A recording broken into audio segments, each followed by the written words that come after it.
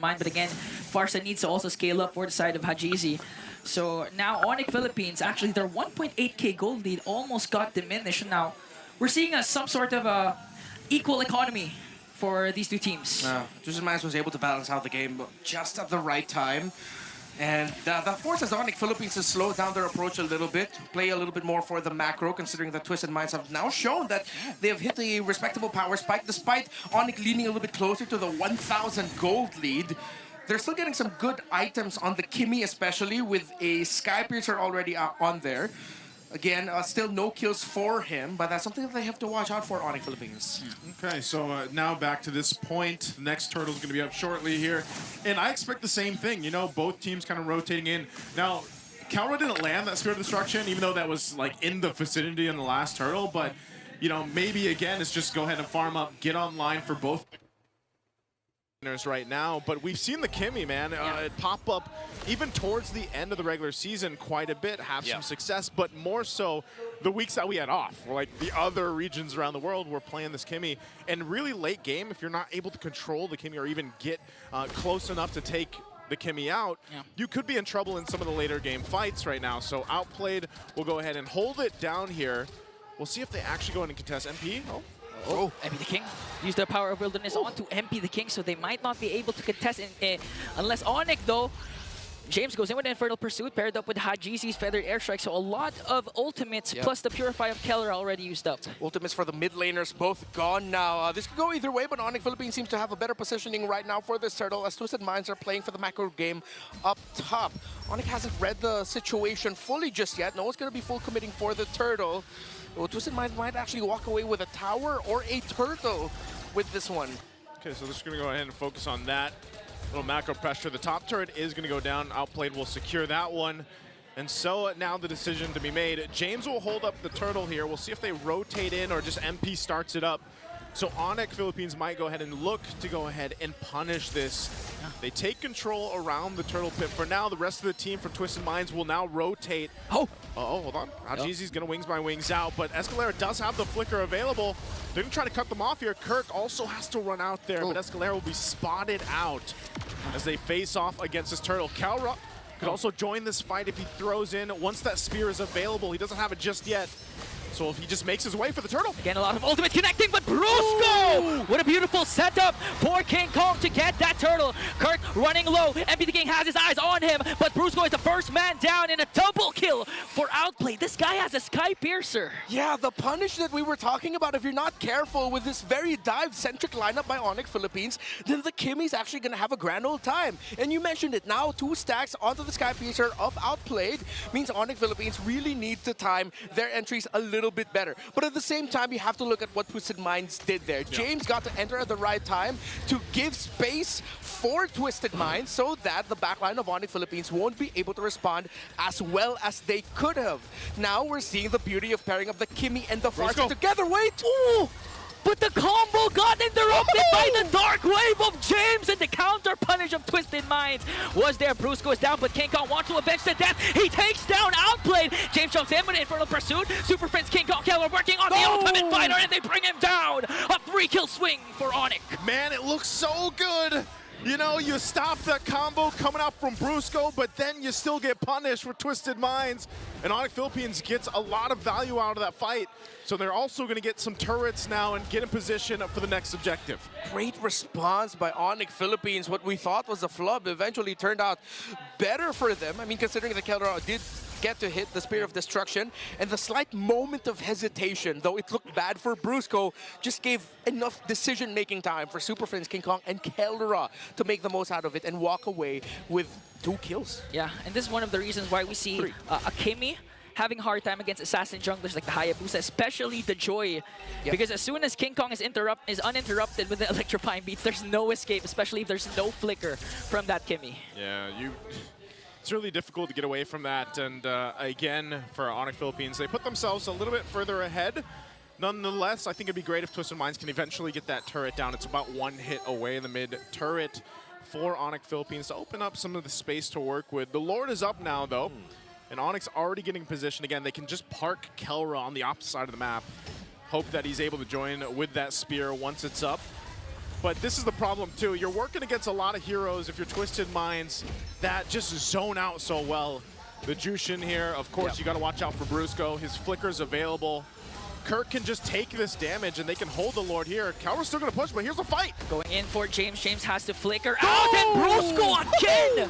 With a fist break, fist crack, going to bring down Hot Jeezy. The next target is James. Brusco is going to fall down, but a clapback from Onyx is here. MP the King goes in with the Templates of Blades, but cannot find a kill there. 4 members from Onyx are still here. Well, meanwhile, Kelra on the bottom lane. Okay, Kelra spitting down bottom while Onyx Philippines have their eyes set on the Lord. Oh, no. They have to stop Kelra. Twisted Minds are going after him, but the Moskov is doing his best. He takes down MP! Oh, well, yeah. Hey, he did better than I thought. At least he got one, but that was all part of the plan as Onyx Philippines gets the Lord. Kelra! First day of the playoffs already has an amazing play up against 3. Clutch Wind of Nature was able to pin down MP the King, and fortunately for him, MP the King didn't have his Tempest of Blades. Yeah, you can see Twisted Minds saw that clip of Eman with what he did as a Moskov 1v3. They were watching their space. That's why Keller had to decide, I can only get one here, and he got the best target he could. Oh. Now Kirk trying to soak up the damage. King Kong on the other hand goes in. No way. For the flank once again, electrifying beats. Not going to get a SOD connects though. As Kelma jumps in, they were able to take down Escalera. 1 member down for Twisted Minds. That could have been way worse for Twisted Minds, but they still have to deal with this Lord pushing in. They're down Escalera. The turrets are going to get crashed into. Bottom one of the base is already gone. I'm not sure if Onyx Philippines wants to get in a position to end the game here. They might get another turret. Mid's going to be worked on. We'll see what Twisted Minds can do. They try to hold on, try to clear these lanes out. But another turret will fall now in the mid lane. Yeah. They're utilizing the time that Escalera is still not in the picture, and at the same time, James doesn't have his flicker. Yep. So there's no setup here for Twisted Mind, and Keller just cleaning up the map. 3 inhibitor turrets taken down. That's just the first Lord. Yeah, I have a bit of an unsung hero here for the game so far. It's Brusco. He's 2-4-3. We did get to see that one big combo that was clearly the turnaround moment, favoring for Onyx Philippines. That led to them getting the Lord and getting all the towers. But it's how he's just showing up himself in the front line in the siege moments. Yeah. When they were taking down the towers, he was like, all right, go ahead. Throw everything you got on me. Bring me down low. I don't care, because I'm just trying to see if I can force a reaction out of you, because with Twisted Minds wanting to damage Brusco, that's an equal threat. Brusco can at any time go in with a fist break, flicker into the fist crack that Twisted Minds has to watch out for. So he's just doing roam things, but very bravely so. Yeah, and apart from that, the secondary roamer Kirk also he literally learned from what Escalera did during the second turtle, the flicker in ultimate that caught Onyx off guard. That's why this time, every brush that he sees, he's going to step on it, make sure that there's no initiation angle there for Twisted Minds. Yeah, the hard part about it is, even when you're looking at these items for both the teams here, like you guys mentioned, Brusco, he's kind of just a distraction, does just pick up a Radiant Armor, so he's able to deal with some of that magic damage a little bit more, because his job is that, like, let me surprise them with my flicker combinations that are going to come through with that Bedang. And then also, like, Kirk, he's a menace too. Like, if Brusco already did the main job, Kirk can also go in to clean up alongside King Kong. And Kelra is free to do what he wants and even play around Super Prince. And that's why this composition seems to be working out so well. Both sides, though, you could really look at it and be like, all right, both sides, both compositions have a great coverage from all the way from the early game until now even. And even in the damage profile, Outplayed is still having a good game. But he's just got to be able to go ahead and utilize this Kimmy in some of these fights. Yeah. Now they give up the objective, so we have to look at, all right, how are they on the base defense with this lineup? Are they where they need to be, even though they're, what, 6,000 gold behind? One of my favorite ways to play MLBB, throw bodies. Onyx Philippines can do that. Once they get to the base with the Lord, as long as their minion waves are good, as they just need 1 minion wave already threatening into the range of the base, then they can just throw bodies, hero lock, while having 1 or 2 heroes trying to just focus down the base. It could be a simple end here for Onyx Philippines. Yes, they'll have to watch out the positioning of the Farsa and the Kimmy, because if they leave those unchecked, yes, it could be incredibly punishing. But again, you can throw either the Badang, the Joy, or the Hilda, hell, throw all of them just to force the Farsa to get bursted down and the Kimmy to get bursted down so Onyx can end this. They can end it here. We'll see if they're going to be able to do it. Lord is in the base now. They're going to hold it down with a fettered airstrike. Brusco again, but didn't connect with the ultimate. Now the punish from Twisted Minds. They're going to bring down the Bruiser. A mega kill coming in from King Kong though. Kelra locking on the base and Onyx takes game 1. Throw bodies. Throw bodies. That's game 1. All Kelra had to do was like, you guys got it. I'll lock on the base, and it's done like that. Game 1, man. That was quick. That was clean. Quick. From Onyx Philippines. Yeah. Back and forth at some moments. Yeah. Twisted Minds definitely surprising Onyx Philippines some crucial moments, but in the end, they recovered, they hit their power spikes, and they didn't let go right after that Lord. Apart from that, this could be a bad sign for Twisted Mind because we all know that when it comes to James, Phobius is one of his main heroes that gets banned out actually, and despite that. Well, let's see what the panel has to say about game number 1.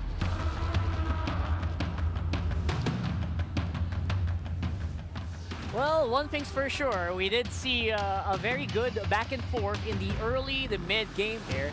Definitely something, it looked like Twisted Minds had something going, but then again, we saw that Onyx, that conviction in the late game. It was almost the perfect kind or the sudden boost in the early game, which we were really looking for in terms of Twisted Minds and their overall execution. It was so close. But Onyx Philippines, what showed in this game was what we always know of them. It's that kind of individualistic start to things wherein they just try to accomplish what's needed of them, even when they know that the situation's not entirely favorable, and just acting on whatever is in front of them when they know that they already have the right tools to deal with it. And that is exactly what we saw from them. Just the right amount of patience and being consistent. And even when we thought Twisted Minds nearly could have pulled off something even without an unorthodox pick in the bag, it's still Onyx Philippines, it's still the Super Family winning this team fight overall. That's right. Speaking of tools that you can really use, there's King Kong. He's going to be your MVP for this game. I actually really agree with Renmar. There are a lot of unsung heroes here. Brusco was a huge one. Yep. Kelra as well, like as usual, right? As usual. It's becoming a very staple for Kelra to just do superhero 1v3 teams. Yep.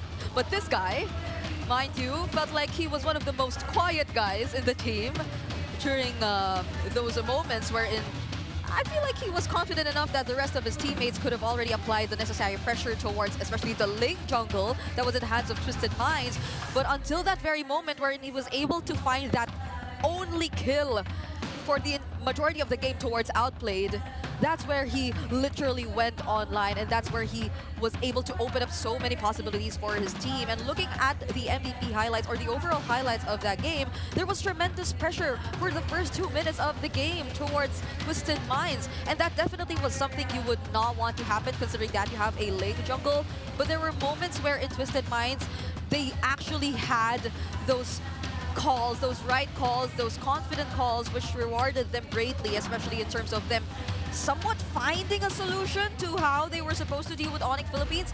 Those moments wherein they tried to go for Brusco on the early stages of the game actually worked really well for them because they need not worry too much about Kirk when he didn't have enough items just yet, and Keller wasn't entirely part of the picture, and especially those first few team fights which happened. But there was just too much pressure going on all over the map. Once Kirk was able to secure the necessary items, even when Outplayed had such a great time picking up the early 5 kills on this Kimmy, it became so difficult for them to prolong and sustain everything, all the while Onyx Philippines was just constantly working on the macro. And you would think that Twisted Minds could actually do the same, right? They had the Ling, but for some reason Onyx Philippines and the way they're able to manage everything across the map just denies MP the king of all these possibilities. I guess that denial was huge in making sure that this Ling could not run away with the game. Because if you're talking about, jungle picks, this Ling was one of those picks that can kind of do exactly what a Joy does. Go for that super split push on the other side of the map, and then that will distract the enemy, and that will split up your team fight. We did not see that as much in this game. That's the biggest surprise here for me.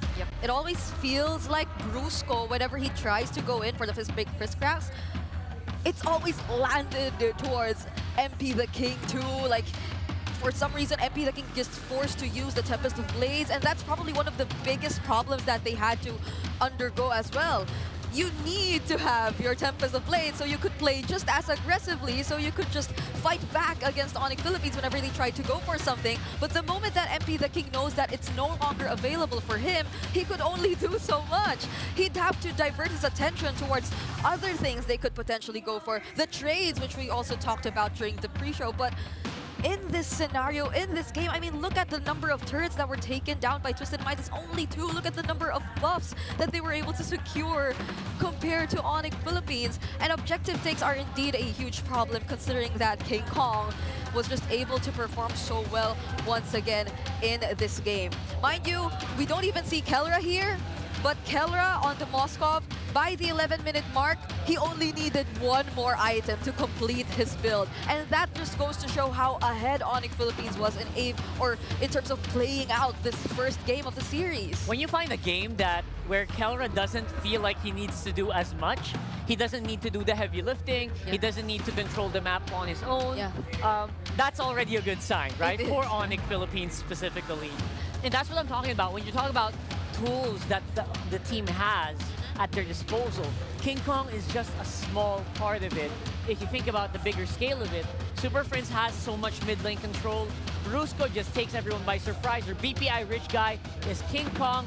He controls the rest of the map. Make sure the enemy can't invade, and then the rest is history. Obviously, Kirk is there to just equalize. And Kelra, he has that. His contribution to the game is, you don't see the stats, right? It's more of like a sixth sense. Yep. It feels like they had very specific assignments, and they were individually able to pull off every single one that was required of them. And now, we will be taking a look, I feel, at other statistics, specifically the item progression, which I feel like is one of the major highlights that we should be looking at in terms of the game. Because if you were to look at how the items were actually progressing for majority of these teams, yes, there was a 6-minute Sky Piercer for Outplayed, and that was highlighted earlier by our casters as well, because it just did so much impact in terms of that one team fight where Twisted Minds was able to gain the advantage.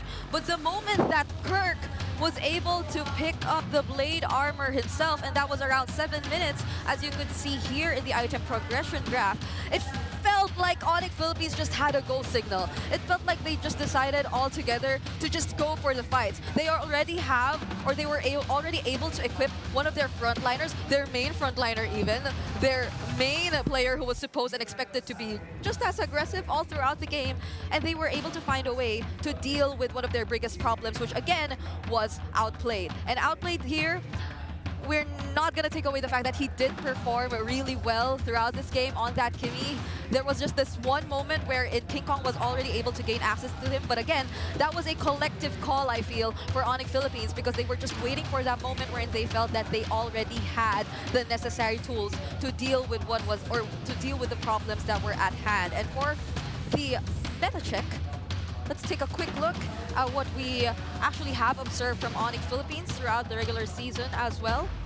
So it feels like in this particular game, give or take, they did secure one of their best performing heroes. They did get to take their hands, or they did get to take the joy, and that was definitely one of the, I'd say, unsung heroes too in this match, which just gave equally massive impact in terms of how they were able to win out the game.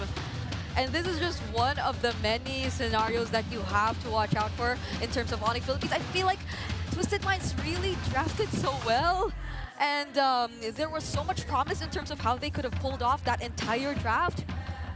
But this is the Super Family that's literally activated and back in shape. Yeah, it's a Super Fam that's trying to cement their legacy with the Joy pick here, with of course the upcoming skin. We all know it's gonna happen. Yeah. And I guess they're trying to show that, you know what, this hero is still one of the best heroes to pick up. It was picked up on the first rotation for the draft, and they were very happy to just insta-lock it almost. And it came to a point where, yeah, that pick really was so crucial, making sure this Kimmy cannot wreak havoc like it destroys my ranked games. That's already a 7-3 record for King Kong on the Joy. So you should really have to take note, because I feel like that's going to be a problem for Twisted Minds too. Big problem, yeah. You don't necessarily take out the joy in the banning phase anymore, unlike before. Like, there are many other picks you have to consider once you head into the drafting phase, whether it be you on the red side or on the blue side, that you really have to take out. Like, this is Onyx Philippines. Look, I mean, consider the Fanny. Consider the other mages you don't want Super Prince to get his hands on. The Selena even is there. It's just floating around the room. And Twisted Minds, they just really have to think twice about all their plans moving forward, because it was a good start. It just needs a little bit more push. Yeah, that's Selena, maybe later. Super Prince obviously has such a really high pool of heroes, and I feel like when we get to a point where Bonchan we might get to a point where Bonchan is like, guys, do we really want to bring out this hero that we've been practicing for a few weeks? It doesn't feel like it can go toe-to-toe against these specific heroes. And you know what, Brigida, that might be the problem. That might be what's stopping Bonchan from bringing out some crazy stuff. I mean, you could say Ling was a bit of a crazy pick. Its win rate is just really bad right now though, right? Yeah, I mean, we did talk about it though. Like, we are expecting some surprises. Majority probably from the jungler role, and it did happen. Like, first game, first series of the playoffs, it did happen. Moksha did get banned out, by the way. It didn't get banned out too. That might also happen, but using that up against Onyx Philippines, they should have expected that it wouldn't be easy pulling it off. And Onyx Philippines really made sure that they definitely would not get their hands on the ideal start, which was a huge requirement for a Ling, by the way, because Dilar earlier, he did mention that they are likely to play for the early game, and that's what they did attempt to do. But once they got shut down, how do they recover from that? Actually, that statement from Dilar did kind of really happen here. And I guess that's also one of the indicators that, you know what, Onyx, they did their homework. They did their homework very well against a team that everyone is afraid to face because they might become the next Omega. You know, that's what we're saying. That's what we're hearing. So honestly, for game number one at least, I think Onyx really did a spectacular job of just reeling back the craziness that Twisted Minds might give to this game. So I really commend them, and I really hope it doesn't discourage Twisted Minds from bringing out these picks that they've been practicing. I feel like there are more. I feel like we're just getting started. There should be. Right? I feel like there's at least one or two more that we'll see today.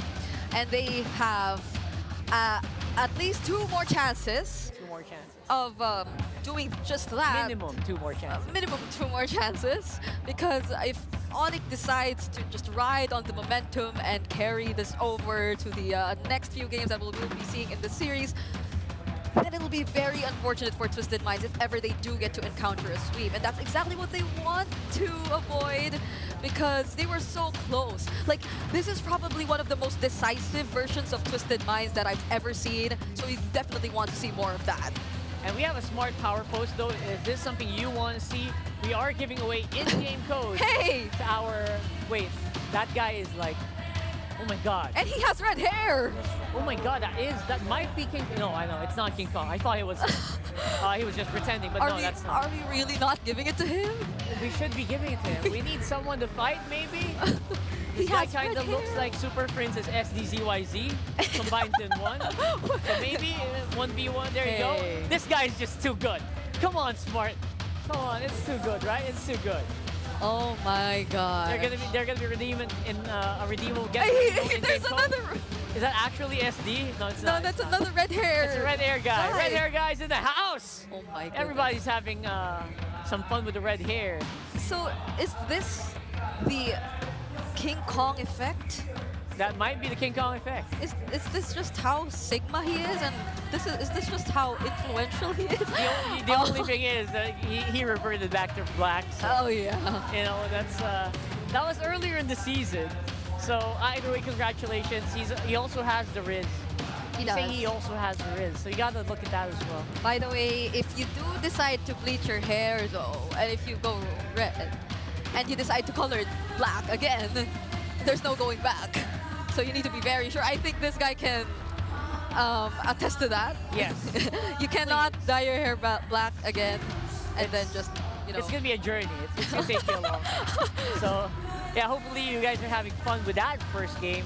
And obviously our audience they are having fun. We have a jam-packed day number 1 here, which very rarely happens. And it's a weekday. And it's a weekday. It's literally Wednesday. So it's a work day. Everyone took their leaves. Everyone's just so excited to see who is dropping today and who will proceed to our day number 2.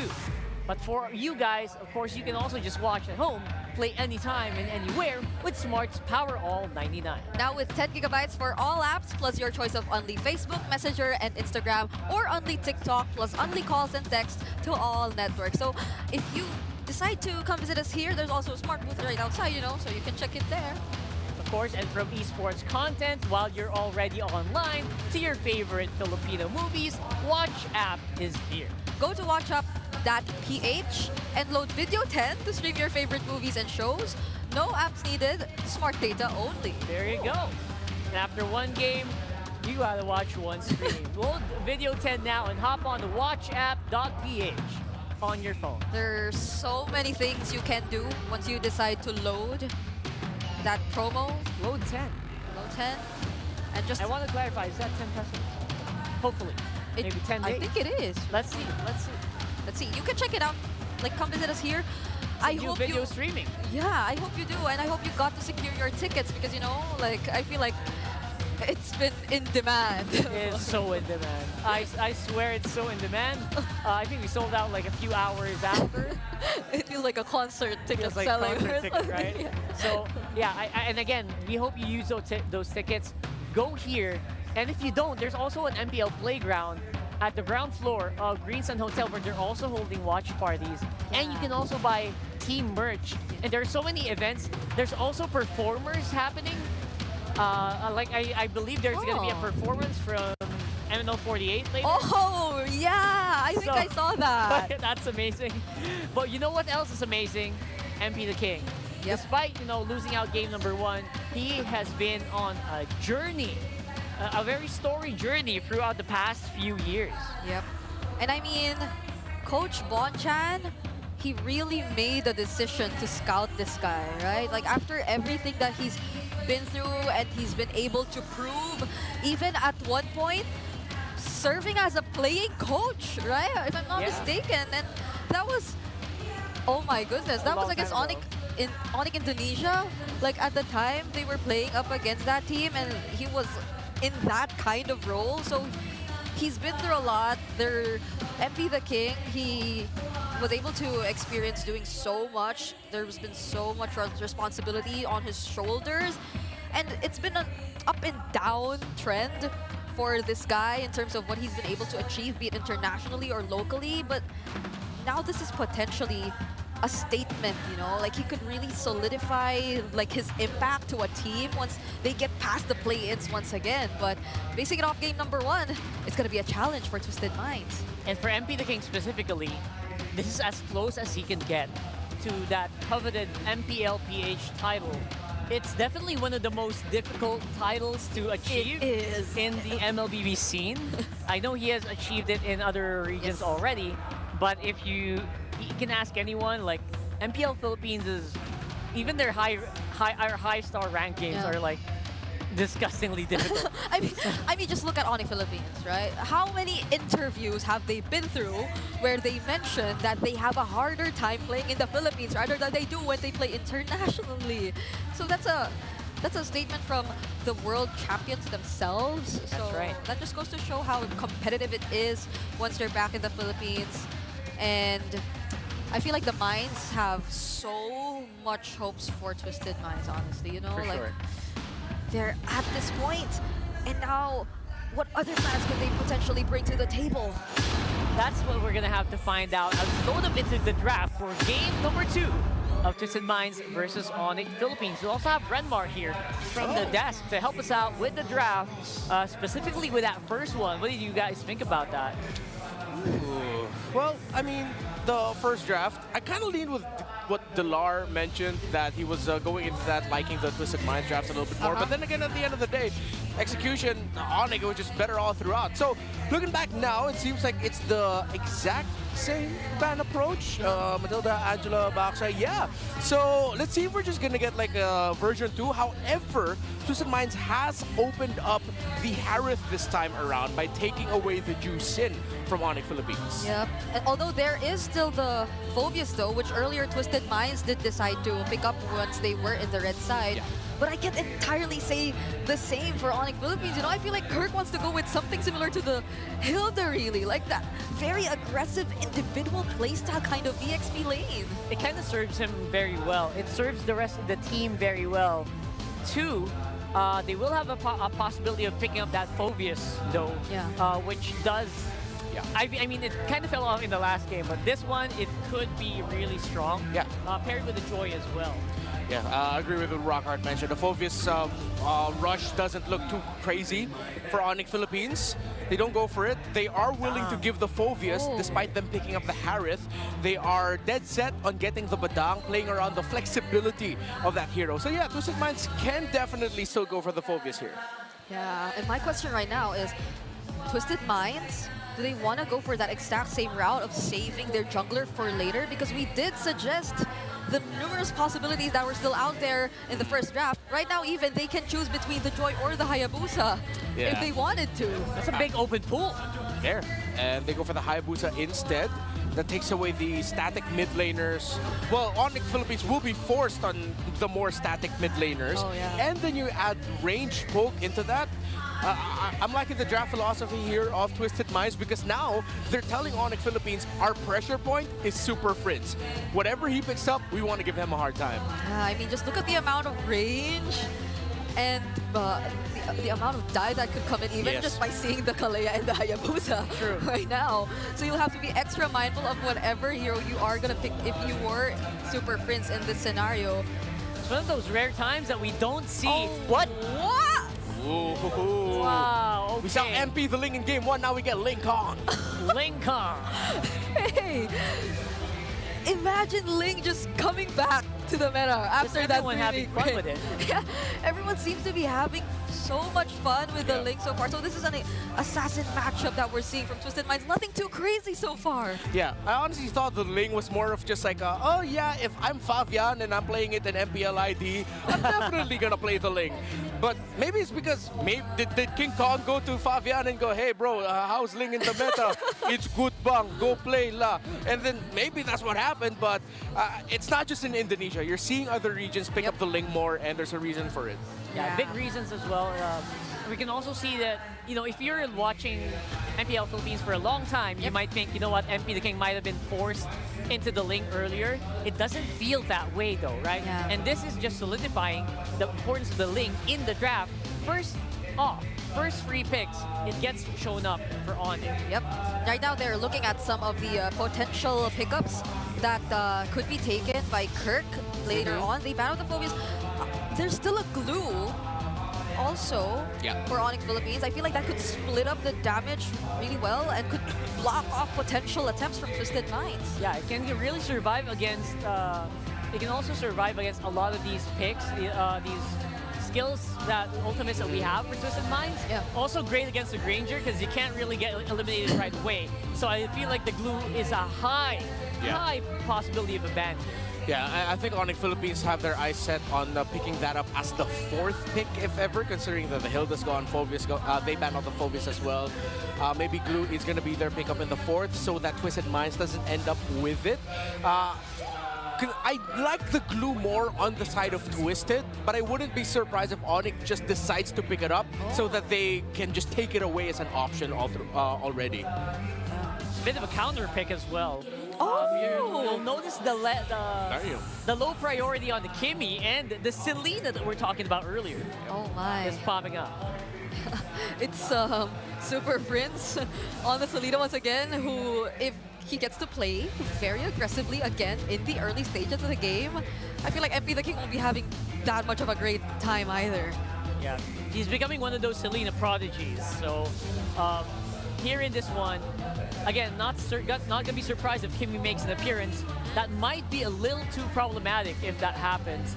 But we will see if they have a very squishy lineup. Hayabusa, even their front line, their tank, Kalea, is not really built to take really a lot of hits. So there's a Kimmy, there's a Sicilian. Yeah.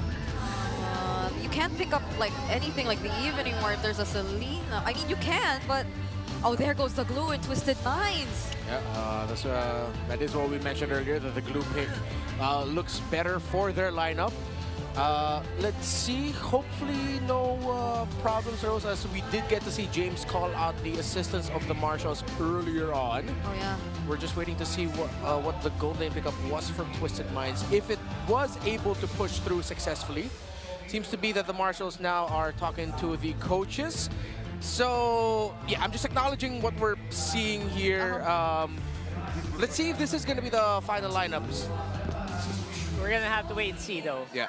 Yeah. So we'll find out how well this is gonna work. If this is the actual last pick, they might be talking, and they might have done like a possible we might do a possible redraft here on that last one if they called it before the pick happened. Yeah. So we'll see. And for this one, if Onyx locks in something, we will see Edith. Yeah. A very classic for Kurt. So I think they are going for it. They might just go for it here. Yeah, I So think this these are could the lineups we are definitely pushing through. Yeah, so here we go. It looks like we are pushing through, and the players are getting ready into their form, the raised feet form, where that's just a pro player move. And then we'll also see that everyone seems to be settled as well on the side of Twisted. Feels like we are going into the game here, ladies and gents. And we are gonna see a very interesting lineup here for Twisted. They still have that Paramis combined with the glue this time around. Feels like it is a very sturdy lineup this time. Yeah. Imagine seeing so many pickups. Like the hero pools we've seen in day number 1, they just, even the Edith appearing this early on. I can't wait to see what happens in this game. Let's load it in the game. Casters, take it away. Take it away, we shall. Thank you again to the panelists for breaking it down. And now we're jumping into the Land of Dawn. It's game number 2 in this best of 5 with Twisted Minds looking to even out the series against Onyx Philippines after they took game 1 in a rather clean fashion. Now, we had some questions in the draft. I feel like, you know, you were there too, Redmar. And what was the biggest thing that just kind of maybe brought the question to this composition here?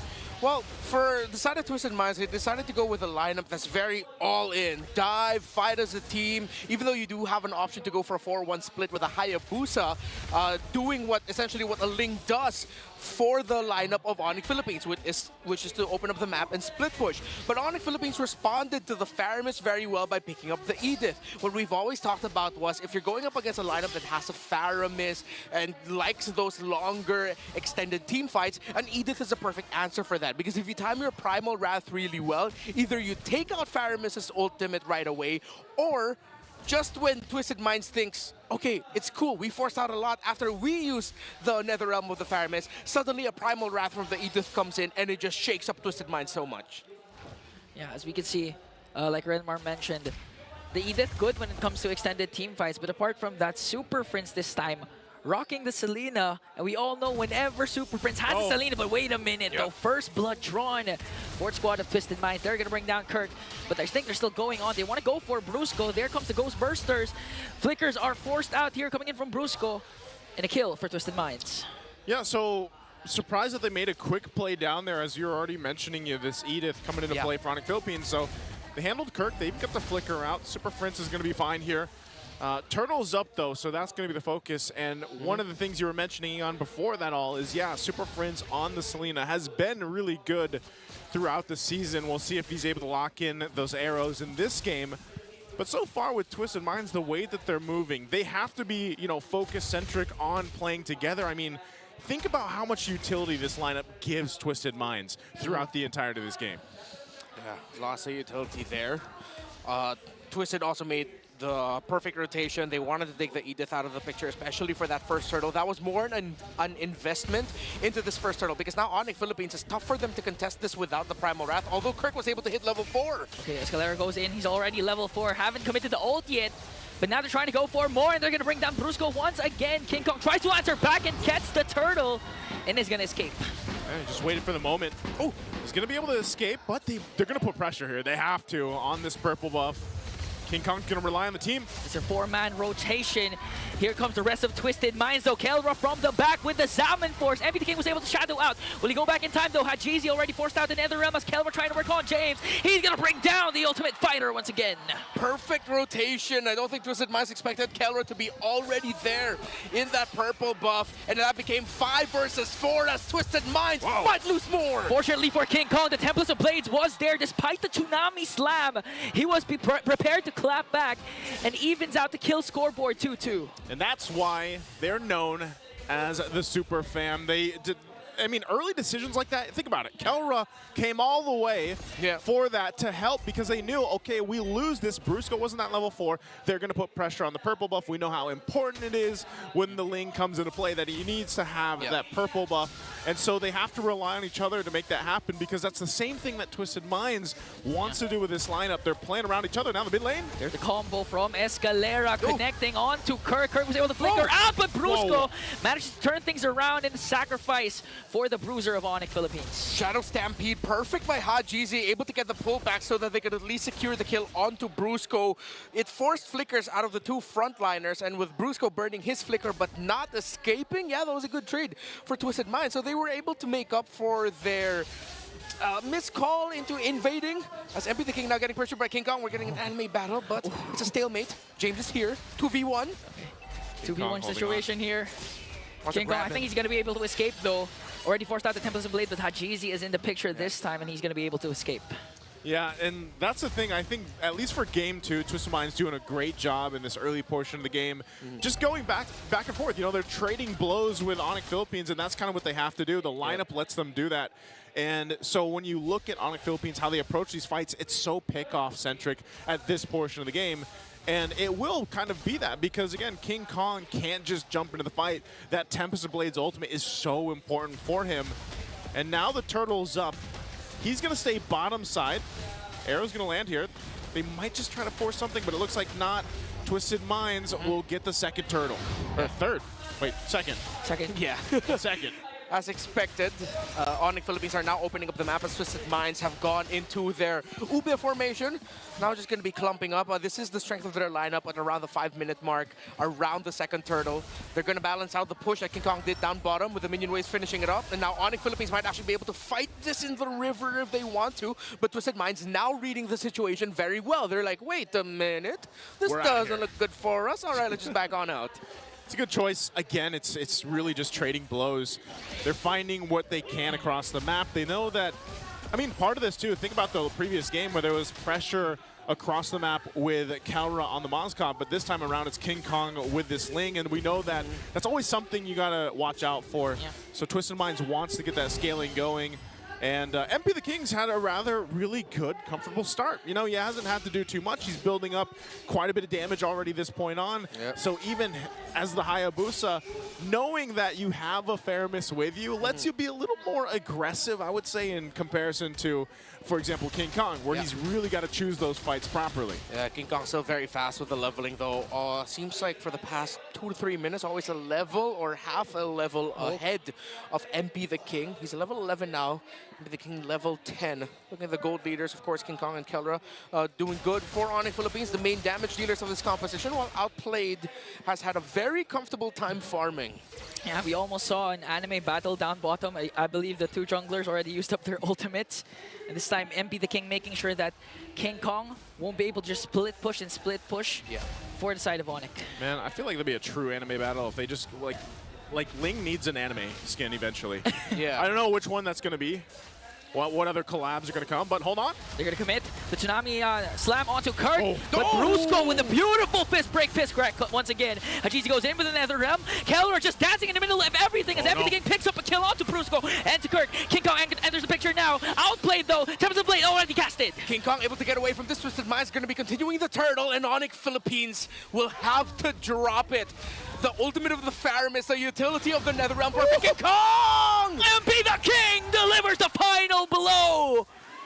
And Twisted Minds, that was a 4-kill swing for them. They got a whole lot, and they're going to get more off of it. They take the orange buff as well. It doesn't matter if King Kong's building up the levels, man. If they lose team fights like that, if they can't go and just pick off the right members. I mean, think how much was thrown to even get outplayed, and they just didn't have it.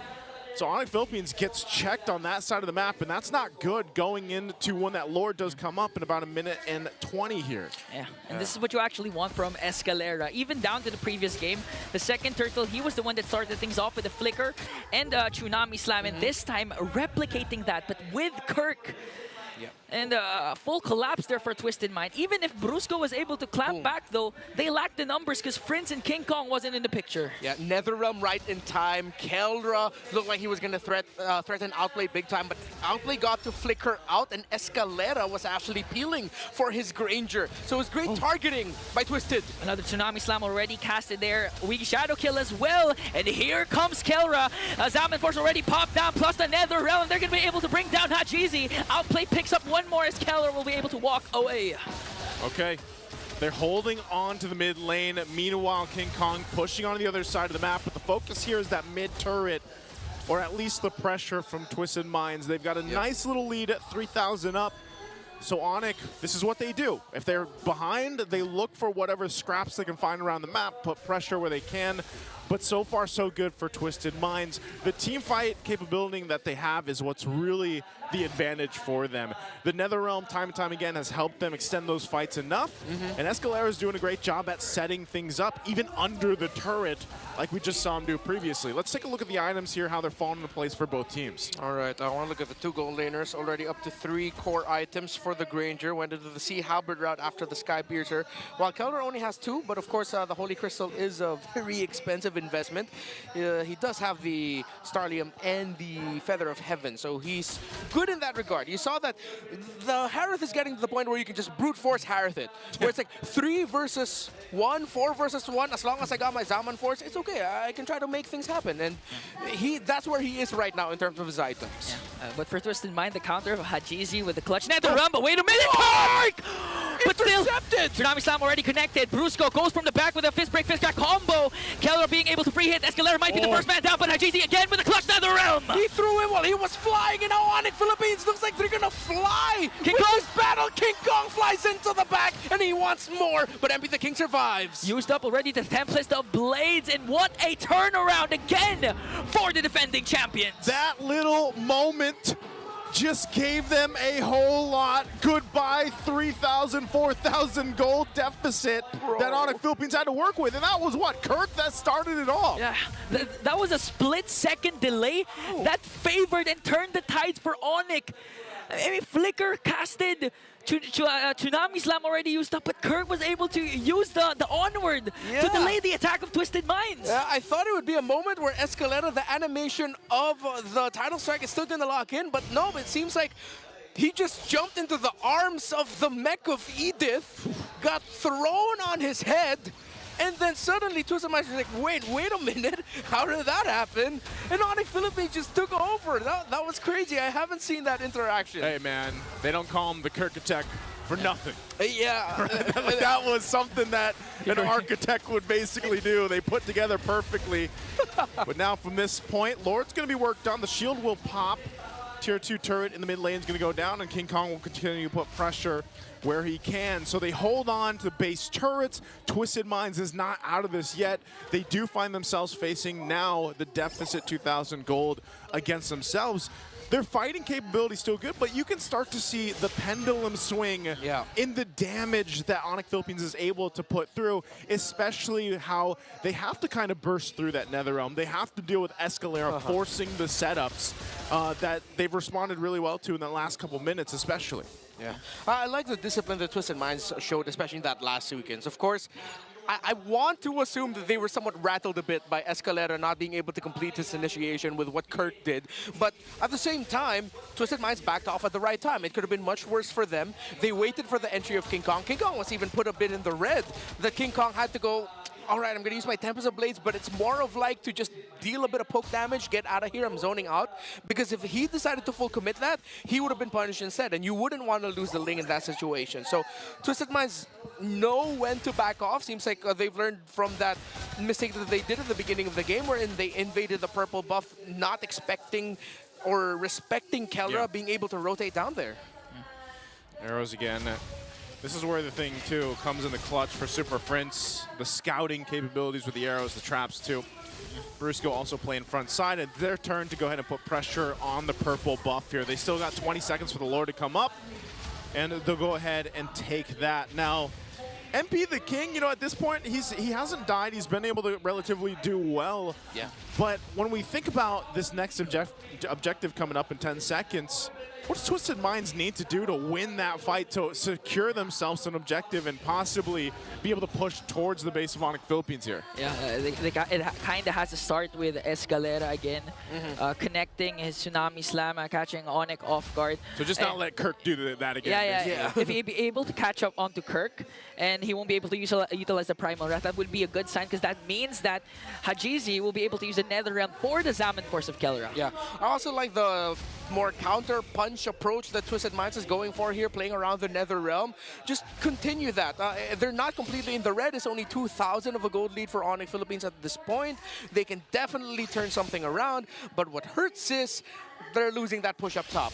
They need to send the Hayabusa to push there. So the 4 that's going to be left around the Lord bit have to do what they can to make sure that Onyx Philippines can't rush, which they're rushing. Okay, they're trying to rush the Lord. Brusco goes in for the delay. Kelra as well. There's the early engage for Onyx, but Brusco is going to fall down. James leading the charge for Twisted Minds. Very early for Brusco. Yeah, that was not what they wanted to do. He also had to burn the flicker in that. So Onyx Philippines might adjust it. Even down Brusco, it looks like they'll just go ahead and keep putting pressure. They know the purple buff's going to be up shortly, too. King Kong will focus on that. So this is actually a window of opportunity that Twisted Minds could take advantage of. Oh, narrow. Oh, they have to play this right, though. They cannot bait out the Netherrealm. King Kong knows he's there. They have the information. Oh, they're going for it. King Kong off the back!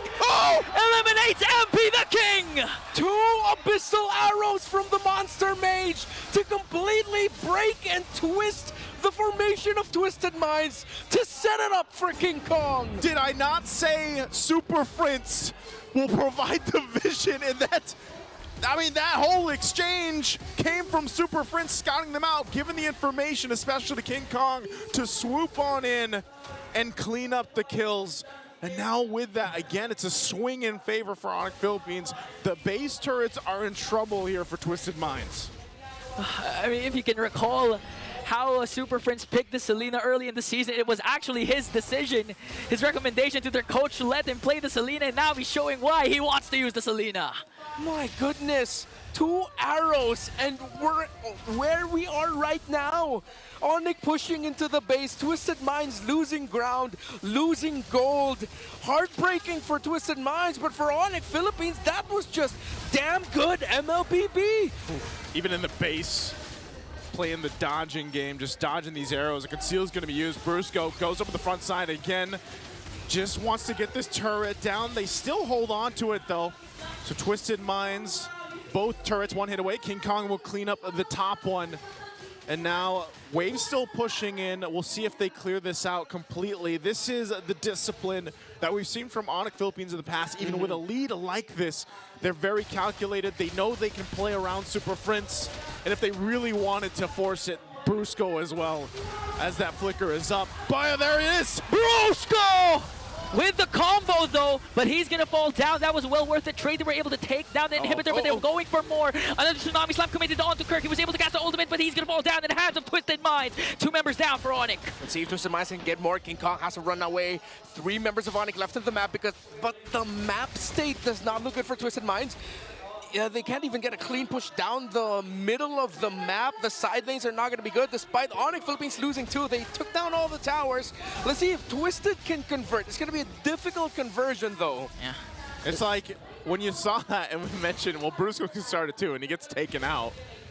It's, in a way, you're wondering, is it worth it? Was that worth the fact that Brusco and then eventually Kirk went down? It will be if Twisted Minds can get some of these turrets down, so they will get mid tier 1. They're managing the pushing happening on the other side of the map. This might be a little window for them, a little win, if you will, for Twisted Minds, but they have so much ground to cover. And it still doesn't solve the issue of once this Lord is up, are they actually, is it questionable to say, can they actually go in a team fight against Onyx Philippines? Yeah, considering the fact that there's constant pressure also from Onyx to try and divide Twisted Minds. And they, of course, for Twisted Minds, they want to group up and make use of that Nether Realm.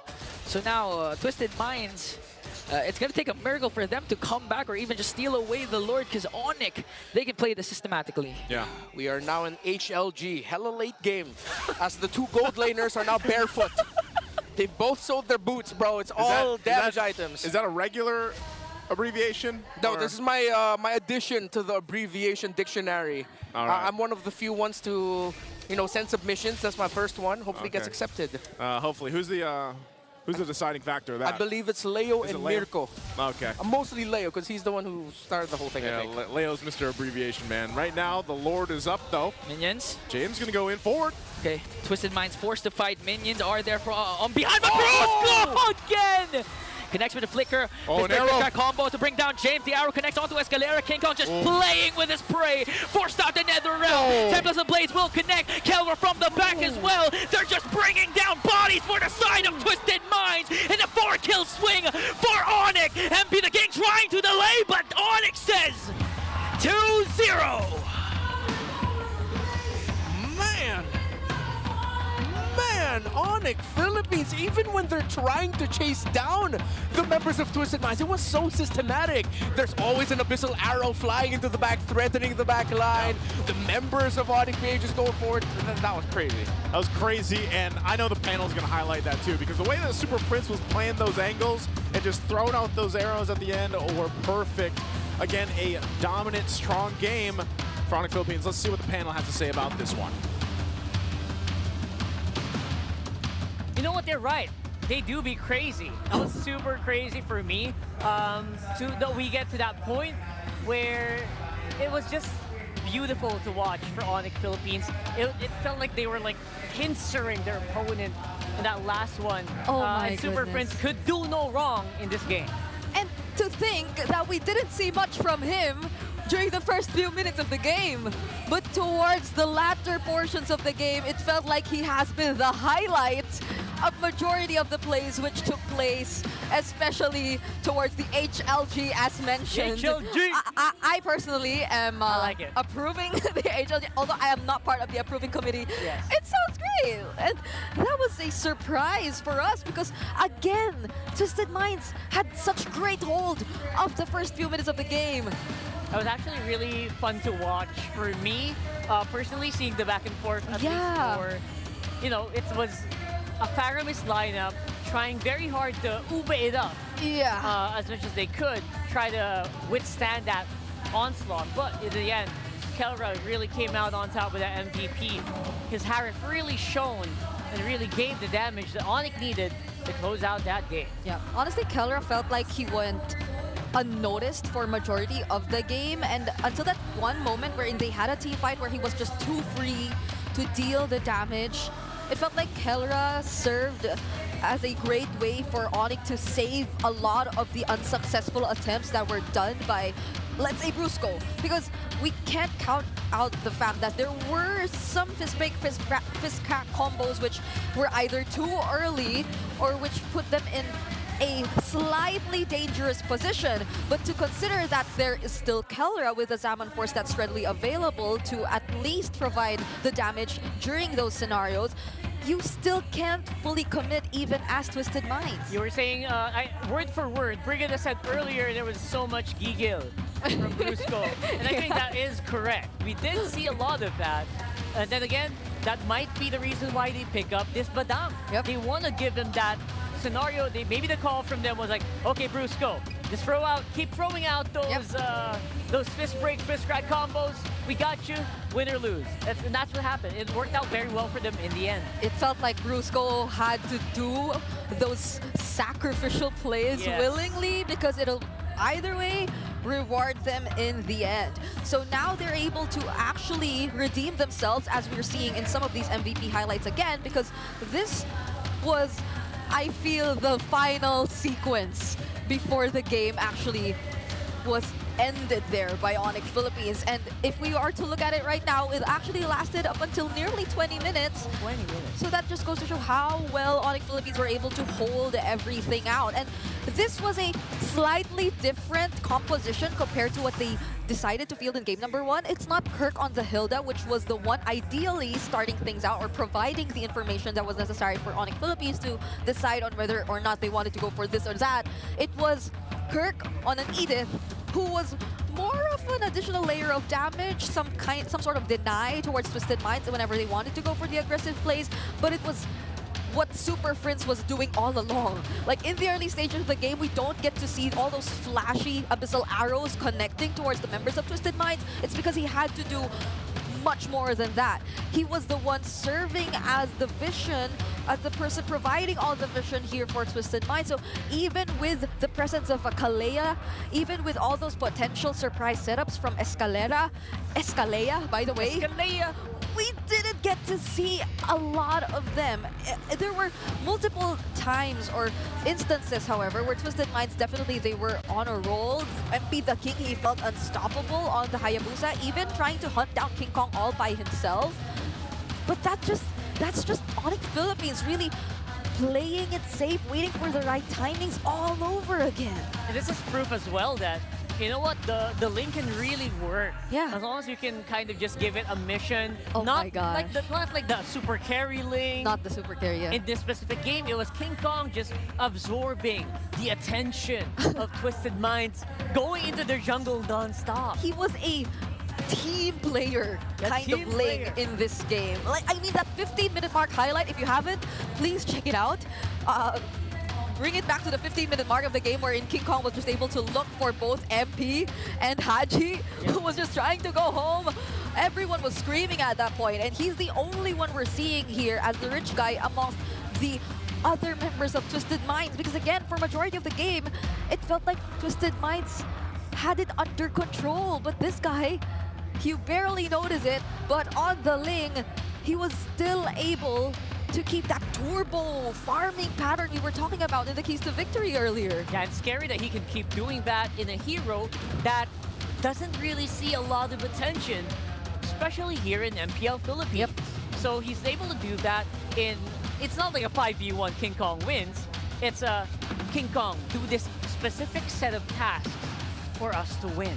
Yeah, and he did not have to worry about his other teammates because they did their jobs too really, really well. And I feel like we also have to dive a little deeper onto the other aspects of which took place in that particular game number 2, which again nearly reached the 20-minute mark and was really close. Twisted Minds nearly had it, but for the gold graph, I believe we have to do a quick recall of what happened, because earlier it was actually Twisted Minds starting the first objective, but King Kong went in for that sudden steal. But after that, Twisted Minds no longer allowed it to happen, and they were just really keen on taking control of the game, as you could actually see right here, where it felt like it was just really tight, like they were just close to each other for majority of the game.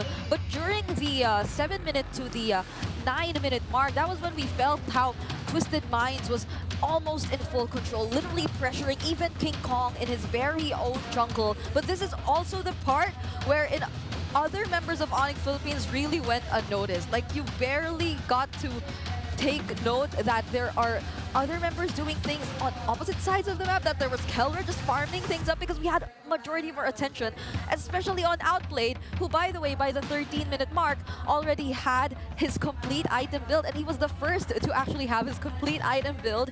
But that was all the while Onyx Philippines was slowly regaining control and the lead in this entire game. And now we are going to look at one of our key players in this game. Not necessarily part of the winning team, but I feel like it really deserves to be discussed because MP the King, during the mid stages of the game, this was the moment wherein we saw in the graph Twisted Minds officially took the lead. This was the moment wherein he was doing a spectacular job on the Hayabusa. And this isn't something you usually see from MP the King because it almost feels like every single time opposing teams find a way to limit his movements. But this was a scenario wherein he was clearly free to do what he wanted to do, even exceeding the average stats that we usually see in terms of this kind of situation. And this has been a very unfortunate outcome, especially considering if you are Twisted Minds, you have to go through a hard reset heading into the potential last few games of this series. Especially MP the King, you mentioned it in this game, it wasn't like they had a bad one. Yeah. It wasn't like they had a horrible, or they woke up in the wrong side of the bed or anything like that. It just so happened that they were really pincered, outmaneuvered in very specific moments by Onyx Philippines in this game. So you're right. After a game where you felt like you did everything right, you feel like I did my part perfectly. What happened? From those kind of games, these are the games where you really need that big reset. I mean, imagine it towards the last few team fights or the last sequence. You could even think about, oh, so was Onyx Philippines holding back all along? Because just look at how Super Prince decided to position himself on the Selena. He was first to arrive at Twisted Minds base even before the other members could actually get there and try to save themselves from the threat, from that aggression that Onyx Philippines was already doing. So it has been so close for Twisted Minds, and we're hoping to see more from them because this has been a better game for them compared to game number 1, and they're slowly getting there. I mean, if you want to get that reverse sweep going, it's a big climb. It's a big hill.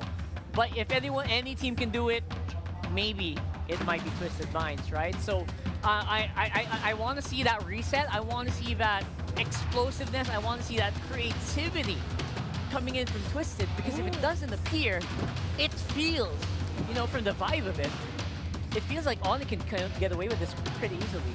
So we'll find out what happens in game number 3.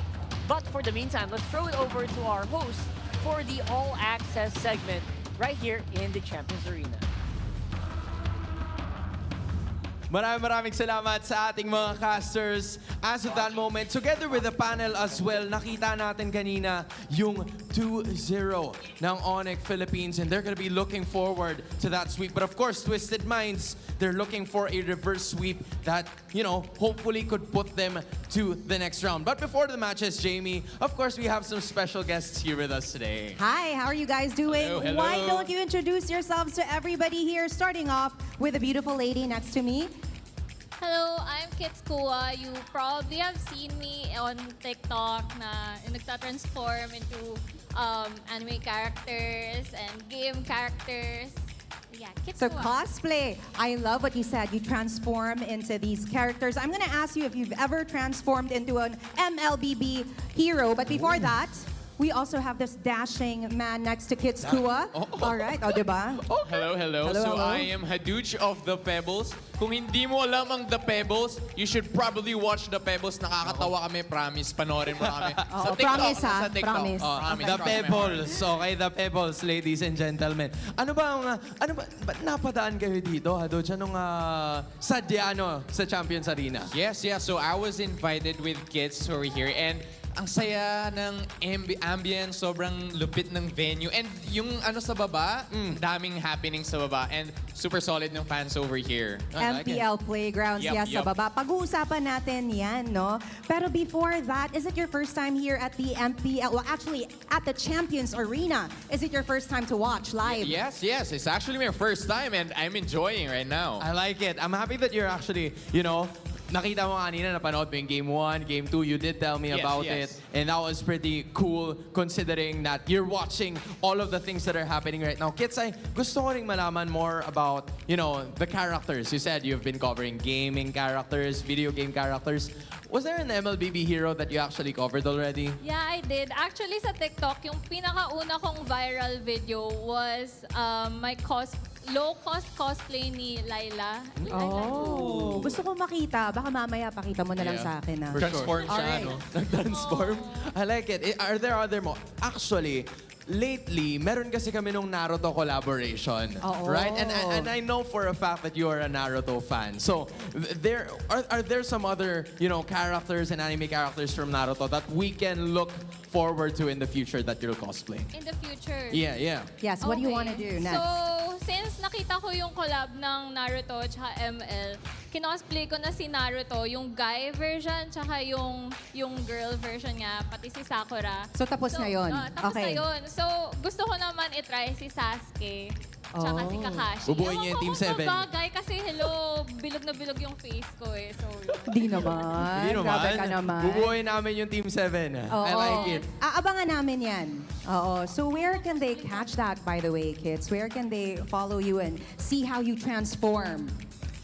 you can follow me at KidsKua on Facebook, TikTok, on Instagram, YouTube, saan pa ba? Twitter, On lahat Sockmed. Oo, lahat na. Kids Kua is the name to remember. What about you? Do you cosplay as well?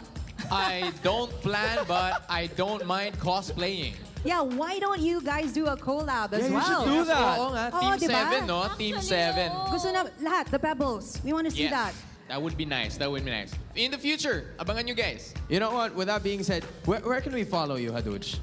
You can follow us on Twitter, sa lahat ng social media. You name it, nandun kami. Even illegal. Wag na. Yeah, basta yun na yun. Yun na yun. We good, okay. Alright, Ano bang mga dapat abangan ng mga MPL fans whenever they visit your page? Funny skits, yun na lang. If you're stressed out with your life, check nyo lang The Pebbles, papasahin namin kayo. Nako, maraming stressed sa buhay nila as Lalo of na this ngayon, moment. kasi intense yung games. Oh, yeah. If you want to Right? break and you want to have fun, Saktong-sakto. watch the Pebbles. Habang break, they Oo. can go ahead and visit the pages Yeah. of kids. Yep. And of course, Haduch and the Pebbles, maraming salamat. It's so nice to have you guys here today. But now, we toss it back to our panel. Kamusta kayo dyan?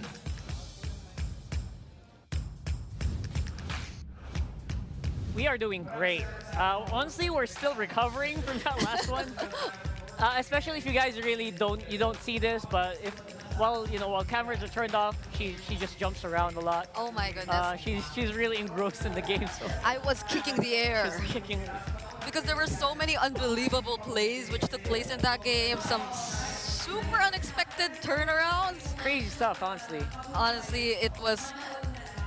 If you're probably part of the Mines, you're really devastated by now. But we have a lot of guests, by the way, here at the Champions Arena. It's really nice to see that we have so much guests, even in as early as day number 1. It's pretty cool. And the Pebbles, they're really funny. That guy he's telling the truth. So check him out on TikTok.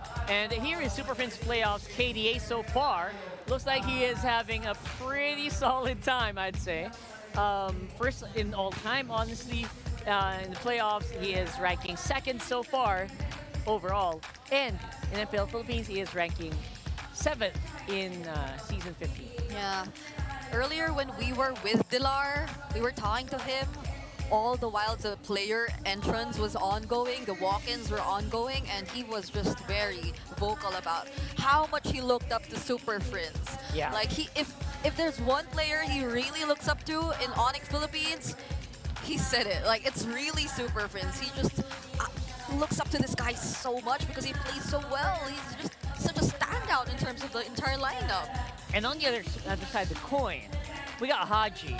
who seemed to be, again, when the season started, Yeah. he's Hajizi, rather, not Haji. He changed his name. And at the beginning of the season, he said, you know what, I'm hoping to change my name because I'm trying to get that KDA machine back. Because when he was named Hajizi, that was the time he was like the leader of the KDA. Yeah. And so far, it has been a bit of, again, very difficult. The competition feels so strong right now that it's proving to be very difficult for him to actually get to that point. And then again, I guess KDA doesn't really matter as much as long as you get that W. That's true. And I mean, like, Haji, despite all that, he's been one of the players still to be really dependable. He's just so versatile, and you can like expect him to be one of those mid laners to really bring out the unusual picks, the unorthodox picks. So much like, I don't know if you'd agree with me, but for some of the international viewers out there, similar to what you typically see from Team Flash, maybe like that's probably the extreme version of it, right? But Haji's just that kind of player. He's just really flexible. He knows how to play multiple roles, and history shows just how much he's been through. So it's really now that we're looking to see that mindset, that experience come into play together with Twisted Minds. And I really hope they manage to use it here because we are on to the draft. Game number 3. This is match point. This is a series point here for Onyx Philippines. One more, and they will be joining us tomorrow. And now, of course, joining us is going to be Renmar Santa Cruz all the way from the land down under, under our stage. Hi, so I actually have a problem with a questionable purchase with my credit. Wait, is this BPI customer service? Oh, it's not? Oh my god! Oh wait, that's Rock Hard and Bring It. Always the draft. That's us. Sorry, That's I thought they passed me through to customer service, but Oh no, now we know about it. Now we know he has credit cards to pay. it's fine. Customer service with BPI is fantastic. They usually solve all my problems. BPI! Here, there's number 1. Oh my goodness, it's the exact, or almost the exact same draft, except the Kalea right now won't be a first pick for Twisted Minds. Wow, that's them going, we're not going to play the Kalea. We won't let you have it. We'll pick up the signature pick of King Kong instead. I mean, he's another Joy Suyo trade active. Hayabusa still available for him. He already showed that he can still play the Ling really well. Yeah. There's so many options still available for King Kong. Is it still gonna be the Badang though? Like, they've been very consistent in terms of picking it up. I mean, it's really a flex pick. So. Yep. Oh wait. Wait a second. Wait a second. There it is. Why did Badang. this show up just now? Loyi, right? I'm trying to rack my brain. This was banned out maybe once earlier, but otherwise I feel like it was open. I believe it was I'm gonna have to double check. I think it was actually banned both games. Oh, was it banned both games? There you go. Maybe it's the one in Kalea's slot. Yeah, it was banned both games, and now with the Kalea ban, it opened up the Loyi for Super Friends. So Twisted Minds decided to do this. This is very specific, and I actually feel like they are gonna keep picking the Badang all playoffs long. Yeah. Do they pick up the Granger here? I mean, I know for a fact that the Granger no longer gets to reveal the opponents, you know, but like that might be of help to them since they might want to get the range, but they decide to opt for the Moskov and the Phobius. Yeah, it has to be the Moskov in this regard. You have the Joy with you. It'll be difficult to play up against the Moskov. Just to be safe, pick up the Moskov with you to pair it up with the Joy. And I really like this because this is a bit of a... This Twisted Minds basically going back to DNA. This is a lineup that, all right, I don't think we're doing the pickoffs properly right now. Let's go ahead and lock in these heroes that will work very well when they play together. And yeah, they're staying with what they know. Nothing too crazy from Twisted, which is a bit of a letdown for me personally. But if this is what it takes for them, and this is what they think will work, I'm all for it. Yeah, and I mean, I feel like they've been really working on mastering the way they pull this entire lineup off, or this entire strategy off. But this is so cool, wait! Wow. That's one of the biggest banners we've seen in MPL. Heck yeah. Oh my goodness. That was cool. Thank you so much to our drone for capturing that angle. I think that was actually the baby blanket I was born in. Oh my god. Come on, Renmar. Not like that. That would be a cool blanket, though. I would love to have that at home. Oh, wait, a 1-1 ban? Okay, so gold lane is going to be the focus here. Twisted trying to get that gold lane leverage. Gold lane picks might also include the Bruno in this sense. Yeah, the Kimmy's still there. Kimmy's still there, yeah. Although we did see how a Joy answers back to a Kimmy every now and then. So, in terms of the gold lane, Still so many options available, honestly. They might actually go down the magic route for their gold laner. With the Harith gone, Kimmy is available. That might be the pick to go for. Because if they don't go for the magic damage dealing gold laner, they're just going to be overloaded with physical, and it's going to be the low Yi as their main source of magic. Unless, of course, they shift things up. And they pick up an EXP laner that also deals magic, but that's really just what? Esmeralda and Edith in the options available. Clue isn't really damage dealing when we think about him. He's there, yeah, he provides some magic damage, but he's not a magic damage dealer. There are some builds of Glue that kind of go for Glowing Wand right away, but also you don't want that if you are on it because you need that tankiness. Yep. But Dang's going to be a bit busy, you know, setting up. Yeah, and that's been a trend so far for like all Philippines and their frontliners. But they pick up a Clint.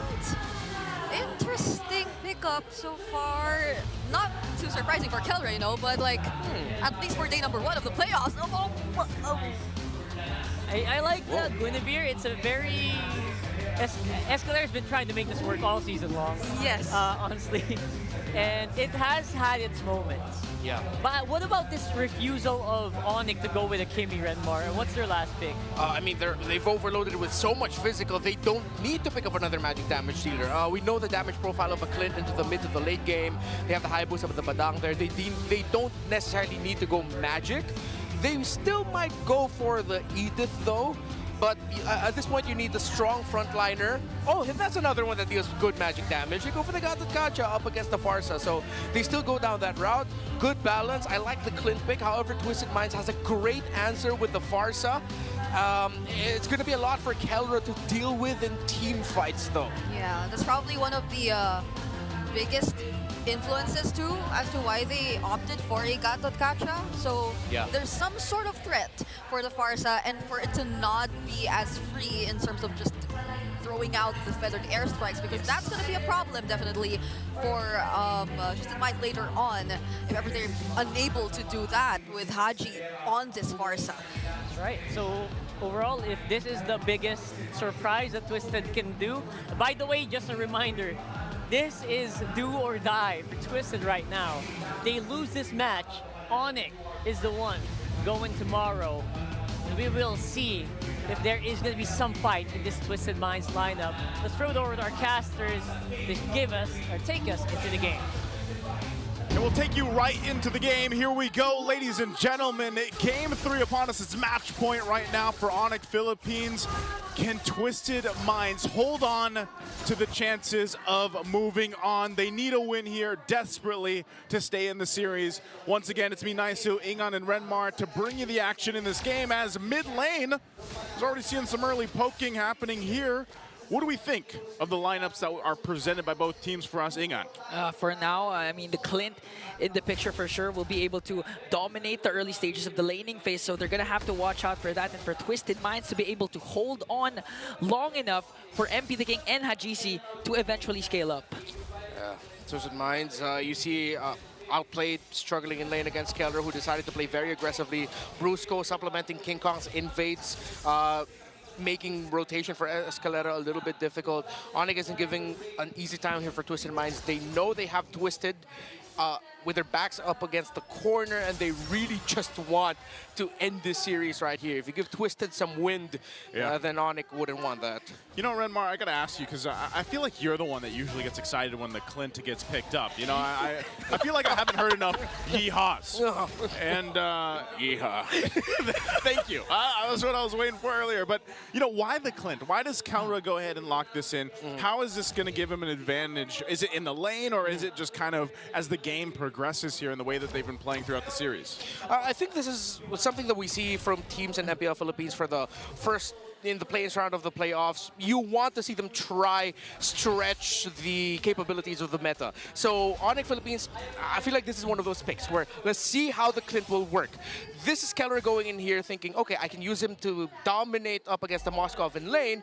When it comes a little bit later in the fights, yeah, he'll have a lot to deal with. They pick this Clint knowing that the Farsa is still open, but they have full faith that the presence of the Gata Kacha will be enough to take the Farsa out right away so that Keller will just be left untouched. Because Onyx Philippines have a very strong dive-forward lineup, which means that the Clint could be untouchable. Early pokes on Escalera, forced out the flicker already, plus spatial migration. Meanwhile, James on the chase onto King Kong, but King Kong still secures the turtle, plus a combo onto Brusco. Kirk trying to catch MP the King, diversion play. Ooh. They're gonna go to the purple buff of Twisted Minds. Oh, James! Whoa! Okay, up against 3, was able to take down 1.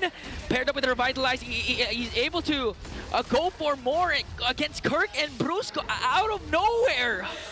What happened to... What did James just do? Well, he took, like, I assume what is a 380-pound muscled man and just jumped on that ninja. It's that simple. Yeah, ladies and gentlemen. I mean, this is what Phoebus is built for, even early on in the game, especially when the other team doesn't have a lot of items. You can bully 2v1, 3v1 as the Phoebus. There's almost always going to be a trade if you're not careful. Yeah, I'd be pretty scared of a guy that's... What is he? He's got what? I don't even know what the weapon is. It's like a. It's literally, I think, a piece is it of a tower, like an obelisk or something. Yeah, an obelisk. Is that how you say it? Obelisk? Yes. Obelisk. I'm playing the wrong game here. Monolith. Man. It's a big. Is it not obliques? It's not that. Is that's that a muscle That's group. a muscle Oh, group. I'm sorry. He's pretty muscly, though. Yeah, he does have hella obliques, though. Yeah, he does. I'm pretty sure Ingan is already imagining a cosplay of Naisu as Phoveus. In all of his shirtless glory. Let's not exposing on here. You know? At least keep it together on day 1. So they find themselves at pretty much a standstill for now. They're going to go ahead and take their time. Again, we're still 30 seconds away from the next turtle coming up, and it was Onyx Philippines that got the last one. So now we'll see how they rotate based off this early game. Again, outplayed, has to just farm up. He's going to be able to go ahead and put pressure on later on. So really it's just up to how they rotate against each other here. Turtles coming up. James is exactly where he needs to be.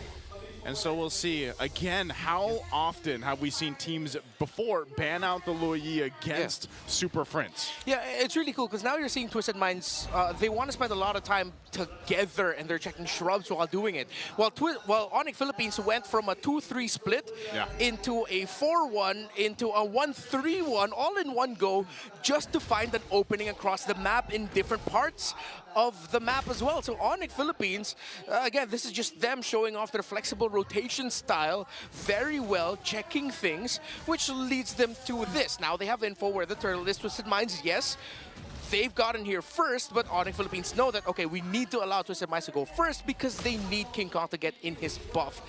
Now that he'll be in a better set, this still could go good for Twisted Minds if, and only if, Outplayed hits that Spear of Destruction. Yeah, and not to mention Escalera also with his combo. And he needs to set his eyes onto King Kong and even force out the Purify of Super Friends because so far Onyx has been controlling. There's a migration. This is the combo we're waiting for. King Kong obliterated by Twisted Minds. Brusco is the next target and a double kill for Escalera. Damn good read for the Magician. 2 kills, he got the pick to start things off, and everything that Onyx Philippines did to dance and jockey for position, taken away in an instant by Escalera. As soon as Ingan said it, it happened. Yeah. And that's exactly what Escalera needed to do. The fact that he got the 2 kills off of that are going to help him go ahead and scale up a little bit nicer. Here on this Guinevere, you can already see some of the items coming into play. The first items are locked in, and that's going to be crucial. And for Onyx Philippines, you know, the farming has been happening in the gold lane. You already got the endless battle there for Calro, but even on the other side, Corrosive Scythe working still on the next for Outplayed. And so gold laners are just going to do their things, man. But I feel like Onyx, when it comes down to the 4v4 without the gold laners, they have to be so crucial on avoiding whatever Escalera decides to go for. And then on top of that, it's like, how do we even get through James? The front line for them, because there's just so much burst potential magic-wise between MP and Hajizi. Yeah, and not to mention if Brusco misses with his combo, or even Kirk with the AOG, it's going to be hard for Onyx to continue out the battle, especially if it's a long draw fight, but even if for some reason, even if it reaches the late game, despite the Twisted Minds having outplayed, again, they can utilize, Onyx can utilize the fact that they have a Luyi and Hayabusa and just play around the macro once again. Yeah, look at the reach on that cowboy. He's got the gun now. He's got the beloved gun too, so... You got my gun. It's gonna be even harder. It's gonna be even harder. I got the range now. Yeah. Sorry. So at some point, Twisted Minds really needs to start helping Outplayed, man. Okay. All right, we'll see if they're able to do that. They're getting in position, though, for this next objective to come up. 20 seconds away from it. They're going to do a little swap-a-rooney down, too. Kelra goes down to push down the bottom lane to set things up. So this is it. This is, you get the objective here. We'll see if they can take the turtle from Twisted Minds, but so far I will say Twisted Minds has been playing around their composition really well, and leaves Onyx Philippines kind of guessing here. James has been the guy to give them that vision as well, so Turtle's up, but I don't know, they're just going to blitz this, man. They have all the damage they need. They know Outplayed's up top. We'll see if they fight for it. They might go for it. Okay, Escalera trying to work on Kirk. Gonna be a retribution battle. MP the King secures it. AOG is gonna connect with Bruce with the first man down. And a counterplay though. James got caught there as Onyx forcing Twisted Minds to retreat, but MP the King gets the turtle. Yeah, if the timing of the Unbreakable by the Gata Kacha was just a second later, then he would have caught MP the King also, but no, he couldn't. Good combo there. SOD is also going to connect. Meanwhile, MP the King with electrifying bait immediately obliterated 3. Twisted Minds turning things to their favor. Oh no, King Kong.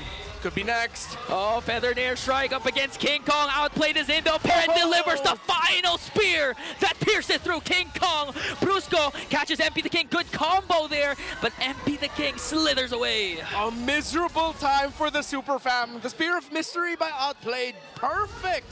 A 2-man stun after he entered with the SOD. Able to catch Super Prince, and I believe that was Kelra as well. Twisted. They have turned it up in an instant after, again, a surprise initiation by S. In an instant, I'm actually so surprised how that played a part too, and then King Kong, of course, has to deal with it as well, so that's a massive swing now for Outplayed in general. But, you know, like you mentioned, Escalera doing so great, and it's not often that you see the Guinevere, you know, come up to play, and this has been the story of Twisted Minds all throughout the regular season. The draft is what people wanted to see, and yeah, maybe they didn't have all the points that they wanted to. Sometimes they fell short, but they were the team that was always trying to really twist the draft, trying to go ahead and push the limits of whatever meta we were currently in, because we've had quite a bit of changes throughout this season just alone. And you throw in a Guinevere there, who we've seen pop up before. Oh, Brusco. Brusco catches one. Immediately bursts down. Outplayed. Escalera caught in the crossfire there. Has to flicker out as James with a dark wave to delay the attack of Onyx. But Brusco again with a fist break. Trying to work on Escalera, but a major kill for Onyx Philippines. What a read by Brusco and Onyx to find another diversion just to get here to the Lord in a better position, stopping Twisted Minds and their chances of potentially contesting this healthily. Okay, a 5v2. Escalera still not in the picture. Hajizi already used up the feathered airstrike. King Kong quite low. Good. The dark wave there from James goes in with the inverted pursuit, dealing a lot of damage, but he's going to fall down. MP the King manages to get one, but the trade after trade for both of these teams. 2 will fall. Brusco only for Onyx Philippines. Hey, they stopped the Lord, though.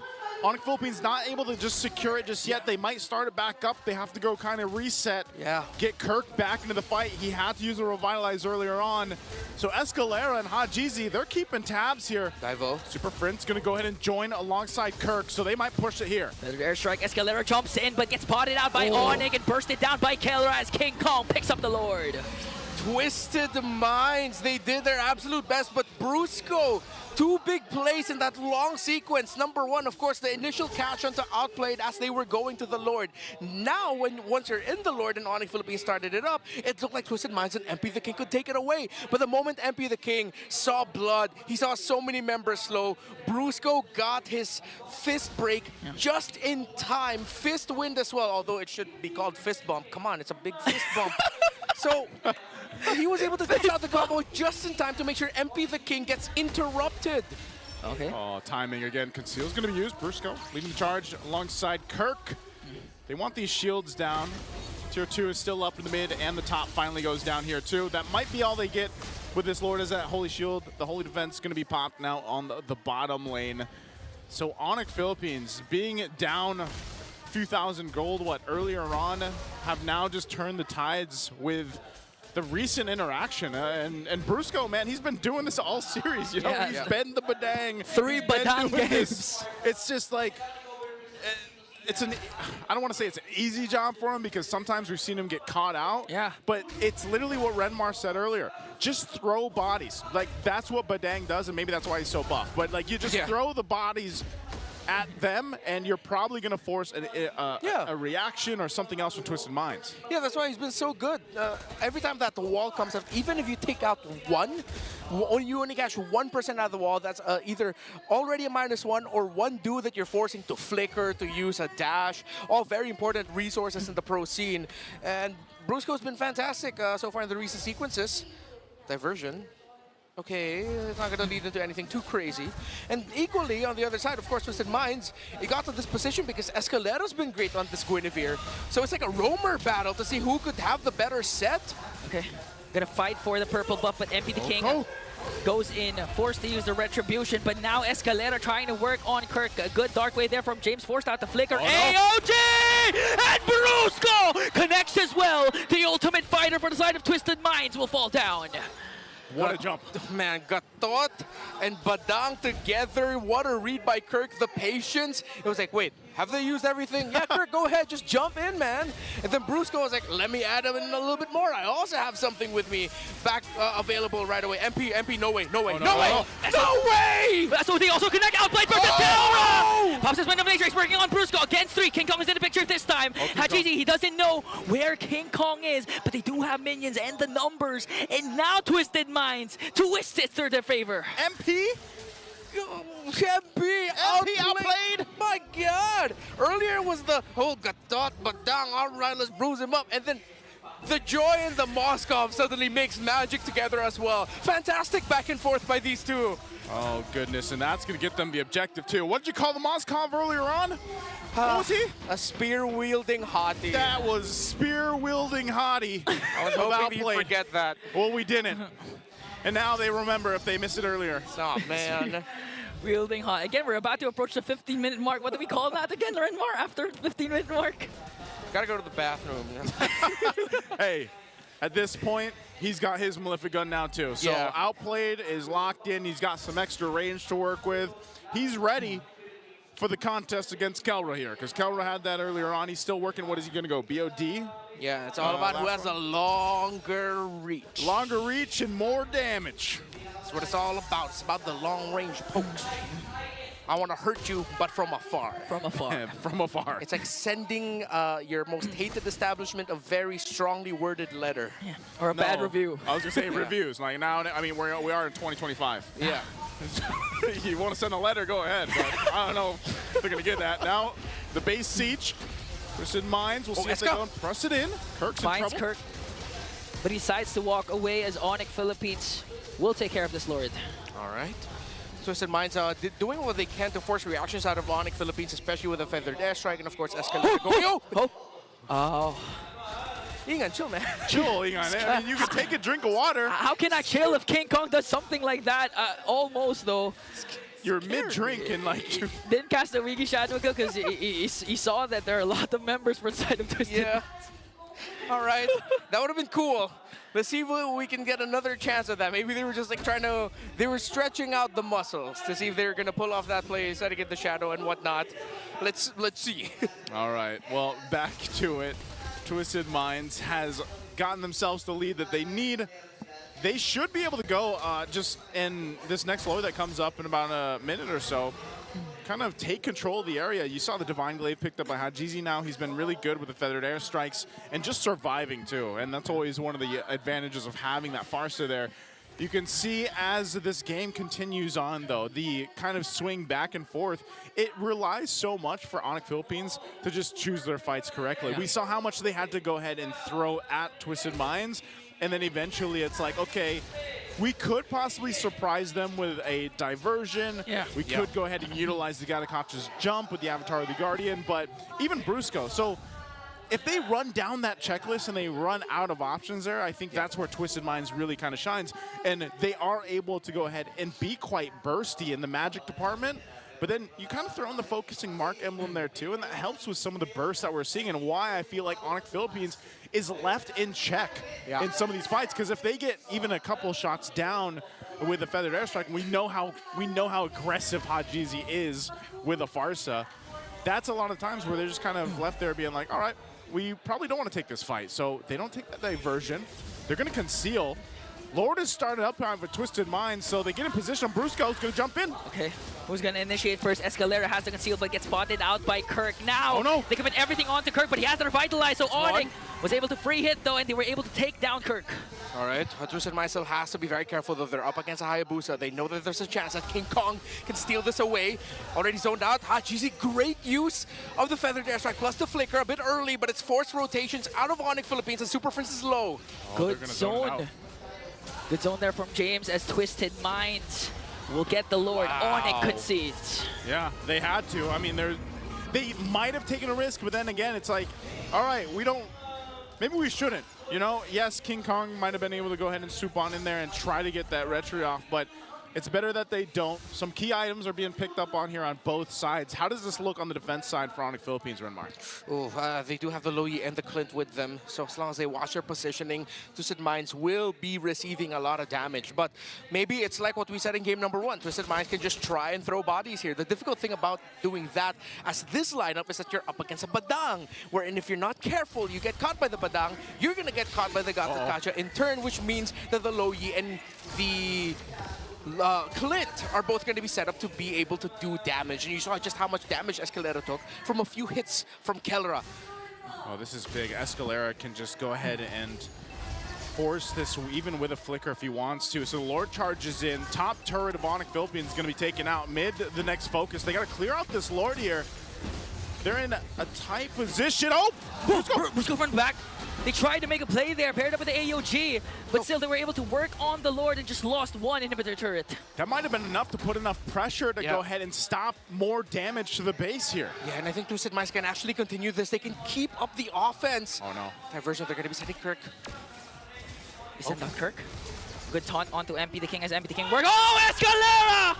Immortality popped in. Brusco is the first man down. Outplay just dishing out the damage. Kirk trying to soak up the damage. Keller's going to pick up a kill onto Escalera. A roamer for a roamer. James left behind. He still has his immortality though. As King Kong went for it. Oh! Got dodged out by James. Still alive. He gets away just in time. And here comes the evac helicopter. And he held on to the immortality too. Yeah, he didn't lose it. Didn't lose it. Got so close there. So, given all that happened, Onyx Philippines still holds on to the one turret in the bottom lane. So, with Twisted Minds, the tools that they had, you know, they can't just kind of blindlessly go for that base push from Onyx Philippines. They have to continue to watch out for those off angles. And that's what we saw Onyx Philippines try to utilize there on the base defense. So they find themselves once again at this point. Lord is coming up in 10. How do they play around this? Everyone's going to be up, but some crucial battle spells are also not available for this. So they'll kind of delay things most likely, because even on the other side, Twisted Minds doesn't have, what, 3 flickers available just yet. So it is a beefed up Lord as well. Now that we're past the 20-minute mark, so Outplayed will start it up. And Onyx Philippines gets the information. Keep an eye. There's diversion. A conservative diversion. I thought that Onyx Philippines would try to go for something incredibly aggressive, but they wanted to play it safe. They'd rather get the key figures in position first. Keller has to backtrack and clear the minion wave in mid. Finally has showed himself. I don't think King Kong showed up in the map of Twisted Minds just yet. Now already seen by James. Okay, they know where King Kong is. General idea. So now they're both just jockeying for position, trying to get a better one. Look at While Escalera, exactly, might pull off the play of the series so far. If he can get a massive conceal, knock up full Violet Requiem in, and save Twisted Minds' hope of chasing the Immortal Cup. Immortal Cup at stake here. Escalera waiting patiently on this side of the map. Can he make some magic? He can. Hey. Brusco's going to go up there, though. They know. They know Escalera. Is he still going to try to make a move? Force them back. Oh, he's just spotted out. So they disengage from it and still. Oh, King Kong was even a half health. This might be a sign or a moment for them to go. There's a diversion also. They're trying to send out Kellera. King Kong in the lower brush there. MP the King already used up the electrifying beats. Look at the top minion wave. Someone has to clear that on the side of Onyx. Oh, they know. They gotta send Super Friends up there. You know. Wave pushing in. Oh! Okay, Kirk used AOG defensively, but the minions Kong. though, the minions though! The minions has spawned. Okay, King Kong, we can shadow able to win their crown play there from MP the King as Twisted Minds works on the Lord and they will successfully secure the Lord. Such Oh! Escalera picks up King Kong, popped his immortality. MP the King working on the back, and they were able to burst down the two junglers. Killer dishing out the damage onto James. He still has his immortality, but another pickoff, another setup from Escalera. Magic made indeed. They needed a moment. They needed something. They needed hope, and it came in the form of Escalera. Both junglers down, though. Twisted Minds, can they end it here to force this series to go on? Can their chase for the Immortal Cup in the Champions Arena live on? Gonna have to do it. GZ going up on the top side. Brusco, and now the force to fight. Okay, good cancel. But the Feather Airstrike, Brusco already used up his ultimate though. Keller being able to do it, damage Escalera here. Brusco again trying to soak up the damage as James goes in. Kirk being able to dish out damage onto the Lord. Inhibitor turret down bottom has now been exposed, and Onyx will be able to clear out the Lord. That was a great defense. They had to juggle that around properly. And yes, both junglers being gone. Onyx Philippines holds on. All base turrets down though. A little bit of damage to the base, but ultimately still in this game, almost at the 24-minute mark. A question that might haunt Twisted Minds, though. Did they play that too safe? I understand why they were playing it safely. Them getting wiped out at that moment meant that Onyx can just rush it straight into the base, and it's going to be what? MP the King, most likely the only one left to try and defend it. But could they maybe have just stayed a little bit longer to try? It seems like they were trying to count King Kong's respawn there, who was very close because they knew him coming in with a shadow kill. But my mind cannot stop lingering on the thought of what if, right? Yeah. What if? Yeah. And that might be the question. Yeah, they need to start throwing bodies like what Onyx has been doing. And now, 24-minute mark, Renmar, this is your HLG. Yeah, another hella long game. Yeah. Hella long game. It is a hella long series. It was like almost 16 minutes in game 1, 19 minutes in game 2, and we're getting close to 25 minutes in game number 3. And it's a best-of-5 series. That's great. I hope we get to witness another game here too with Twisted Minds. The way that they've been playing this, they should have total control of this next Lord even. You can already see the positioning happening here. Yeah. King Kong will go ahead and scout some about. I think we have to see Onyx Philippines pull some of their own magic, you know, utilizing Super Friends especially for this. But it just seems so difficult to get an advantage in terms of positioning around these objectives for them. Yeah, I mean, we're seeing MP the King pull off some magic as well. It was him who was able to stop King Kong twice in that long Lord dance, the last one that we saw, and him able to use the Winter Crown at the right moment so that King Kong's shadow kills effectively minimized, forcing King Kong to shadow out. So MP the King is showing up some magic here, outplayed the rest of Twisted Minds. So it's just like, who can be more magical at the right moment, the right time, the right trade? It's so crucial now. 25 minutes in, getting closer to 26. And Onyx are trying to open up the map. They're trying to apply pressure. They're sending a 3-man hit squad of the Lo Yi, the Clint, and the Badang. The two fastest damage-dealing heroes you have, but it was spotted out by Twisted Minds with the Sentry. Yep, so they're just going to go ahead and pop the diversion. They already know, you know, the plan was foiled. We got to go back from this. And so it's ultimately just grab your buffs while you can, and maybe we'll meet at the Lord here as they go ahead and get ready. 26 minutes in. Gold lead, it pretty much doesn't matter at this point. What really matters is how it's executed with the tools they have. And realistically, it just seems like Onyx Philippines has had some trouble getting to these targets. You know, the immortalities, they really haven't been able to even pop some of them in some of the exchanges that they had because there's just so much mobility you could see from Twisted Minds too. So once again, kind of just staring off here for this Lord. It's going to be quite a bit of work to actually take this one down already. And the waves, you know, you see the mid lane, it's going to be met with that wave, that fresh wave pushing in. They still have to clear it though, and they can always rely on Super Friends, and that's why you have them staying so close to Super Friends so that he can just kind of send in who he needs with that diversion. Oh, Twisted Minds Diversion. Where's it going? Okay, they're gonna wait for the diversion though. Onyx was able to clear out the minions down bottom, so they have enough time to actually make a play here. Still, they don't know where they are. Diversion is there. They're gonna send him back. Unchecked. Oh, MP's there though. He sees them. Okay, Brusco already committed. Oh the combo! my goodness! And Killer got eliminated immediately. Twisted Minds was ready for the attack of Onyx.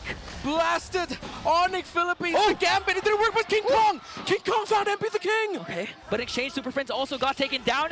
King Kong under Shadow, Escalera on the chase alongside Outplayed, Kirk with the AOG. Beautiful cast over the Wiki Shadow Kill. Will he be able to escape though? As James working on Brusco. Kirk caught in the crossfire there, had Cheesy used up the feathered airstrike. Good pin down there from Outplayed to force out the immortality. Winter Crown Blade, is this enough time bought for the Sonics? That might have been enough time. I mean, now with Twisted Minds 4 members up, they can force into the base. They know, what do we got, 30 seconds away for Kelra and Super Prince. It's Brusco and King Kong only. Okay, James, Hajizi, Spear of Destruction is not going to connect, but the minions are here, and backs against the wall. Twisted Minds, they don't care. They extend the series. It ain't over just yet. I can hear Brigida's reaction and I will mirror it. Oh my God. That's exactly how we feel all across the world. This series is not over yet. And that's right, because we don't want it to be done in a sweep. Again, our first match of the playoffs here in MPL Philippines season at 15.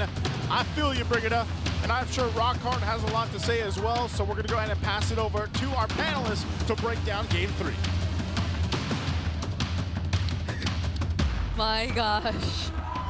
Oh my golly, indeed. That was insane. That was such a good game to watch as a fan, as a viewer. And I could definitely feel the energy from our audience earlier. That was nearly 30 minutes, by the way. Yeah, that was a huge game for Twisted Minds. A very long one.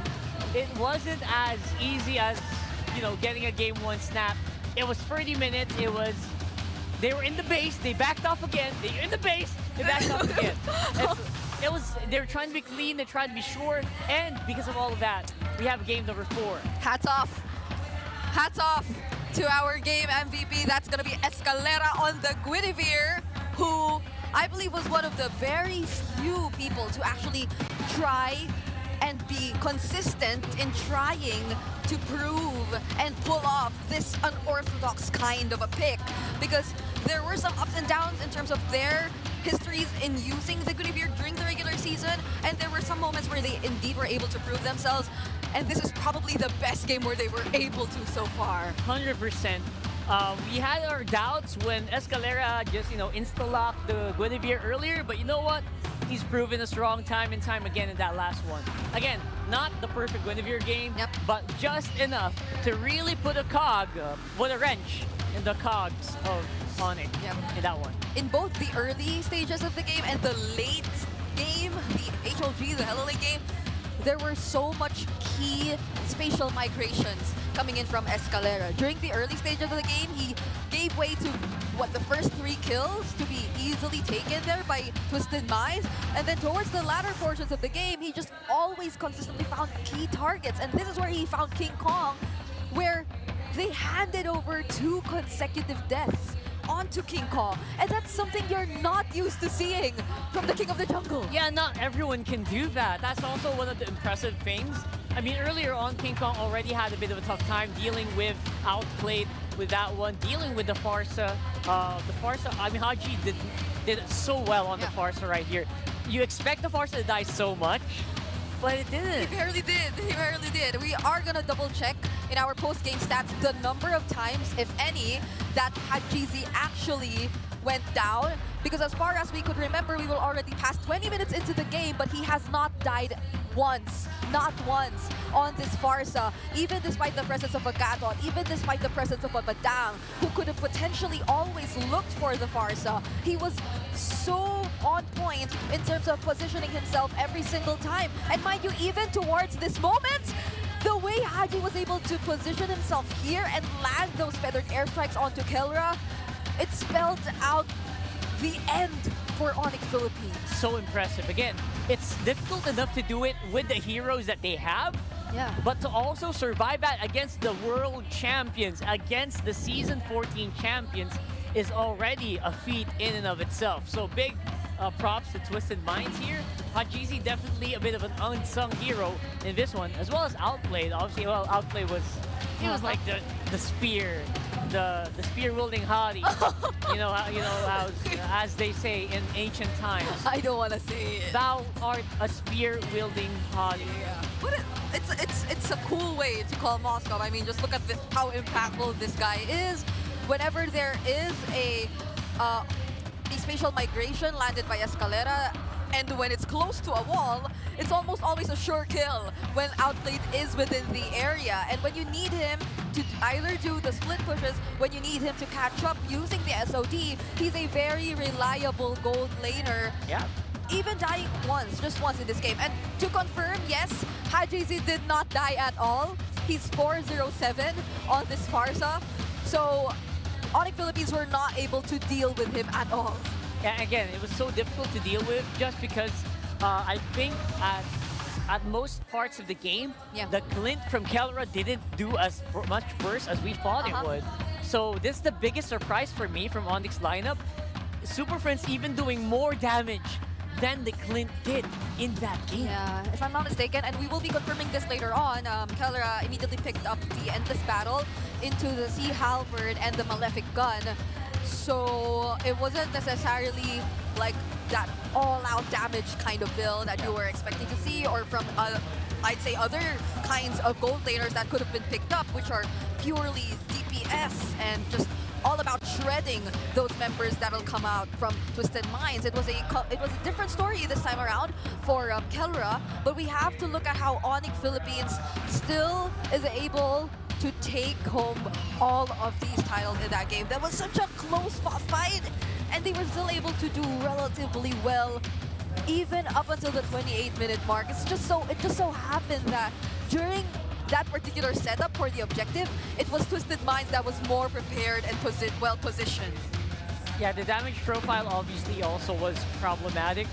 It still felt like an Onyx that we know and love. Yes. They're the Onyx that kind of just plays it out, knows very well how to position themselves, knows how to start those team fights, but the follow-through was a lot different. It felt like it was lacking in a lot of these fights. Actually, earlier for the first two games, Brusco on the Padang felt like he was always eager to start things up. But now, up against Joy, up against MP the King, it's almost like Brusco had to do something to stop him. He had to respond and deny MP the King of whatever he wanted to do. And now we will be looking into, I believe, the item progressions as well, which took place in this game, because it has been very interesting. We put a lot of highlight on our game MVP. That is none other than Escalera. And if you would look closely at the item progressions here, actually, he never went for a full item, not until the 14-minute mark. He decided to go, as we call it, the chop suey build, only picking up either the Dreadnought armor, either the magic robe, up until that moment where he decided to pick up the immortality as his first item. So you know that he just really wanted to go in for that well-rounded defense, be able to sustain things a little longer, because he was there to set things up. That was his main role on the Guinevere, and it is very commendable how he was able to carry out majority of it, especially in key moments of the game. That is both, again, in the early and the late stages of the game, and especially when it came to the late stages where he was much more equipped. He had a lot more of the items that were necessary to deal with the damage. That was where we probably felt that, yeah, the damage profile really feels lacking for Onyx Philippines, because especially on the targets which were most accessible to them, they could barely deal the necessary damage, and that's on Escalera. It's one of those games where King Kong was actually struggling to make pickoffs happen, despite having a bit of a good early game anyway. I mean, they were trying to steal his purple buffs a lot, but he was actually coming out on top with those. So I was really like looking for that big boom, that big moment where the spike would happen from Onyx, and it felt like it didn't happen at all in game number 3. Yep. Here though, definitely, that mastery on the Guinevere provided to us by Escalera, no one should be questioning it anymore. That's right. After this game. And let's head into a quick meta check this time around for Twisted Minds. And as we've seen in that previous game, of course, what we're seeing from here are statistics coming in from their regular season performance, and we're not seeing those high numbers similar to what we saw from Onyx Philippines' side. But at least you see here how the joy seemingly makes a really huge difference.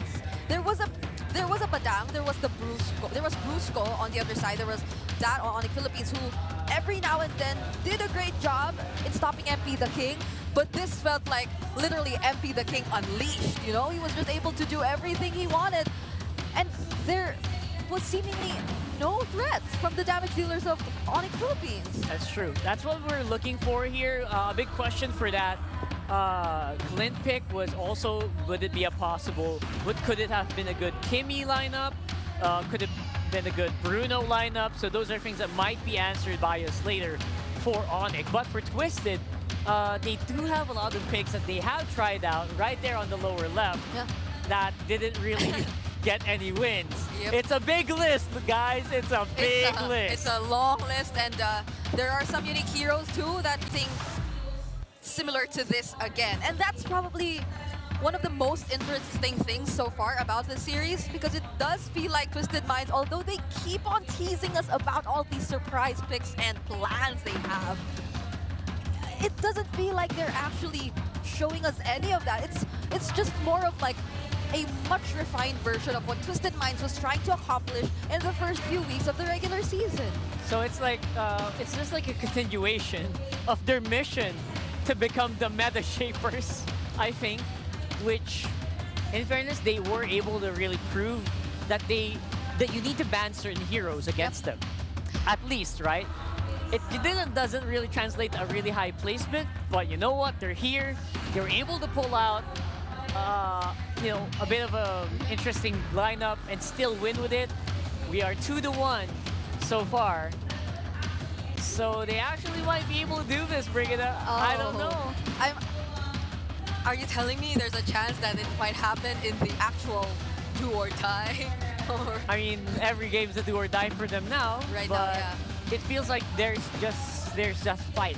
It's good to see that at least for Twisted Minds, there's still that fight within them that can really go toe-to-toe against the current world champions. Again, they're probably the team that has the hardest matchup so far in this whole playoffs. Yep, and awaiting whoever wins from the series, if I'm not mistaken, it's Aurora. So that's another thing you have to think about. Big hurdle. There's some sort of similarities between these two, if any. And for the longest time, it's been Aurora and Onyx toe-to-toe. Based on how this is looking, Twisted Minds, they're starting to get that groove.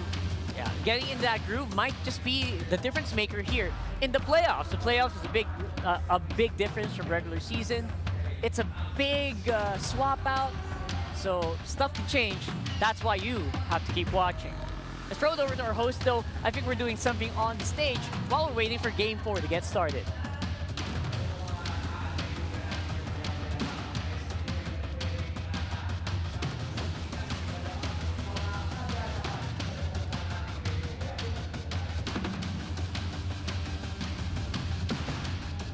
Thank you to our panelists, Romy and Chantel. Nararamdaman niya that they will continue to twist the game. Narinig ko nga kanina si Midnight sabi niya, they're twisting the game, let's do the twist. Mangyayari kaya yon sa Game 4? Pero you know what? What? Before we see that, Hans, we have champions in our midst here. A big round of applause for our MDL Season 5 champions, Onyx 9 Lives! Gusto ko yan. Gusto ko yung moves na yan. Paki-flex naman ang inyong trophy. Ayan. Trophy, raising it all up. And hi, guys, welcome. I know na you've been here for a while kasi nakikita ko rin kayo every now and then na nanonood talaga kayo ng MPL dito mismo sa arena. But now the spotlight is yours. Go ahead and introduce yourselves para sa lahat ng nakakita sa inyo for the first time. Ako po si Kane, jungler ng Onyx 9 Lives. That's Kane. I'm Sean po, post-for ng Onyx 9 Lives. I'm Kaloy po, Rom ng Onyx 9 Lives. Lanzo po, explain na ng Onyx 9 Lives. Coach Wright, coach ng Onyx 9 Lives.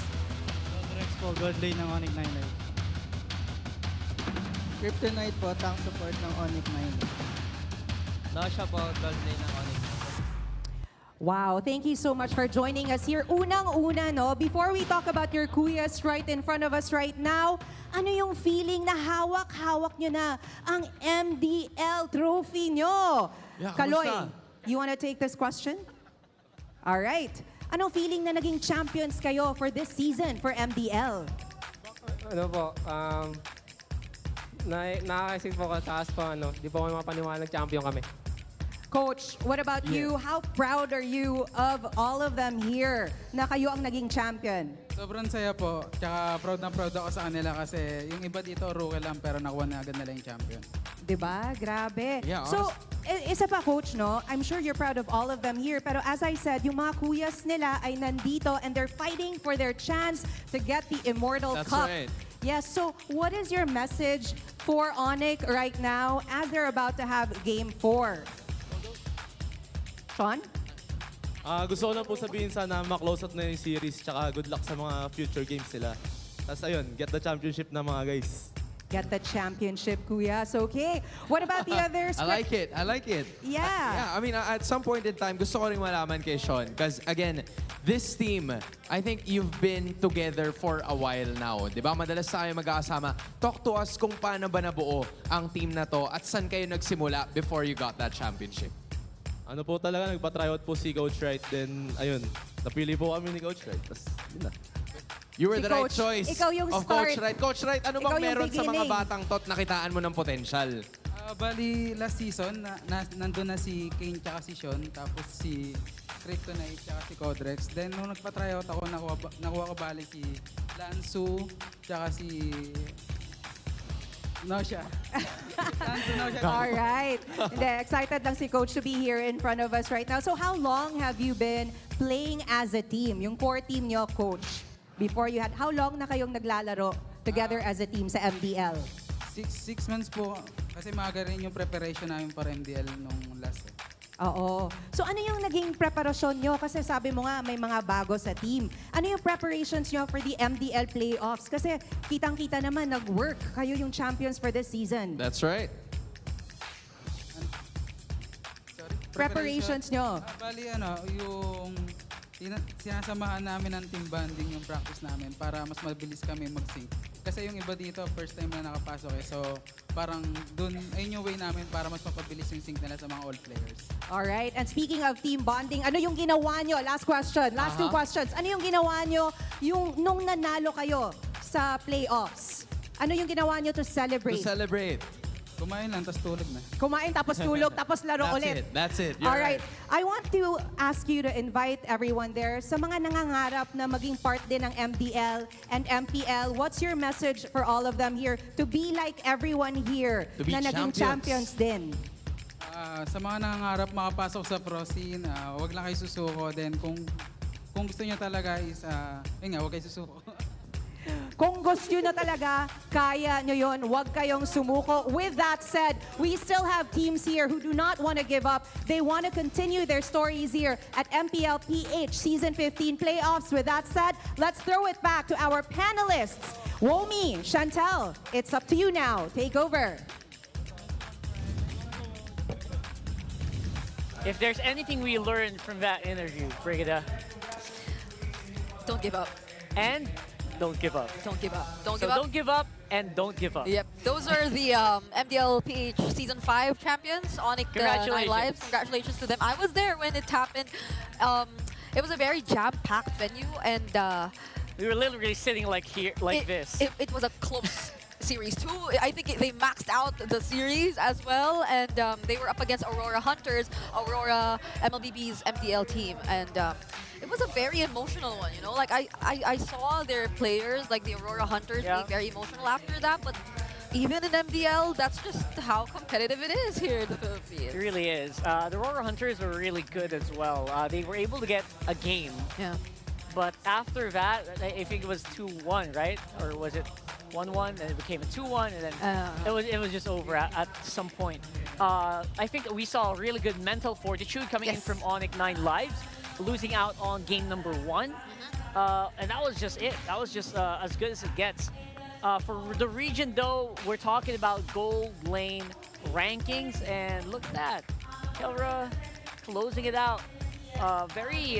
Basically in the echelon, the upper echelon of the gold lanes. Higher than average. If you were probably gonna take the average of of all the players here, Savero is also a bit on the other end of like the range we're seeing among the players, among the gold laners here. But yeah, these are like the third seeds of the world. Right? And I know it's surprising to see the former champions here, but it is what it is. It is, and again, very notably, 2 Onyx players currently on third seeds. So that's something. That's something. Right now, we have a blue side selection here for Twisted Minds. Not going for the red like Onyx usually does. It feels like they're very comfortable where they are right there on the blue, making that first pick happen, maybe surprising us with something else. Again, I'm keeping my fingers crossed for something really crazy. Yep. We're going to the draft here for game number 4, though. And we saw it earlier, right? You saw when we were peering down the players. Twisted Minds looked very, very calm. Yeah, Coach Bonchan was all smiles while they were preparing themselves for the draft. And I believe we'll be alongside Redmar again. I hope he didn't take the wrong call. I hope he's already done with the customer service. Yeah, no, it's all good. It's all good. Okay, joining us, Renmar. There you go. I hear him. Okay. There you go. Is the Joy first pick appearing soon again? Or does Twisted Minds have a different plan in mind? Because it did work really well for them earlier in game number 3. Game number 3. You know what? This is funny. I was thinking about like possible hero picks to make an appearance here that Twisted Minds might force. I was actually thinking they will go for healer roams. Which is something that happens a lot in high-rank RGs here in the Philippines. Like the Florians like and all the Florian, that? but apparently they're not really going that route quite yet. Very happy to just deny that joy away from Onyx. Yeah, I mean, they're top 1 in terms of average heal to allies, but a very much more like Onyx first 2 picks are appearing so far. It's still the Padang, but this time it's not the Clint, it's the Moscow for Kelra. Yeah, Renmar, what do you think about this? Twisted Mind just letting the Padang through over and over again. What's happening here? Yeah, I mean, it's not like you're gonna stop the Badang or you have to stop the Badang, but I think it's the adjustment of Onyx Philippines in this draft that's so much better. In game number 3, they picked up the Badang and Lo Yi. I really thought that they'd rush the Moscow pickup then because that's your main answer against the Joy, but now that they pick it up, they don't have to worry about the Joy so much. Now, they have to worry about the Baksha, which I think might actually be going into the roam here. Because you already see the Focus EXP, the Joy in the jungle, it's 100% a roam Baksha, something that we've been seeing pop off more in global MLBB. Yeah, because I mean, these 3 roles revealed so far by Twisted Minds are the roles where a Baksha can go into. But you've already revealed that it is potentially going to go into the roam, which I feel really suits Escalera and the playstyle he's been showing us so far. It really does. He just keeps going in and looking for the targets. It looks so good, not to mention it also has that added benefit of basically disabling any hero roams. Like, I know it's not going to happen, but that's a side benefit. Yeah. Also works very well against Kimmy in this current meta. Well, they did ban it out, though.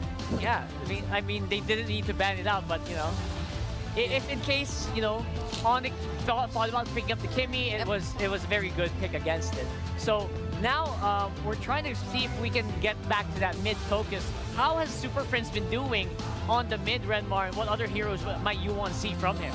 Ooh, considering that there's a Baksha on the other side, I would not be mad if he went up and picked up a Valir here.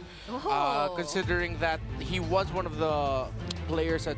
Actually, no, he was the player from the regular season that made the Valir really pop off. And I think that's an option that they're going to be considering. Usually, you want to pick it up against slower lineups in the jungle. But even though it is still a Baksha and Phoveus, I'd still consider that as a pick. However, they're going to be locking into the sheer burst damage. So they might still go down the burst damage route, but again, I wouldn't mind the Valier. Like, something about it just seems like it'll be a really good pick. Although it doesn't necessarily match, like, or it doesn't directly answer, like, the speed and the aggression that can potentially come in from Twisted Minds, it can serve as a great way to punish. Like, whenever there is going to be a failed attempt from Escalera, there's almost no way out once you already decide to commit your back to shield unity, and you get to put yourself in a position right in front of the members of Onyx Philippines. So that can be a potential route, because if it's just about punish, the Valier and the Padang together might be lethal for Twisted Minds. And there you go! Oh, man! Called I actually got it? Cool! You did. Looks great, doesn't it? I mean, that does work very well against the first 3 picks of Twisted. Yeah. It also kind of leaves a little bit of a wiggle room. Kind of just can do whatever you want for that last pick here. Oh, dang. But there's the Eve, kind of just has pretty good range, decent range against the Valier. Also doesn't immediately die against the Valier as well. Granger, and the Granger, there you go. More mobility, kind of needs to, enables them to dance around the Valier as well. Yeah. So at least they get to control the box to some extent, and they just allow for more room, again, for MP the King to rarely find his targets. But they complete their lineup with a Cho, so these are multiple setup heroes that Onyx Philippines are deciding to show us. Yeah, thoughts about this, Renmar? That was a really good shift that Onyx did there at the end of their draft. They are now a much more mobile lineup with a Cho in the rope, and then they sent the Padang into the EXP lane instead. That means that what I thought was a very, very good Eve pick for the side of Twisted Minds and Hajizi might mean that this is going to be too mobile, too crafty a lineup that they have to face against. It does feel like it. The Cho oftentimes might just be the one to force you to use the real-world manipulation, even during timings wherein you do not want to use it just yet. And for Onyx Philippines, probably they're sensing that they really need to find an answer to Haji, because Haji has done a spectacular job in game number 3. Let's see if he can repeat that here in game number 4. Throw it over that casters. Thank you so much, panel, for breaking it down. Again, it's game number 4 upon us. They extended the series off of an amazing long game for Twisted Minds. Can they do it again to take us all the way to 5 games? We'll see if it happens. Brusco early on. Whoa. Oh, MP the King, first blood drawn. Man. To the Bruiser. Oh, that's not good. That is not the start that Onyx Philippines wanted. They want them dictating the tempo, but I think up against this Baksha, I just realized Baksha can roam around the map really well too, very quickly. Oh, even Hajizi actually stopped the recall of Super Friends there, so enough time bought again for Twisted Minds. Yeah, that's, I don't know, man. Maybe Brusco was just like, man, I'm tired of playing Badang. Like, Kurt, you play him. And your turn. Your turn. So, like, I don't know, maybe because he's played them the past couple games, he's like, oh, yeah, oops, I forgot I'm playing the Cho. Like, you know, and ends up dying early on. So, Twisted Minds with that little bit of an advantage. And mind you, that little bit of advantage going to MP the King on the Joy is going to pay dividends, I feel like, especially into the first objective. You can see how aggressive he's being, right? He's on that side of the jungle. And Kirk is there, gives them the information, so they might try to make a play before even that first Lord comes up, especially if Brusco does happen to have that Way of the Dragon by the time the turtle comes up, then maybe they can make something happen. But this debut pick for Escalera, whoa, Hajizi, Forced out the flicker. How's this Baksha roam work, man? Like, statistically, I know we've seen it around the other regions, but how good is it? It's the speed, bro, and how tanky you are. The fact that you're also providing healing reduction. It's just a solid pickup. I'm not sure of the total win rate globally, but it does pop up often that I ended up having to make a post about him. You made a post about it right now. Yeah. That'll help him go ahead and secure the first objective. Turtle secured. And outplayed too. It looks like he's going ahead and winning his lane against Kawa right now. So a lot of good things happening for Twisted Minds in this game 4. And yeah, MP, like I said, the fact that he's got this early start's great for him. I'm wondering how King Kong's gonna go ahead and play catch up here a little bit, or if he's able to just kind of farm up, you know, do his thing. Yeah, he might even pull off his very own turbo. Is that turbo jungling pattern? Is that what it was? Yeah, I think it was. Back in the keys of victory? Yeah, King Kong turbo jungling pattern again with a momentum-based hero like Joy, so that's a good sign for Twisted Minds. And not to mention, as you mentioned rather, Escalera from setting up to being literally the main information guy now for Twisted Minds. They always know where King Kong is rotating and where Brusco is hiding. Brusco's level 4. I don't think you kick Escalera, obviously. Escalera, by the way, previous game, just had a hell of a game. I like to see that we are in this portion of, well, I guess Twisted Minds has always been like this. Escalera playing the more unorthodox picks. You know, the Guinevere, and now you have the Baksha here. Really takes a certain type of player, but also team to go ahead and let that happen and play around it.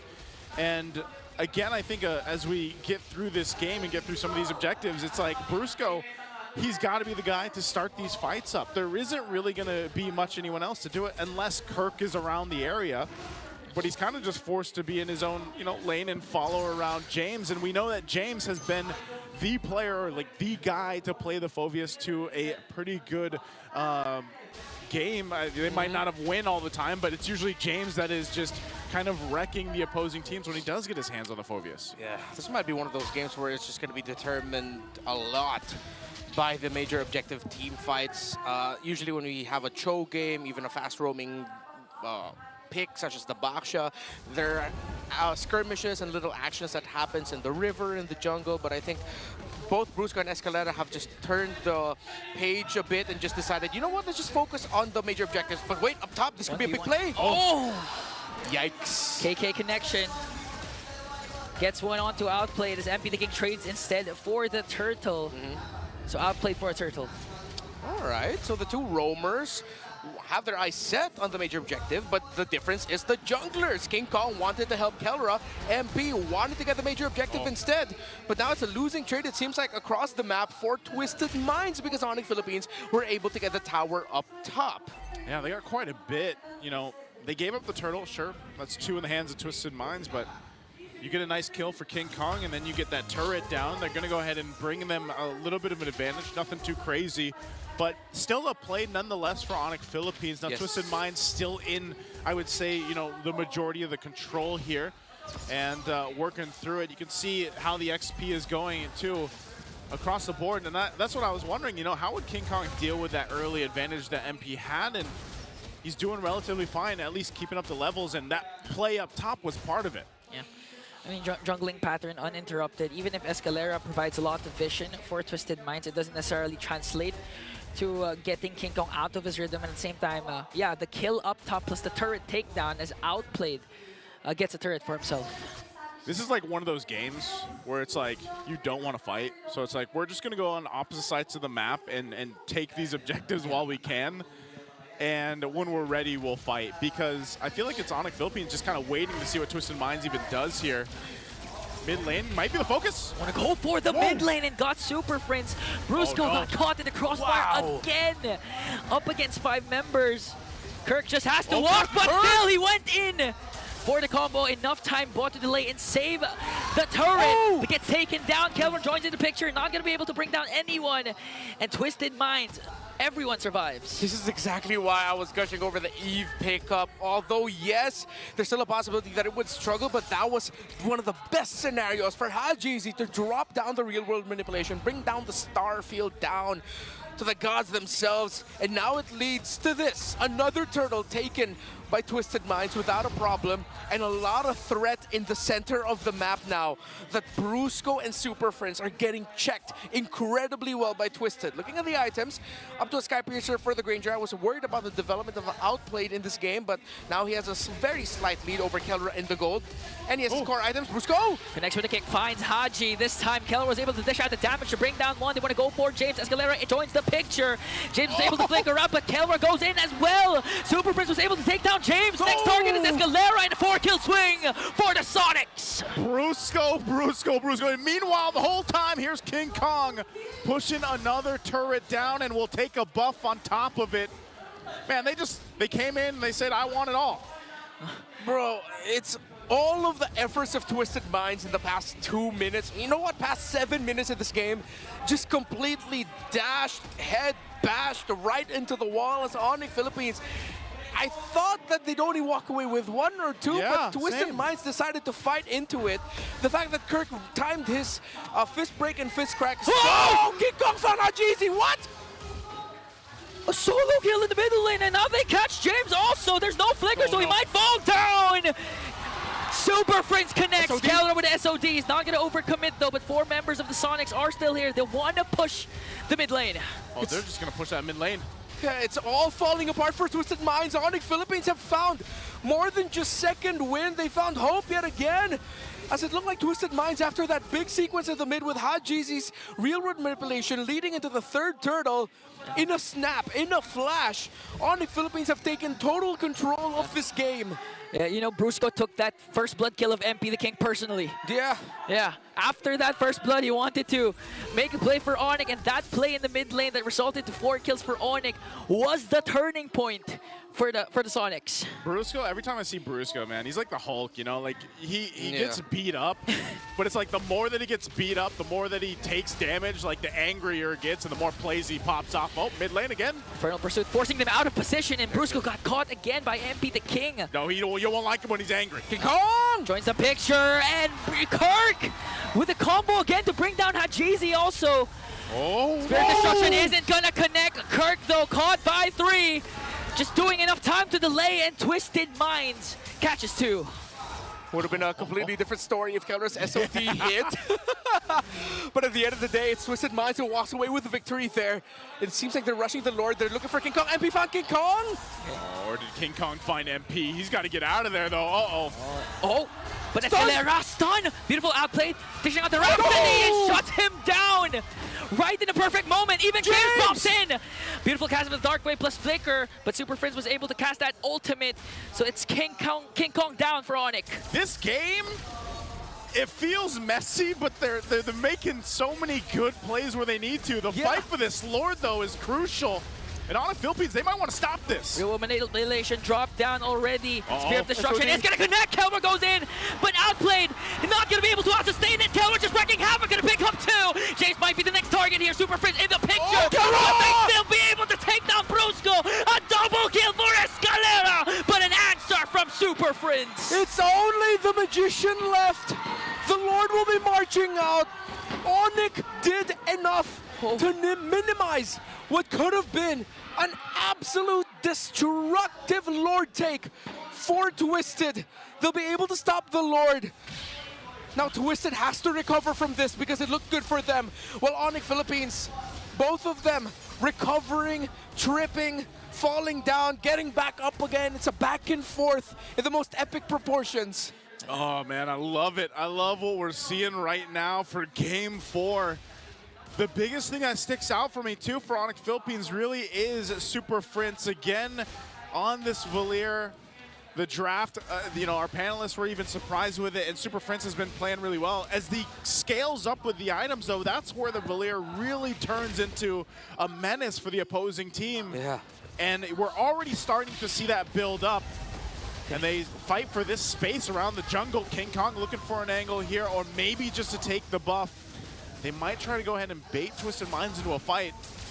But they might want to not take this as they secure the buff for MP. So crucial, crucial things on both sides. Let's take a quick look at the items here for both teams. All right. It's written in the star field right now for Twisted Minds. For the ultimate of Hajizi, only up to 2 items, but similar to Super Friends as well. Still neck and neck in terms of the gold. No one with a clear advantage. Wind of Nature already for the Granger. No Wind of Nature defensive item style yet for Kelra. Pure damage for the Moskov. Only up to a Holy Crystal is MP the King. Actually decided to rush it as the second item. So that's just a slight adjustment for that. Malefic Gun just built up there for the Moskov. Oh man, this is it'll be very interesting. If you notice, no Dominance Eyes built just yet. Still on the way for the third item is for Escalera. But their Twisted Minds has been really relying on the passive of the Baksha to be able to reduce the healing coming in on the side of Onyx Philippines. Now that Keller's built up, Twisted Minds are going to be building that Dominance Eyes on that Baksha at the right time. Question is, will they need another? I feel like they'll need another one, and that has to fall onto James's hands. James, yeah. And with that, Onyx Philippines, the biggest advantage they had is the amount of space they can maneuver. You know, they've got, what, 5 turrets down to 1 for Twisted Minds. And that's where the advantage on the macro level comes in, especially when we start having to consider the Lord takes here. So for Onyx Philippines to continue to put pressure on the map and work with that advantage is what Twisted Minds has to deal with and how they are going to approach that. Now, Brusco too, we've seen it time and time again. This Cho is so risky. If he decides to kick the wrong target to go in, James, tried to go in there with Infernal Pursuit, MP the King as well. But Twisted Minds decides to back off. Yeah, you see the threat there of that Valir. Once he got the Vengeance Flame up, the Burst Fireballs, stopping Twisted Minds just enough. MP the King really thought about popping his ultimate, but decided, no, it's going to be way too risky for me if I did that. And now the space provided means Onyx Philippines will be able to start this Lord comfortably. They're just going to be waiting for Keller to get here with an SOD later on. Twisted Minds, if they can pull this off, force a game number 5, momentum will be in their favor. Okay, Lord is up. Quarter of the health is down. It's going to go for some resets, though. Kelro will stay bottom side. And I feel like that's what we see. Every single time we have the Moskov come to play, we're just holding our breaths once that Spirit of Destruction is thrown out. But it looks like he's just going to join this one up as he makes his way for this fight. Oh, hold on, Kirk.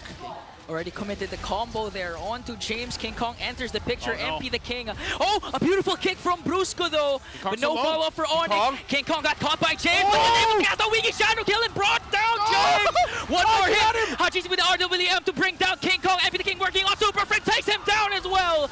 2 kills swing for Twisted Mind. But the base, Kelra working on the turret. Okay, it's Hajizi. He got back in time. Can he stop Kelra? Can he stop the Moskov? Twisted Minds are able to get this Lord. Kelra!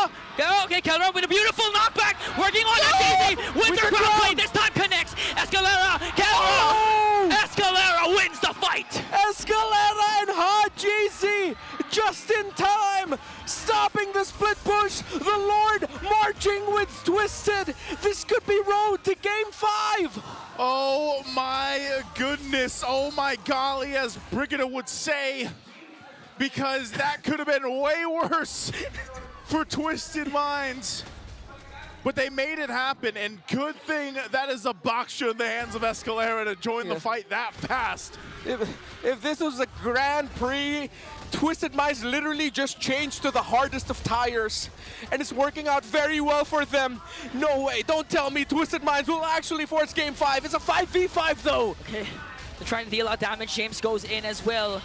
As Escalera tries to zone him out. RWM already cast it down. Kirk got caught again and got bursted down by Outplayed. That's 2. But MP the King will fall down. That's 2 for Onyx. King Kong, Kelra working. That's 3. 3 members down for the Sonics. Kelra versus James. KK connection. Will they be able to do it though? Kelra was able to walk away as King Kong with a wee shadow kill. Gonna bring down James. Outplayed. Escalera has to back off, but they got one inhibitor turret. And it's not over yet. KK holds on for the gods. King and Kelra holding on for Onyx as Twisted Minds have solidified a lead here. It's not the lead, it's just a lead for a moment because the towers are too close and this game is too close to call. Oh my goodness, taking a look at the replay again, this was a crucial defense for Onyx Philippines, but even with this, again, that Spirit of Destruction, Kelra and King Kong, they're together to deal with that and even get James. What a play coming out for Onyx Philippines. But man, you gotta remember, Twisted Minds is facing elimination from the playoffs with this. They have to win this game to get to a game 5 to keep the hopes alive for now. And once again, we're gonna look at the items here before this next objective comes up. Winter Crown and Hajizi. We saw it in play earlier during the attempt of Kelra to finish the game alone, but that is gonna be the item right now for Haji. I said it earlier, it's written in the star field of the Eve. It's written in Haji's hands. The pen is in his hands. A great real-world manipulation will reward them. We saw it earlier, but Onyx just got to miraculously defend. Twisted has to do everything they can moving forward to make sure Hajizi does not die. Crucial, man. That real-world manipulation has been so valuable to just everything that Twisted Minds has been doing, especially when we consider these Lords. It's up now. Both teams will go ahead and figure out how they want to approach this. Earlier on, I said, you know, the advantage for Onyx Philippines was the fact that they had all that space to work with. They had the 5 turrets down. They might have gotten a couple more, but Twisted Minds has gotten that as well. Both base turrets to stand for both teams. It'll be Onyx Philippines that starts up the Lord here. They've got positioning. Brusco's got an immortality, and James is going to be the one to scout things out. Lord sitting at half health. It's going to go for a soft reset while it does evolve. But now this is the question. Where does Escalera go? What angle do they take? And how does Twisted Minds deal with this? Onyx Philippines will take their time here while James gives them all the information they need. We're going to see another Lord dance once again. Previously in the last game, Twisted Minds executed Lord dances to perfection. They can replicate it now. Forced out Onyx out of position. Escalera with a shield unity plus good seal. They may be able to burst out Super Friends. James goes in from the back. Real world manipulation from Jay-Z. Gonna bring down Super Friends. King Kong was able to shadow out though. Brusco forced to use the conceal, and they forced back the Sonics. They've only lost one. That is only one, but that might just be the crack in the armor that they need to take this Lord without a problem. Onyx will have to concede it. Oh no, are they actually gonna try to contest this? Quarter of the health on the Lord. Kelra's in the mid lane. It looks like they want to. Kirk, someone has to defend. Oh, Kelra's going down the mid. Outplay gets the Lord with their crown play there coming in from James. Brusco and Kirk on the chase for him. Brusco got caught again. He was able to cheat Kundu out, but the times have turned for the Twisted Minds, forcing Onyx to back off again. All right, it's going to be a big 5v5. No flickers already for James and Hajizi. Super Friends, Kirk and Brusco. Key battle spells gone. Escalera will get his revitalized back. Escalera will have to go back and heal, but it seems like he's not going to do it. Lord pushing down bottom, minion wave up top, not going to be able to get cleared by King Kong as he has to go back for the defense. Minion wave in mid. This could be very, very tough for Onyx. Can Twisted pull it off? You're going to have to deal with it. The Lord is so beefy on this side. They don't have much of a front line. Escalera jumps in on Kirk. Okay, used up the revitalize, also real world manipulation. Once again, dark wave from James. Brusco has to back off. King Kong with the shadow though. Escalera quite low, but they might be able to bring down Kirk. One more hit. Escalera picks up another. Keller worked on the Lord. They were able to save the mid lane, but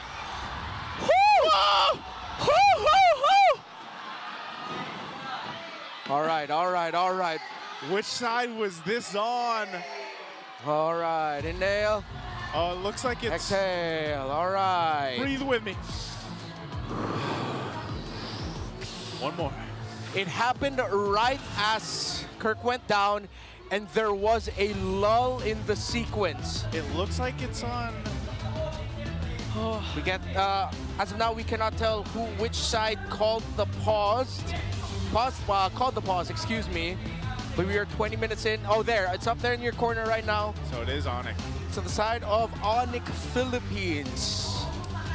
Man, talk about a series, right? I mean, this is a 20-minute game we were just talking about earlier. Yeah, and as I was saying, literally everything that Twisted Minds are doing in team fights is to keep Hajizi alive.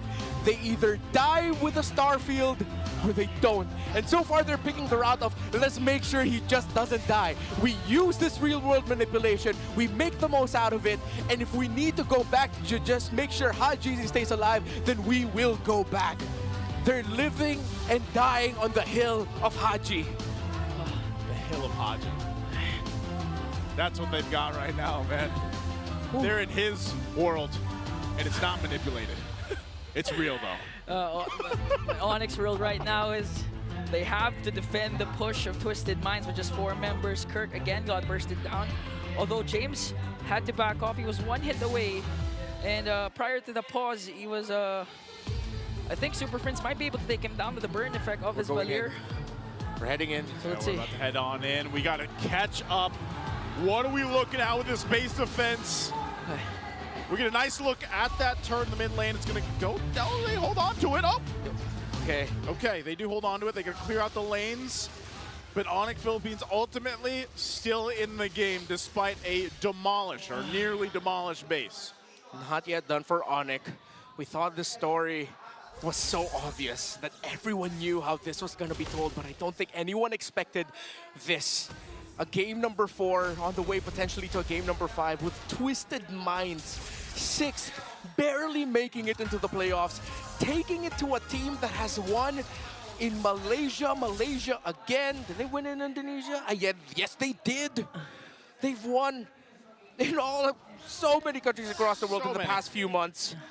You saw the if you missed the graphic that we showed earlier in the broadcast before the series even started, it was all the accolades and achievements that Onyx Philippines has achieved just throughout the last year or so. And right now with Twisted Minds, this is why I was saying going into this, I was like, yeah, they had their downtime in the regular season and they probably didn't perform, but they were the team that was testing the limits of the meta. Yeah. And you can see it here. It is actually really working in their favor. Those 2.5 weeks or so that we had off from the regular season and going into the playoffs. Yeah. It seems like Twisted Minds is a different team from what we saw in the regular season. And in case you missed the one important plot hook that was discussed in the panel, Coach Bonchan has never been dropped in the first round of the playoffs. I'd say that's a Bonchan bless. Yeah, it's the Bonchan effect. Now for Twisted Minds, 1.1k gold lead. Lord has spawned, but Onyx Philippines putting a lot of pressure, trying to push in the lanes up top and down bottom. They actually created a slow push down there. Wow. Calro even getting a little more defensive. Picks up the potion here again, quite locked in. What is that one called again? Is it Rock Potion? What's the defensive potion called? I actually forgot. It's the defensive one. But it's the yellow-orange one. The yellow-orange one. For some reason, I feel so Rock Potion. Wasn't it Rock Potion? I remember it. Yeah, I think it's Rock Potion. So Don't doubt yourself, Nice. Picks that up. A little more. Okay. Prior to the pause again, Kirk already committed the fist crack. So no ultimate for the Badang. Yeah. Okay, I have to correct one thing though. Rock Potion. No. Not the Rock Potion. Coach Bonchan, specifically at the beginning of his coaching career, yeah, he hasn't dropped out of the first round in a while. Yeah. He actually has. Only once though. When was it? It was in Season 6 against Omega Esports. The score then was 3-2. Man, that sounds like a long time ago. It was a very long time ago. Season But 6 would have been what? 3 years. No, excuse me. Four. Yeah, it was 2021. So it's been a very long. No, excuse me, 2020. I was like, yeah, we were like in lockdown. I remember what happened in 5 2020. years. Yeah, I was locked in my room in 2020. That's what. We definitely weren't looking at each other. Yeah, we weren't. I didn't know you yet, sadly. So, yeah, it's been 5 years since Coach Bonchan has been dropped out of the first round of the playoffs. But ever since he started racking up championships in Season 7, yes, he hasn't been dropped from the first round since then specifically. Yeah, but at least one thing for sure is he never got swept in the first round at least. Yep, that would be a big part of what's made Bonchan, such a formidable figure in the competitive scene of MLBB. I mean, I even like to tune into his own content that he puts out. He, like the way that he breaks things down and explains things is always really enjoyable. And like I said, when you come down to the journey that Twisted Minds has been on throughout this regular season and to where they are in the playoffs, they've improved so much just in the series alone. I mean, think about it. They're going long games against a team like Onyx Philippines, with all the accolades, but it looks like we're jumping back in. So what are we looking at? Another little breather. That's what we're looking at while we get things situated here and figured out. So, man, I don't know. That Lord is up. Yeah. That Lord is up, and this is high stakes for both teams because honestly, I feel like for some, I'm a little I've been, super fan. But I feel like when they're under those pressurous moments in some of the series, like let's say we get to a game 5, with this kind of drafting from Twisted Minds, it might be enough to kind of maybe mess the super fam up. I don't know. Yeah. The last time we saw Onyx in a situation similar to this was last season's grand finals up against Aurora in that game 7. And that game 7 could have gone either way. It looked like Aurora was on their way to winning a championship. But one final play. What are we looking at here? That he was able to complete the Naruto Skin collection, it looks like. I only got 3. But again, imagine if Onyx loses, not just this game but the series, it's the second consecutive time that a defending champion got dropped in the first round. Bro, yeah. Bro, I wouldn't be surprised if at that point, if we actually get to like Game 5, Coach Bonchan's gonna go, Escalera, it's time. Play me Estes.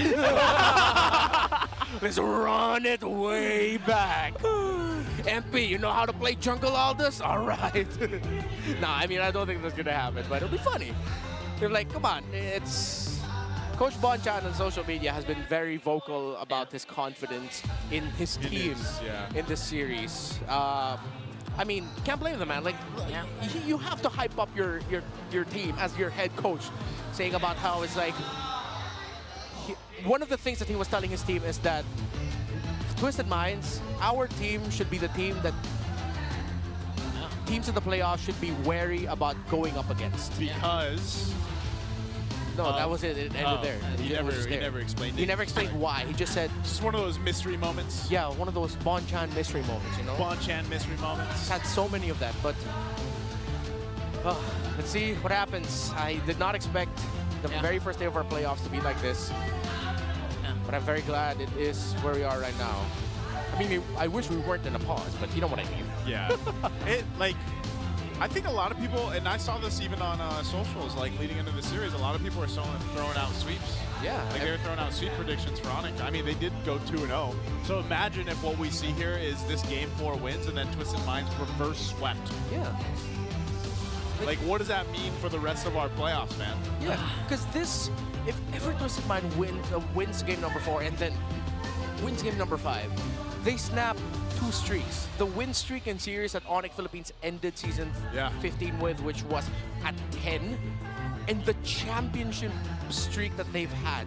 Ever since MPL Philippines season 14, every tournament that they've been part of, they've been champions. What is this pose, by the way? Why is everybody doing it? I don't know. Why are we like putting our hand there and sticking our tongue out? Like what are the kids doing? Is that the trendy thing? Hang on. I don't know what the Lord's doing with XR. He's got the drum. Okay, there's the voice. Oh, there's the voice. Hey! This is just the default reaction for Burrito now. Like, I feel like... Actually, yeah. You know, like... Whenever the camera... Oh! Let's go in, back to the game. That's my default reaction when I see our boy bring us back to the land of dawn. Here we go. Lord's already half health, and it's Onyx. Onyx. They're taking it. Control of the Lord pit now as King Kong jumps in. They're working on Escalera. A lot of combo committed, but he's still alive. MP the King is in the picture as well. It's going to be Retribution battle! And King Kong will secure the Lord. Don't tell me it ends this way. With one red tree, not even a kill trade. King Kong, the red tree to potentially put an end to Twisted Minds' hopes. Like, I'm so surprised because we got in, but they had complete control. No, that means Onyx were just able to clear up the waves. We already saw Twisted Minds backing off. The last time we saw that tower, it was exactly at that moment. Still very close to going down, but not down just yet. So logically, that means Twisted Minds backed off, played for Lord positioning, and it just turned into a dance, leading to Onyx Philippines getting better positioning. How, unfortunately, we can only assume how they got into better position. But it led to this. Twisted Minds had a very good shot at that, but MP the King just straight up lost the retry battle against King Kong. Oh, this is going to be a tough one now. They're on the defense.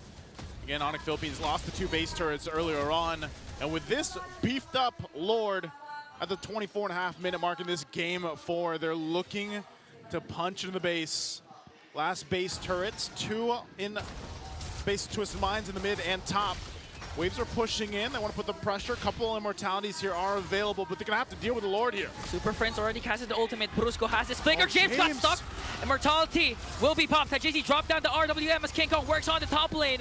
Lord still up. Twisted Minds trying to defend as much as possible. King Kong jumps in once again, forced out the Winter Crown onto Ajizi. Discipline not over yet. Onyx Philippines, though, might be able to continue the siege with focusing on the tower in the mid lane. No more real world manipulation for Hajizi. Oh, watch Brusco. Watch the Bruiser again. They're not going to overcommit, though. As Twisted Minds clears out the minions. And they hold on. Twisted Minds will not lose that mid turret. And so both teams holding on to the mid base turrets.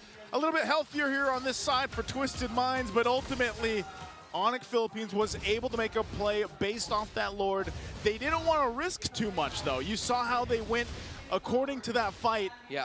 Because they have to respect the damage that Twisted Minds has. Not only that, but even just how tanky they seem to be in dealing with that front-loaded damage that Onyx Philippines is throwing at them.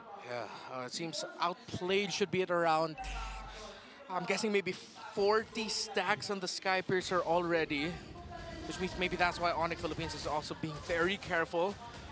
They know that they can just get cleaned up by the Granger, that so far that they cannot reach right now. Twisted Minds is playing a very tight formation. Despite all the damage Onyx Philippines can throw out, we are at the point of the game where Twisted Minds can hold on. But it doesn't look good for Twisted, as the pressure up top from the minion waves means that they're sacrificing a lot just to make sure that they can get this Lord. MP the King will be the one to clear it up, and Onyx seems like they'll get another one without a problem. Concealed from Escalera. They're gonna find Kirk, forced out the ultimate. Arteezy once again with the RWM, but King Kong will secure the Lord. Brusco Immortality will be popped. Forced out the Flicker plus the Conceal. No casualties for the Sonics. And they're able to get out, but still holding it down for the purple buff. Oh! James Flickers in. Oh, and brings down Super Prince. They're forcing it. MP the King onto the back. Oh, they caught King Kong. Immortality pop. Keller trying to help him, but King Kong got eliminated. That's 2 members down for Onyx. Okay, will Twisted Minds even try to stop the Lord? I think they really need to. They don't have enough minion waves in the mid to try and end it. They're gonna get the tower though, unless, will they brute force it down mid? They can, because there's minions into the middle lane. Escalera is there as well. A lot of flickers. MP the King goes from the back. Brusco might be in trouble here as Arteezy brings him down. Twisted Minds extends the series. We're going to a game 5. You thought it was a story, clear as day, but a plot twist might be on its way. Game 5, Twisted takes Onyx to game number 5. Woo, man, oh man. I'm not sure if everybody else is as surprised as we are, but I know Brigida and Rockhard are as well. We're gonna have to take a breather over here on the caster desk. Let's throw it over to the panel. Good line, good. Bit of a shake here in our hands. Is this face enough to show how surprised we are? That was a little too much. Oh, okay. That was not in my bingo cards today. That's for sure. I wasn't necessarily expecting a sweep, but I wasn't necessarily expecting a game number 5 either, because this is one of those series, at least in the play-ins, where I feel like a lot of people, even us in the English broadcast, unanimously have predicted for Onyx Philippines, the defending champions. But look at Twisted Minds just making things happen. They're throwing all of our expectations out the window. Oh. My goodness, even with multiple attempts from Onyx Philippines to just get control back, multiple Lords taken at the very end of that fight. It was still Twisted Minds coming out on top, outplayed with MVP on that Granger. Man, and we were so close to breaking records yet again. You know, I felt like for every single game that goes by in the series, we just keep getting longer and longer game times. But Twisted Minds, they didn't let us reach that point anymore, and it was just everything falling into place, because during that last objective fight, it wasn't them who got their hands on the Lord. They lost the Red 3 battle for the 2nd consecutive time, but their decision to just keep going for the fights, knowing fully well that they are able to take out several members from Onyx Philippines, it just allowed them to, again, as mentioned by our casters, just brute force their way towards the base with that single minion wave they had marching in the middle lane. It almost feels like Twisted Minds are like running on pure grit, pure heart at this point. Just pushing back every single attempt of Onyx Philippines to macro their way into victory. Yeah, because like, especially for the first few minutes of the game, Onyx Philippines, they weren't necessarily set on contesting against Twisted Minds. It felt like they were just set on taking the objectives, and which led me to even wonder about, yeah, how can we see the rotational speed of the backstra of this lineup of Twisted Minds be fully capitalized if Onyx Philippines aren't necessarily in places where you expect them to be, because they're almost always somewhere else trying to take down either a turret, which is greatly beneficial for them, by the way, and worked wonders for them too. But when it all came down to Twisted Minds or Onyx Philippines having to fight back against Twisted Minds, that's where we saw the lineup, that's where we saw the team fight prowess actually take effect. This is so threatening if you're Onyx Philippines, because you're seeing the DNA, the ube kind of like playstyle come into play for Twisted Minds. It's like you can see their spirit coming out of their bodies and going into the game, forcing their way through sheer will into a game number 5. My goodness. Twisted Minds, definitely, they are having that momentum right now. They know that they brought Onyx Philippines all the way, and it's Onyx Philippines right now who we actually might need to see undergo that reset, which we were just talking about a few games ago in the case of Twisted Minds. So this is a really surprising turnaround. It's a 27-minute game once again, and it was very close, by the way. And for the second time around in the series, I have to commend Escalera once again. Be it the Guinevere, be it the backshot, any unconventional roamer, he's just making it work. And honestly, it feels like, obviously, it's a big trust from Bonchan himself to be able to, you know what, Escalera, this is the time. This is the time. We need to bring this out now, because we are on the brink of losing. We're on the brink of elimination from Season 15. And you know what? That trust really paid off well, because they also comboed it with a very niche hero at this moment, which is the Eve, controlling that mid lane. I wonder what suddenly switched in Twisted Minds after them being put in a spot where they're suddenly in a do or die, where they're just one game away from saying goodbye to this season. They just bring out that confidence of using and pulling off the unusual quote-unquote picks, and then constantly winning at it, right? Like, one chance suddenly after them being in, or after Onyx Philippines getting match point, he's just, okay, let's try all these things now. Yeah, and again, that's probably one of the reasons why, you know, we saw him smiling earlier after that 2-1, after they got that one. It feels like they could control, or he could kind of just foresee how his team was going to perform in game number 4, where it felt like there was a lot of pullback as well, and they're able to like kind of read Onyx movements in the jungle.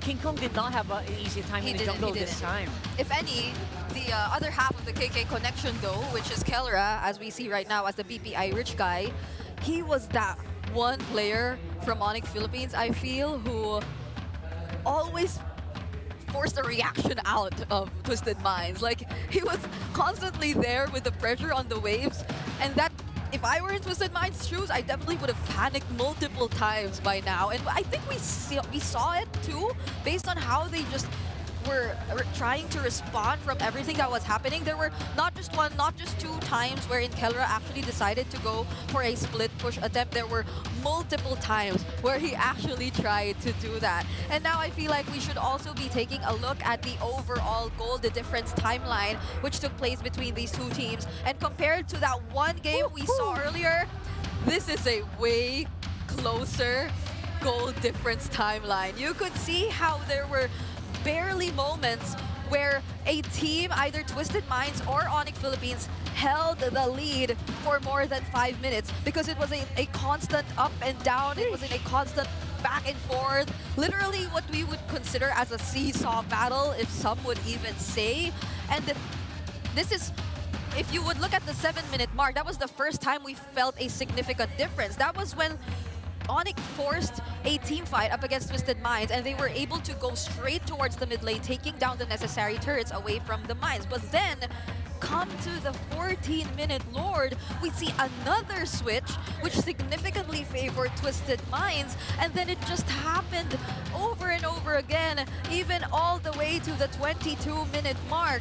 There were so many split push attempts, and I feel like those are the things, or one of the many things which really balance things out for Onyx Philippines, because you cannot deny the fact that Twisted Minds were really playing out of their minds, like constantly winning the team fights, constantly winning the aggressive plays, and finding a way to deal even with the presence of a Valir even, which was a major highlight too, by the way, while we were discussing the draft earlier, but it just felt like they were able to find the right footing. They were just able to really avoid all those sudden denials that could have came in from Super Friends, and I feel like Super Friends too has had his fair share of instances where he just gets found out here by Onyx or by Twisted Minds, or just he gets spotted out and just gets eliminated away by Twisted Minds, and that too is probably one of the biggest factors that I feel applies to both teams, because even Haji, he didn't have the exact same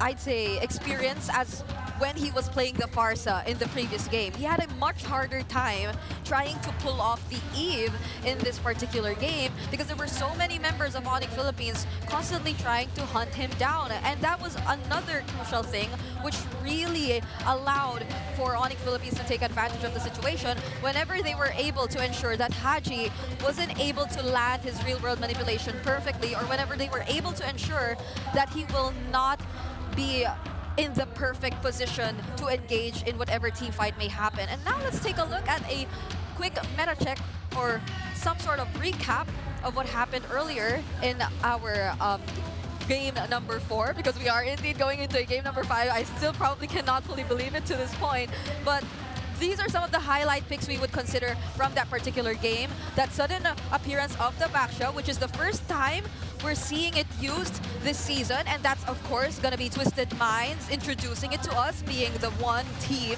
who really often shows us all the unexpected picks. But we have to also take note of the amount of damage we're seeing from the Valir in contrast to that of the Eve. So it kind of reflects here that Haji has indeed had a difficult time, because it was Super Friends who was able to, although the kits are indeed different, freely dish out a lot more damage up against Twisted Minds. And this guy we're seeing right here, I feel like is another major highlight. We've been constantly talking about it time and time again, but Kelra, definitely, that 78% turret damage has left a major impact in how the game has actually turned out to be this way. And this is, like, on average, what you really expect of Kelra when he's using the Moskov in the gold lane. This is just Kelra literally trying to do Kelra things on the Moskov. And mind you, I feel like in this particular scenario, we've seen a lot of KK connection plays. Yep. But it was more of a Kelra game, I guess. That's true. And if we're talking about like what happened to Kelra in this game, and I think I will reel it back into that Baksha, because Baksha's passive really, the Moskov is like super high, like really fast attacks. Each one of those attacks are significantly reduced against a Baksha. That's the reason why the Twisted lineup can actually stay into the fight a lot longer than most teams would. If that was not a Baksha, if that was maybe a Khalid or maybe a Hylos, that would have been shredded like seconds ago. I mean, but that small amount of HP really reels it back in and allows Twisted to actually escape as a 5-man unit. Yeah, because if it were any other roamer, even the Guinevere, like just miss that spatial migration, it's over. Like Kelra would just immediately reposition himself and throw out those spears again and again, and you will not be able to fully engage or commit in a fight, not until you have that spatial migration ready or up again. And that is that timing that Onyx Philippines will likely take advantage of. And that didn't happen at all in this scenario because, again, it was a Baksha, so it could just constantly stand there and tank all the damage and roll around and throw out those mini plates. but either way, this was a really commendable performance from Twisted Minds. Absolutely. Game 1, Game 2, Game 3, Game 4, they just keep improving and adjusting on the fly. Yeah, these adjustments are really good. The Baksha itself wasn't like a super big surprise because if we go back to the draft for game number 1 and game number 2, it was actually banned out. Yeah. So it's not like something that's impossible to handle, but you know what? They were able to deal with it. They were able to use it. We might see it later on again. But fun fact, MPL BH playoffs history, only 10 out of 128 matches won our reverse sweep. So less than 1 in 10 games. That's only 8%. Yes. And Twisted Minds, they're so close to being the 11th match. Possibly number 11. Oh my, and I think that's another thing we need to like lay down for everyone right now. It's the reality that there is a chance that a few moments from now, we aren't seeing the former champions as part of the top 4 of the season anymore. That's right. And we're talking about top 6. That is Twisted Minds for us. These are the standard average kills of all the top 6 seeds on the region. Fabian, very close by as well. CK and Cayman and Isaac. Yep. This is another, I'd say, example of there's so much that can happen in a short amount of time. Because even just recently, like December last year, everyone was looking up to TLID, like that sudden boost or growth that they've experienced, that timeline, which is very unusual to see from a team who just gets introduced to the professional scene, who just gets to be given a chance to play in the professional league. That's something Team Liquid Indonesia was able to show us all. Yeah. But now we're seeing them in 6th seed, barely making it into their own playoffs. So literally anything can happen in a short amount of time, and there are just so many teams already stepping up. That was a big skyrocket, obviously, from Team Liquid Indonesia. But like we had Dilar here earlier, and he was. I think when you asked like who's a really good guy that you learned from, Dilar kind of still mentioned Fabian. So I think he's still doing something very, very good there, despite their placement right now. Yeah, and I mean, Fabian, he's gained a lot of like Filipino fans. I thought, yeah. Oh, absolutely, yeah. Just by his personality, just by how Sigma he is, similar to the Sigma we have. The actual Sigma of the Philippines. The actual Sigma. Yeah, King Kong right there. And by the way, speaking of Onyx, look at that. They took a really big hit on their red side win rate because of that. My. From 82 something to 77.78%. Unbelievable. And they are going to be going red side this time still for 5 games in a row, I think.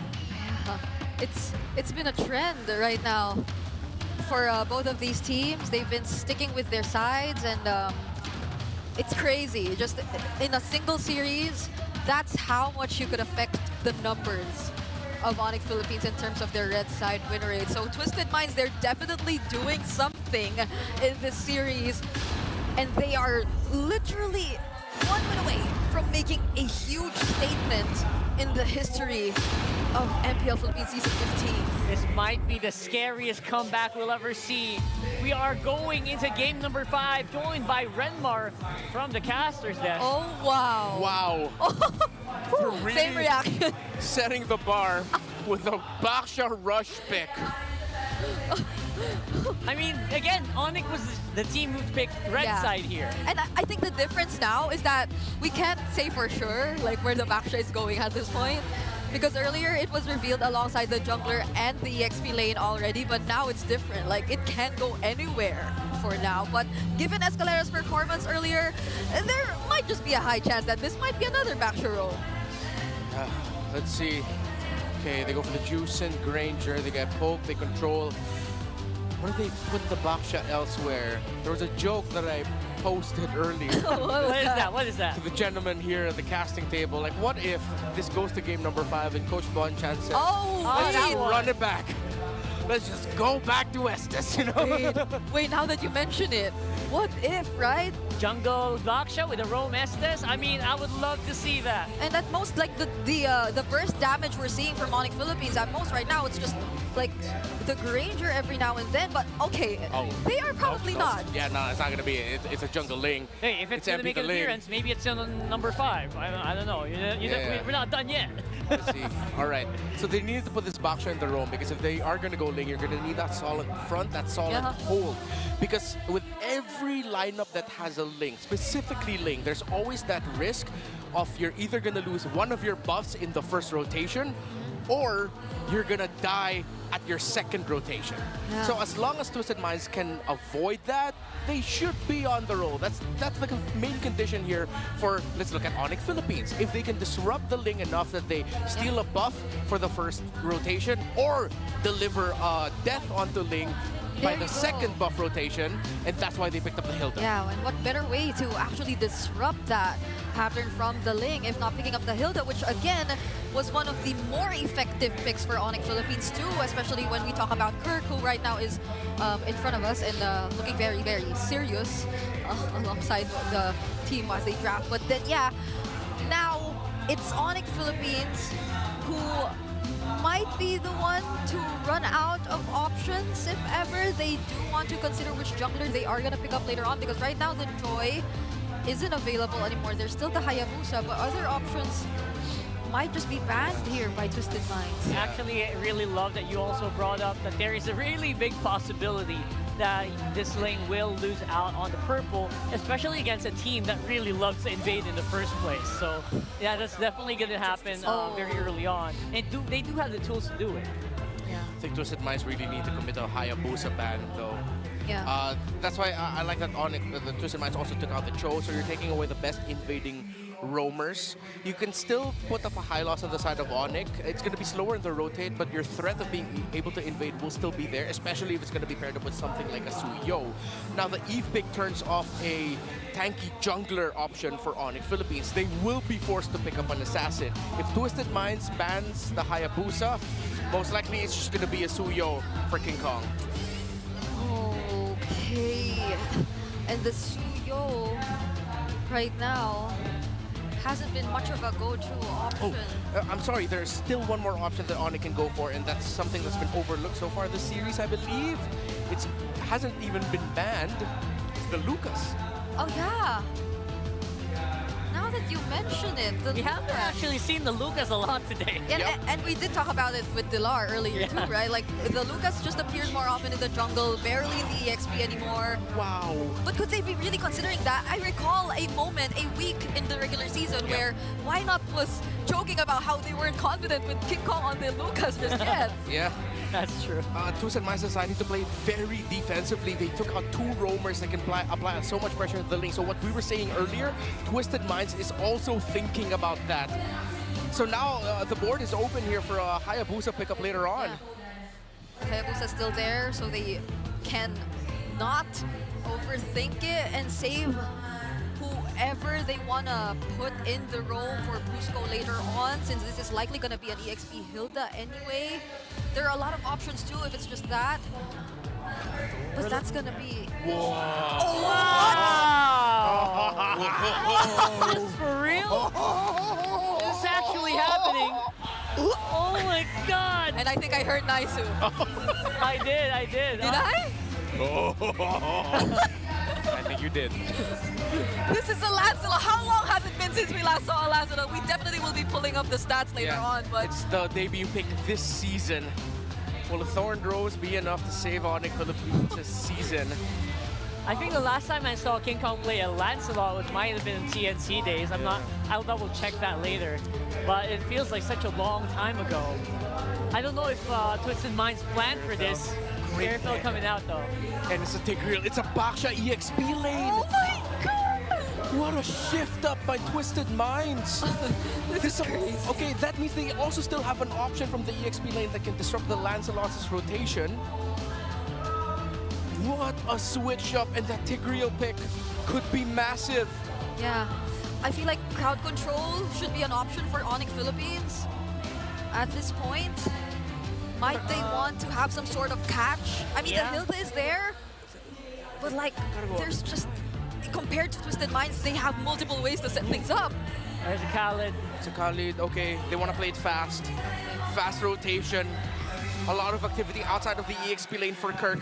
It's up to Khalid and Hilda, to Brusco and Kirk to set the tempo here.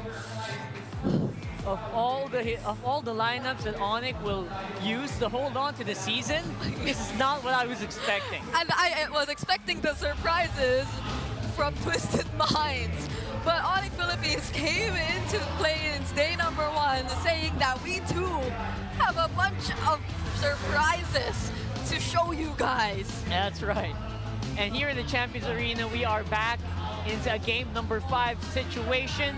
And MP the King on Ling. We're gonna see some sword fights in the jungle for sure. That's loaded up into this game. Game number 5, Twisted Minds versus Onyx Philippines. It all comes down to one. Our defending champions from season 14, our defending world champions, their lives are at stake here. Has their minds been twisted too much? We're gonna find out which team succeeds and goes on in the playoffs. It's all happening now as we jump into the land of Dawn. Twisted Minds versus Onyx Philippines. Once again, it's me, Naya Suingan and Renmar. And boys, I don't know what to think about this. Is this Lancelot in the hands of King Kong gonna be enough to change some things here? I mean, debut game, backs against the wall, pressure game for the defending champions. They put off a Lancelot. If ever they manage to, you know, force a snowball from King Kong, it could be enough to beat Twisted Minds. I'm looking more right now at Brusco. I mentioned Brusco and Kirk. I'm also looking at Brusco and Super Friends. Of course, we've discussed it many times this season. The signature play for these two on the Khalid and the Juicin is to get a kill within the first 2 minutes. They weren't able to get a kill right away. That's something that I believe in the scouting report of Twisted Minds they acknowledged. Yep. Because we saw it before so many times that they'll be able to get a kill just with the first minion wave push alone. They weren't able to take that, but now they still apply the pressure onto the rotation of MP the King. Okay. So early action here on the bottom side. And this is kind of interesting too because, yeah, the Boxer was picked up early on in the draft. It goes into the hands of James this time. And Escalera, man, he's had a hell of a series, especially the previous 2 games. If Escalera stays locked in, which he's been the past 2 games from the Guinevere, then to the Boxer, and now on this Tigreal, which we have seen Tigreals change the course of games. That could be really troublesome. James quite low here. Kirk. Oh, now Brusco jumps in the picture. This time Thornrose is going to connect. There's the Sacred Hammer. First blood drawn onto James. Plus the kill onto Escalera as well. Kirk quite low here, but MP the King jumps in. Was able to escape as Brusco focuses attention on Hajizi. They overestimated that attempt there. King Kong was way too close for them to take that fight, but I believe they weren't able to see him then. They were shocked. And now it's the first turtle going to Onyx Philippines. They're ticking their conditions, while Twisted Minds, their potential snowball, already getting melted down quickly by Onyx Philippines. Okay, so objective secured. A little poking happening here for the Roams, but that's the thing, you know, we've seen Outplayed step up too. I feel like we just haven't talked too much about Outplayed throughout the series, but he has done relatively well. You know, he's either winning lane against Kelra, and you gotta remember, Kelra, what he's done in the past year and everything that's come with it and being the world champions and everything else, you know, calling him the god in the gold lane, while Outplayed's doing relatively well in that lane, in that matchup, and later on in the game, he is there in those crucial fights, those crucial skirmishes. So that's a big thing. We don't see Irithyll often, but with this kind of composition, it could actually be really good. I mean, think about the, hold on. Whoa. More Rhapsody though. Brusco here, he has a flicker, plus Raging Sandstorm. He's not going to commit though. Oh, Super Prince. And they still push this. Wow, they get a flicker out. Okay, so they use the Raging Sandstorm, but yeah, again, Kick off down. And now next target might be Kirk here. Getting gacked up by 3. Brusco doesn't have resources. Kirk might fall down. As James picks up one more. Brusco might be the next target. Forced out the flicker and escapes. Live and die on the hill of Hajizi. The Eve yet again Great real-world manipulation there at the tip of it, able to catch King Kong to secure the kill onto there. So that balances out the difficulty that Onyx Philippines was providing for the early game rotation of MP the King. Now, let's look at the all-time hero stats. King Kong made a name for himself back in MPL Philippines Season 11 with this hero. It was his heroics as a Lancelot, Season 12, that made then Onyx Philippines go, you know what? We want to get him in for Season 13. Yeah, and I don't know. I was thinking with Onyx Philippines, the way that they were playing earlier on, up top in that top lane, and then it would have that advantage. But I still got to say, Twisted Minds really answering a lot of the pressure that Onyx has done throughout the series, and are able to find something out of it. Now that this turtle's up, not sure if they're going to get in position because MP's got to grab his buff. So they just take quick work of it. King Kong will secure that second turtle, but will they force a fight? Oh. MP the King tried, but now forced out the Templars of Blades here. Whoa. Onyx Philippines trying to work on him, and Super Friends will pick up the kill. So they get a turtle plus a kill onto MP. That had to be a misstep. Yeah, it looked like a massive misstep there. MP the King fell off the wall, tried to get that turtle, steal it away. Way too greedy, way too risky. And now Onyx Philippines have ballooned to a 2.2 gold lead. 5 minutes in, it's starting to look very bad for Twisted Minds, and Onyx Philippines might just run away with this. The Khalid pickup might have been the perfect one because, yes, as we mentioned earlier, Brusco and Kirk have to set the tempo, and they have been doing just that. James going to the back. James from the back sets his eyes on Kellera. Kirk with a beautiful zone onto outplayed. Brusco jumps in as well. Super Prince comes in with the Crimson Beacon Lantern Flare. There's the revitalize from James. But getting chased down by 4. Onyx Philippines working on bringing down James. A couple more hits and he's going to fall down in hands of Prince. Twisted Minds are losing their discipline. Too desperate was their attempt to try and take Keller down, to try and get something there. 4.3k gold lead. The gold lead has doubled since the last time we checked it. And as we look at the items, Irithel not suffering as much. Mid lane not that much as well, but it's in the EXP lane. It's in the Baksha versus Hilda. It's crazy that in the past couple minutes you ballooned to a 5,000 gold lead. I mean, they're getting everything now, and they're not letting up. Yeah, now the invades are starting as Kellera forced to use the ultimate, but a response from Onyx, though. Hajizi again picks up another kill onto Kirk. King Kong caught in the middle. James trying to soak up the damage as MP the King walks away. Conceal use to be able to retreat. All right, so they burn a couple flickers and battle spells, too. They're going to pop a conceal. They're going to go for the buff here, so MP's going to lose that one. This is not looking good here for Twisted Minds. Yeah, Twisted Minds have made some incredibly desperate decisions. Again, going back to turtle number 2, MP the King trying to steal it away, and then the gank of James and the answer of Twisted Minds to try and get Kellera down, only to force a Purify out, and he got away without a problem. They have to slow things down, Twisted Minds, if they want even a chance to keep this close. But this point on, this big a lead, this is signature Onyx Philippines. Punish mistakes, punish greed, and make sure that you walk away with a victory early on. Oh, it's good. Escalera with a Sacred Hammer forced out Brusco's Raging Sandstorm. Right on time with the neutral objective up for grabs, so Twisted Minds, they can contest and play around the real-world manipulation. That's the thing, though, too, man. King Kong, 3 levels ahead of MP. There's no way that MP can really even contest the objectives for now. He's got to play catch-up until the Lord comes into play, and I'm even worried for him for the first Lord. Now that's 3 for 3 for Turtles. So far, so good for King Kong in the jungle. And they're in a great position for that Lord take. Look at all the gold in the hands of Onyx Philippines. And that's why you see them fighting on this side of the jungle. They're not afraid to go ahead and take whatever they want right now. So it's Twisted Minds thinking, how do we catch back up into this game? How do we allow ourselves to get in a position to not get totally slammed in this game 5? Because you're looking at a 6K deficit this early on. 8 minutes in the game, that's really tough to be in. Yeah. It has to start again with Escalera, just like Game 3, the Guinevere setups. If he replicates it with the Stigriel, a couple more sets can equalize again, the game and eventually come back from this huge deficit established by Onyx. 6,600 and climbing. MP the King can only split push to try and break turrets. Twisted Minds have completely lost their chance at the early game to dominate and take hold. They now have to pull off the defense of a lifetime multiple times to try and keep this game close. And that's one of the problems. Multiple times is just kind of showcasing how much ground they have to cover.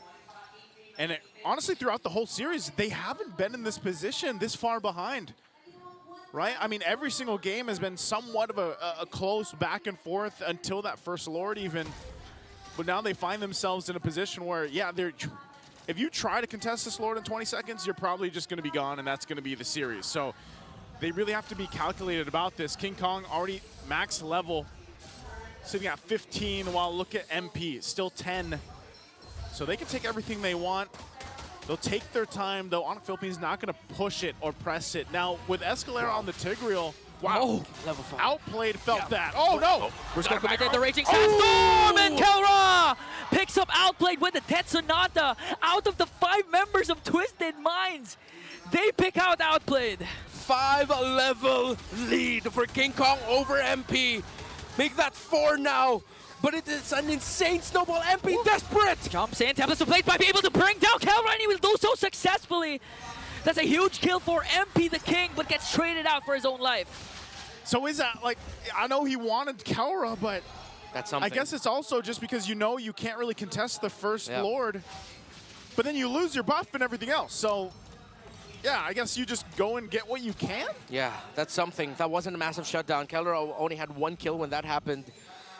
So at this point, that was just Twisted Minds trying to get something out of nothing. They can't contest. They have to wait, try and defend. As Onyx Philippines, again, we've seen them do this time and time again since MPL Philippines Season 14, since the start of their rise.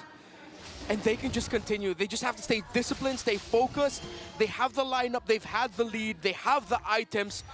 Honestly, they can actually end it with the next Lord push if they get the opportunity. They might just get that, man. This kind of lead, I mean, even thinking about how Outplayed's not really even something that Onyx has to worry about too much. Like, he's so far behind in terms of Kelra, or in comparison to Kelra. And if he's caught out, that's the problem. You mentioned the Khalid. I think that is part of the big thing here. And Brusco had a tough couple games.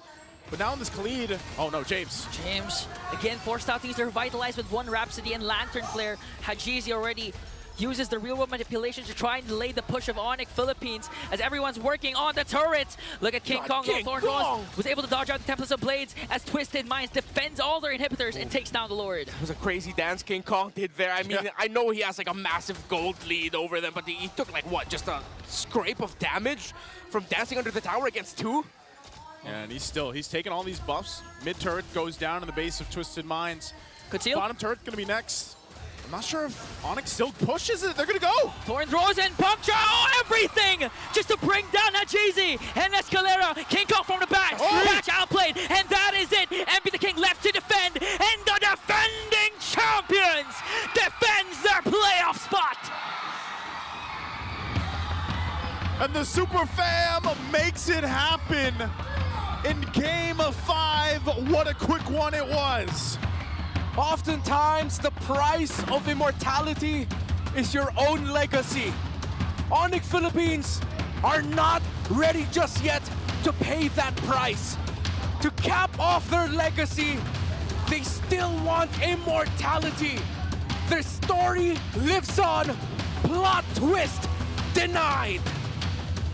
Whew, so close. Again, Twisted Minds, hats off to them.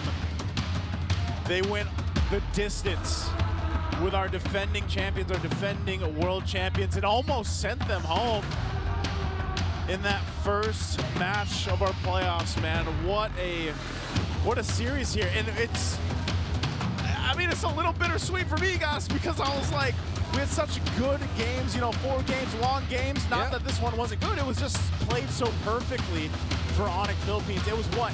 The first Lord push? Yeah. That, you know, hey, if they want to do it like that, they're going to do it like that. And Onyx Philippines accomplishes that, and you can see the Super Fam out there feeling good, because I know they were on the edge of their seats for that one throughout this series here. Again, we got to take a breather. We still have another match, by the way, today. Oh, yeah. You know, so another 5-game series. We got another 5-game, hopefully. But let's go ahead. It's me, Naisu, Ingon, and Renmar. Let's throw it over to the host to hear from our fans. What an amazing series that we have witnessed para umpisahan ang MPL Philippines Season 15 playoffs. Here with me now are Twisted Minds, a valiant effort mula sa inyong lahat. You were able to do so much and give the defending champions such a hard time to finish it off. Coach Bonchan, you talked to us about possibly twisting the game way before, and you were able to do that, giving them a hard fight, but your journey ends here. A lot of people acknowledge your abilities at para sa lahat ng mga sumusuporta sa Twisted Minds, anong mensahe nyo sa kanila? Unang-una, hindi man namin nakuha yung result na gusto namin. Sobrang proud pa rin ako sa inyo dahil pinakita nyo na despite na maraming nang mamaliit, kaya nyo pa din makasabay sa ating defending champion. Once again, for the final time this season, give it up for Twisted Minds! Gentlemen, you may now make your exit. We appreciate you for being here, and we do hope that they can come back stronger. But the one that they're going up against and the victors of the first match, it's Onyx Philippines!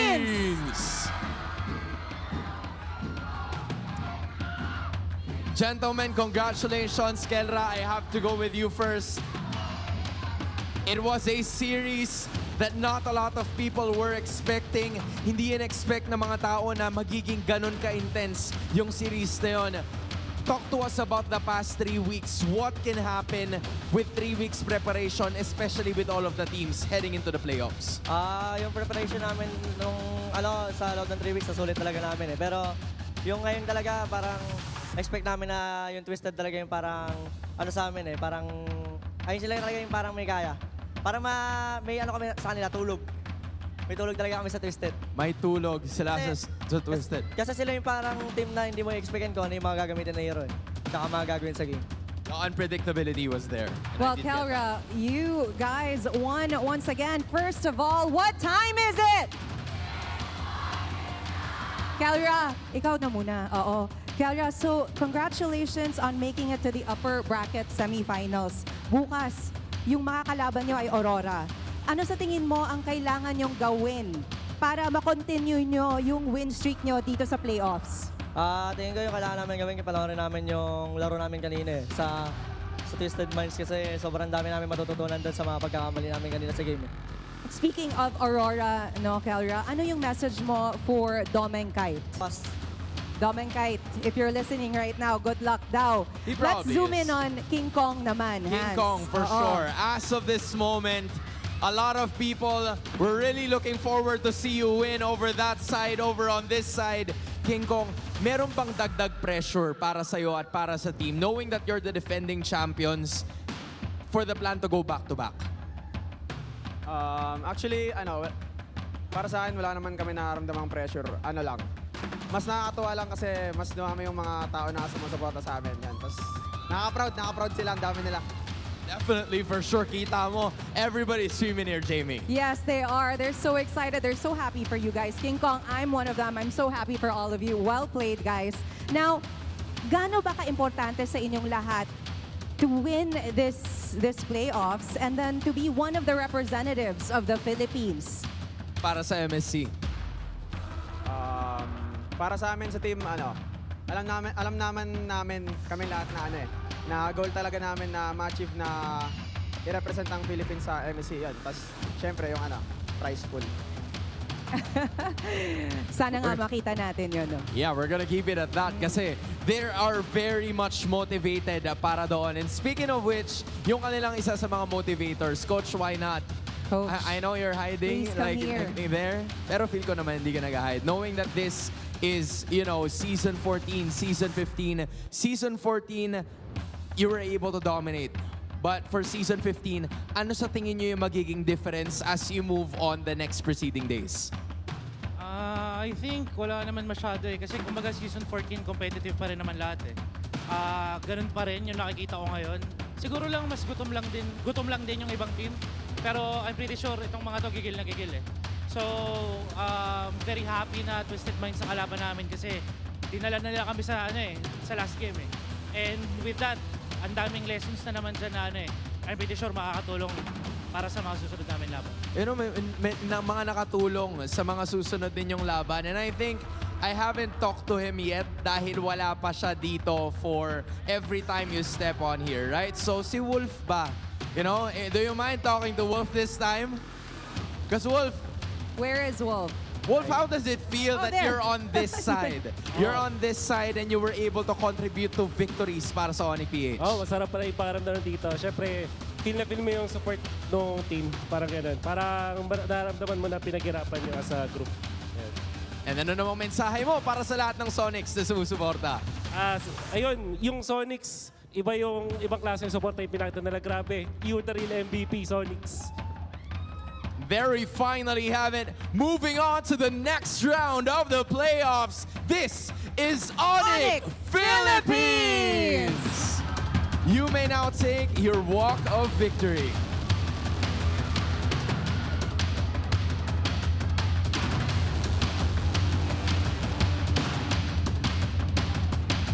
And with that massive win, you may now take your bow. Jamie, welcome to the playoffs. Welcome to Season 15. You know what? I have to say, Hans, it's my first time to host here at MPL Philippines for the playoffs, and I feel like I need to have my heart checked. What an intense series that was. What a great match. Hindi lang naman tayo ang nagkaroon ng, you know, quite heartbreak but also heart-stopping matches. Exactly. GG well played pa rin para sa Twisted Minds, but it's Onyx Philippines getting that victory. But now, we move on to the panel.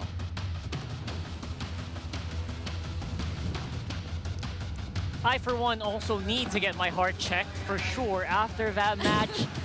A Game 5 victory for Onyx Philippines. Yeah, and just when we thought it would be another close fight, Onyx Philippines, alongside the Lancelot, say no, they're ending it in less than 15 minutes, if I'm not mistaken. The fastest, maybe, even, we've seen this entire series. I think so. It's right up there. And again, that's exactly what they needed to do in that lineup specifically, just because the Lancelot does have like a certain ceiling where it will fall off no matter what, like even if you're item locked and everything. So they needed to really close out that game in that specific window, lest you be run over by a Baksha once again. Yep, and it's been a very patient game for King Kong altogether. Like there were moments wherein he really decided to not take on the fights and just go for other things, which one, I think one of the most notable ones was the mid lane turret, which he decided to take all the while there was a clash happening up top. So we'll see if we'll be seeing that in the MVP highlights as well. Whereas on the other hand, it was also mentioned by our casters, it did feel like to some extent Twisted Minds kind of let go of the discipline. Yeah. It felt like they were just rushing things too much. It was right there. I think they felt it right after these kills actually happened. A tower goes down on top side. The Baksha killed over again, which actually will kind of just make it a lot more vulnerable in the later parts of the game, which we did see. It didn't last as long as it did in the previous games. Yep.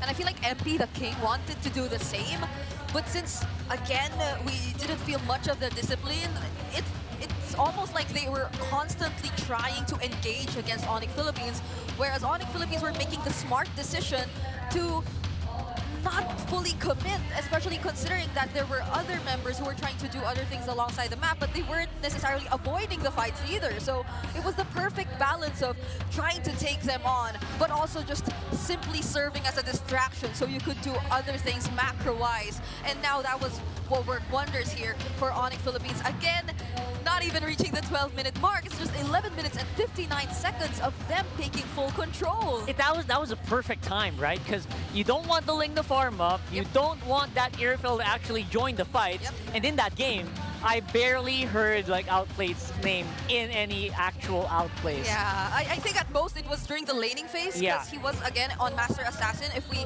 would recall in the emblem combinations. Hits hard, yeah. There were moments where he was actually able to fight back against Kelra, even forcing him down or to hug his turret at times, but that wasn't enough in the long run because in as much as he was able to do well in the laning phase, there was so much more required of him on the Irithel, which again, as you mentioned, they weren't able to reach that point where they could actually expect that damage from him anymore. Yes, the reliability of the Irithel falls off so hard, especially when your enemy jungler is like a Lancelot, right? When your enemy's roamer is someone who can just dive on you non-stop. That Khalid from Brusco did so much to actually control that game for Onyx.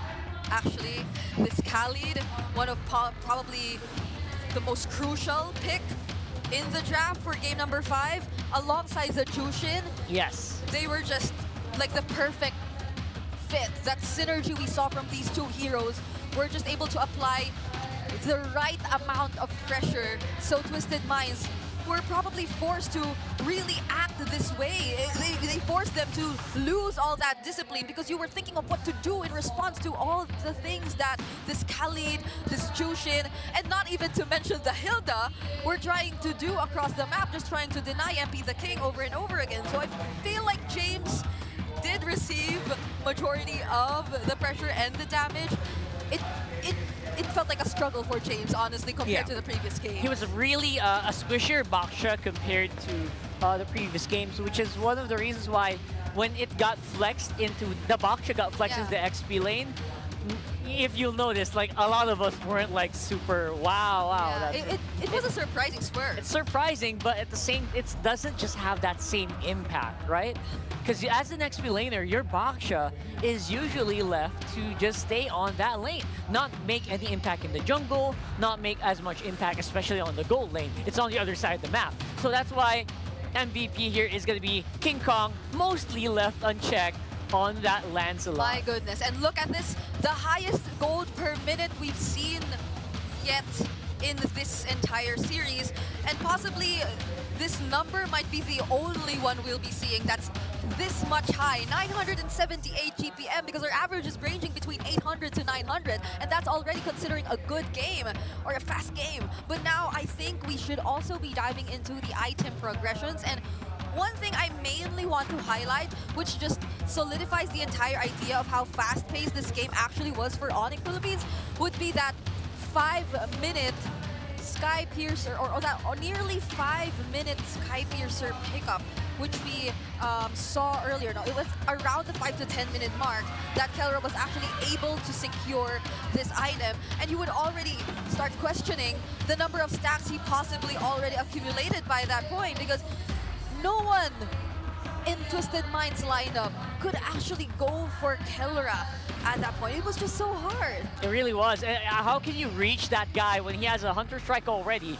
and Sky Piercer stacking up, going into a Malefic Roar? Yeah. It felt like it was so scary, man. It's like, how do you actually do that? And there were multiple bodyguards, honestly, just trying to guard him from all the threat that Twisted Minds were trying to do. And Escalera, towards the 14, I feel like this is earlier, since again, we did close out the game in less than 12 minutes, desperately picked up the fleeting time, even. So there was just this need for them to actually be able to do something, to set things up for his team. And mind you, during the last sequence, he actually was able to land an implosion onto 2 members of Onyx Philippines. But how unfortunate is it that they weren't able to include even one of their damage dealers in that particular setup? So that just allowed for Onyx Philippines to close the game then and there. And now, the guy who introduced the Lancelot once again, I feel like is another point of conversation we should be looking at, because this is the Sigma we all know, that's King Kong, deciding to use the Lancelot in this very do-or-die game. And if you would see the stats compared to the average, my goodness, from 386 gold difference on average to having 2,000 plus. Just imagine how ahead and how consistent King Kong was in terms of farming. So this is the ultimate definition of the entire turbo farming pattern we were talking about in the keys to victory. Yeah, King Kong embodies turbo farming. Lancelot just wants to go fast in the first place. So who else is better to debut a Lancelot for Season 15 than the Sigma himself? And I have to admit, the Lancelot was not the hero I was expecting It was not, for yeah. the game 5. Yeah. It really blew my mind, and maybe it did blow some Twisted Minds out of the water as well. Oh my goodness. And even looking at the levels, usually on average you see a 12.15 on like at that mid game, at that point in time, but he was already level 13. And King Kong has been the guy who introduced to us this entire 9 minutes level 15 kind of trend in the jungle. So it's been something I feel like Moonton has also been trying to address, because what does this guy do in the jungle that allows him to level up so fast? Multiple patches have been tried to be implemented in the game just to try to slow that down. Other heroes getting buffed as well. But then again, this thing that Onyx does, specifically King Kong, alongside his teammates, you know, they've already told that story before. Yeah. Like, whenever King Kong goes to a minion, that's my wave. That's my creep. No, everyone else just back off. Yeah. He rushes to level 15 that way. I don't know if that's true, but Yep. it does feel like it. And he always has to mention and name drop his mid duo. He will always attribute whatever he's able to accomplish to his mid duo. And the Khalid Jushin were able to do so much, create so much space. So there's no doubt as to why King Kong was able to do this. Yeah, it felt so easy to do with very high-level talents on your roster. And speaking of high-level talents, let's see how they talk in the mic check.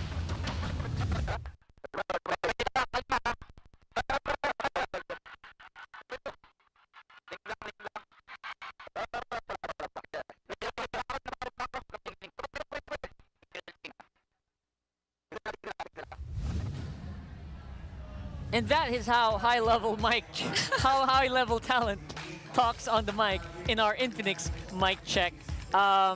Very clean, very objective-oriented. Very Onyx, Single yeah. target. Let's talk about that, right? So that's very Onyx. It's almost always like that whenever we see their or hear their mic checks. So it's nice to see how composed they remained even during that very dangerous game number 5. That's right. And for Onyx, of course, we'll see them, or there's still a possibility to see them at EWC and MWI, of course, MSC participating countries. We have so many things happening right now. We have the allocations for MSC 2025. This is going to be happening in July. So 2 slots for Indonesia, Philippines, Malaysia, and the rest will get 1. We also have a wild card, which will be competed with by 8 other countries. We are going to see the reintroduction of Japan, by the way, who has a wild card called Zeta Division. Yep. Coming in the MLBB. I know that's a very familiar name for sure for you guys. China also will get 1 main stage allocation and 1 wild card allocation. That's very, very interesting. Malaysia also is obviously on the dominating. They are the current defending champions for MSC. Selangor Red Giants, also known as OG Selangor Red Giants as well. And of course, MWI is bigger than ever with Myanmar, Africa, and Turkey joining us for the first time. Imagine that. This has, or the number of teams we'll be seeing this year compared to last year, they increased so much. And even in MWI, the Philippines will actually be getting 2 slots. And if you were able to watch the Athena League, you know that it's Navi PH and Team Liquid PH who will be representing the Philippines. So they definitely by now are practicing really hard for this upcoming MWI. That's right. The EWC is happening in July in Riyadh with a free $1 million prize pool. I'll double check that. I think that's still it, right? So obviously MSC is still a very elusive title for the whole Philippines in general. Just a recap of the MSC winners by nationality. And you'll see in 2017, it was actually not us, not the Philippines. We actually became champions in 2018 when Ader did it. IDNS was the champions back then. And back when MSC was held in the Philippines, it was actually Onyx Indonesia who won it. Yeah, and I mean, you can even see RSG, but that was 2022. Like we don't get to see the Raiders anymore. Like at most we get to say the last Raider, but that's been years ago since we last saw So many years the ago. Philippines actually dominate MSC. So this is definitely going to be something we are looking out for this upcoming year, especially as we're yet to find out who is going to be representing the Philippines because we are still 4 days away. No, actually, we're closer, right? 2 days from finding out who the other one is. That's right. And then 3 days for finding out who the other one is going to be. So that's something for you guys to watch out for, especially the champions and, of course, a runner-up. So in MWI, however, it's the Philippines who is Smart Omega Empress, also now known, obviously, as Navi PH, there you go, who are our defending champions. So these are something that you are all gonna have to wait for. Very exciting next 2 months. That's happening between July and August. So again, watch out for social media for all the information regarding these tournaments. And just a reminder, our teams are also, right here, are also fighting for that slot. Imagine the prize pool that King Kong was hinting at earlier. You probably have an idea It's why a big he's one. doing that expression, right? They definitely want to go for that, but here's the thing. We still have another series, actually. Even if you thought we've had a long day, we still have another one lined up for us. We are just getting started. We're going to see Falcons and TNC right here in the Champions Arena fighting against each other in a best of 5. And for the meantime, again, I have been very happy to see the results of this. Twisted Minds, higher than I expected. Yep. Way better than I expected today. Yep, I am so proud of how they actually were able to perform again in their final series. Just the same as Smart Omega and AP Brand, but this time around, this is different. Like, those were literally the world champions, the defending champions that they brought all the way to a Game 5. That's right, as highlighted by Bonchan. So Bonchan and the rest of the team, good luck on the next ones. And Onyx Philippines will be joining us tomorrow with another big one against Onyx. So that's gonna happen tomorrow. Very exciting first match. But again, for the next one, TNC and Falcons, we are gonna have a lot of fun talking about that in the panel area later on. So, Brigida, we're gonna have to really catch our breath here. Let's catch our breath. It's gonna be a long day still. I'm Rockhart, this is Brigida, and you're watching MPL Philippines Season 15 Playoffs.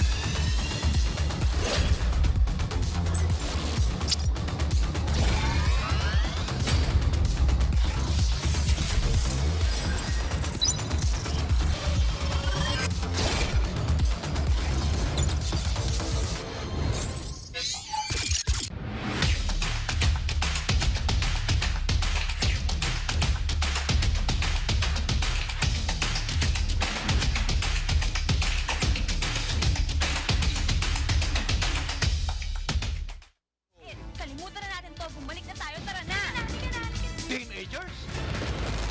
Ako! Nagpasagulo yung mga batang yan. You make a move.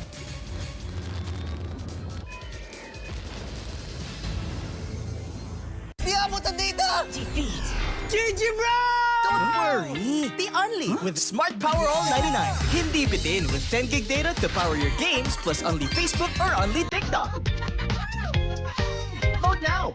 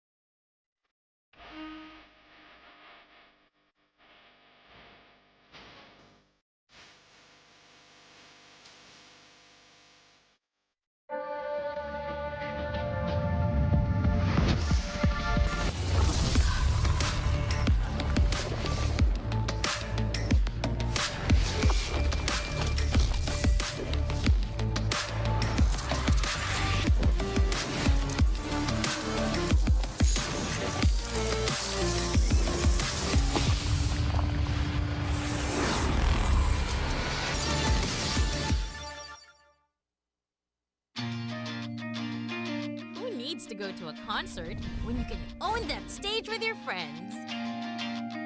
Enjoy a night of impromptu bowling tournament.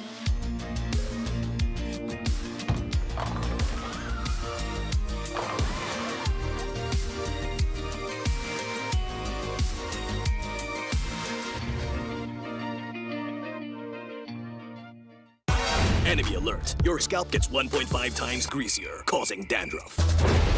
Get triple anti-dandruff power. Supercharged with Clear.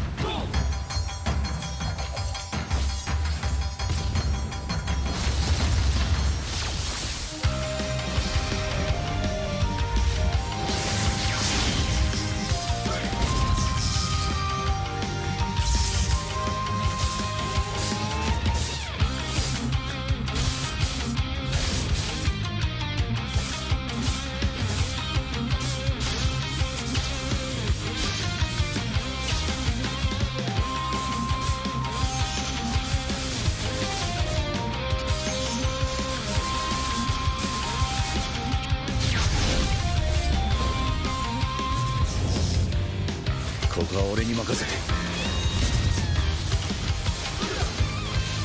もらった。4代目他目を超える忍びはお前しかいないと俺はそう信じた。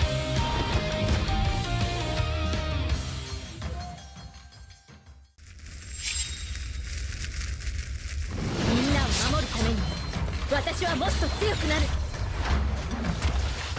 やっしゃなら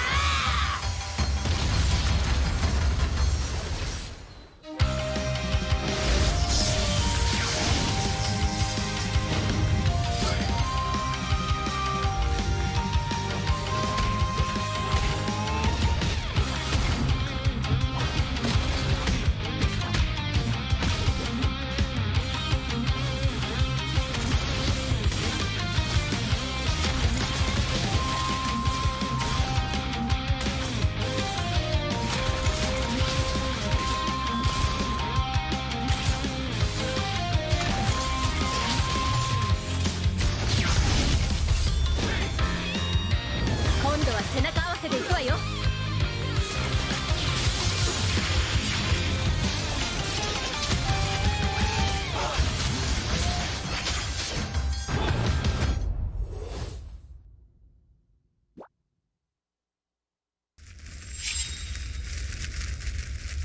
見せてやるよシャリンガンの本当の力をな。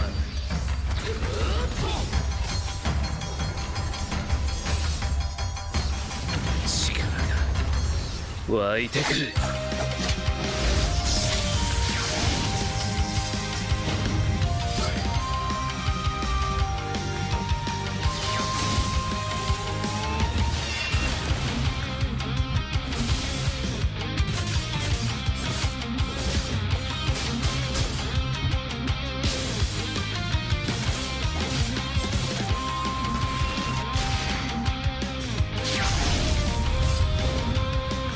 相変わらずやかましい奴らだ。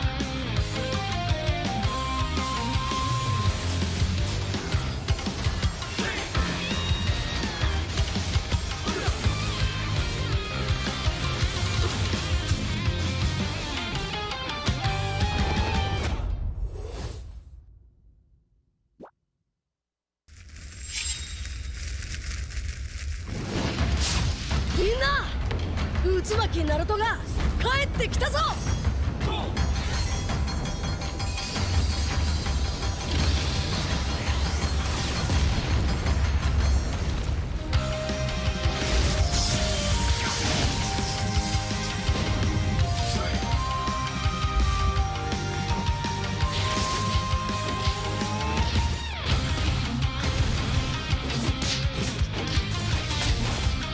クラマ力を貸してくれ。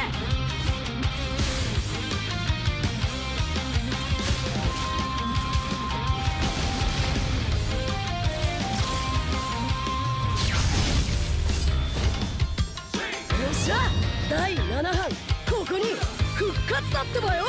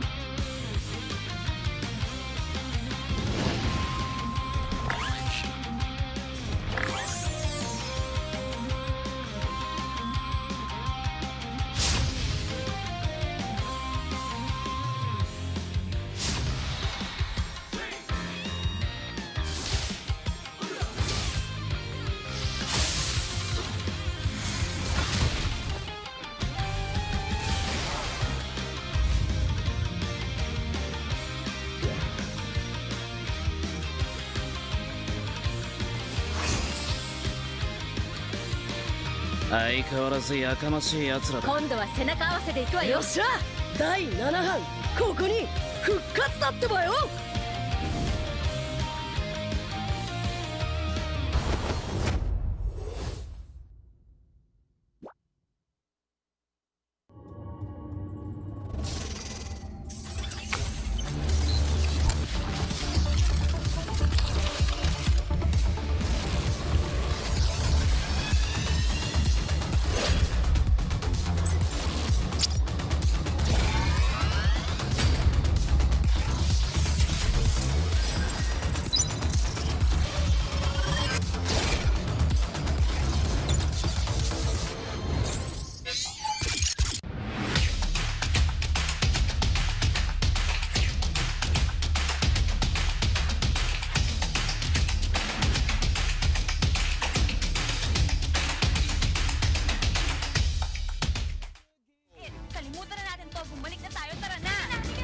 Teenagers? Ako! Nagpasagulo yung mga batang yan. You make a move.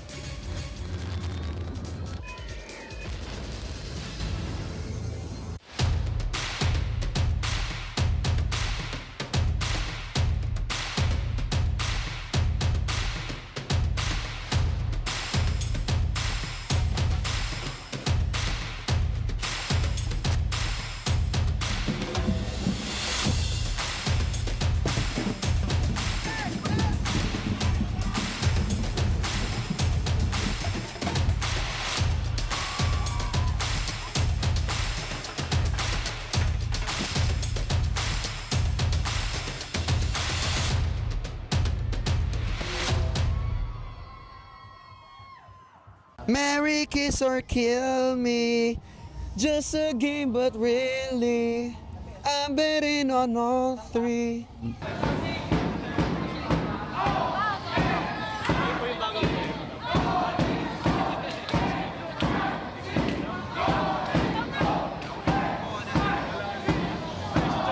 Sa susunod na punta ko'y pagbuksan mo na sana kasi kahit anong mangyari ay di ako mawawala ng pag-asa. Pag-asa! Di abutan dito! Defeat. GG bro! Don't worry. The Only with Smart Power All 99. Hindi bitin with 10 gig data to power your games plus only Facebook or only TikTok. Load now!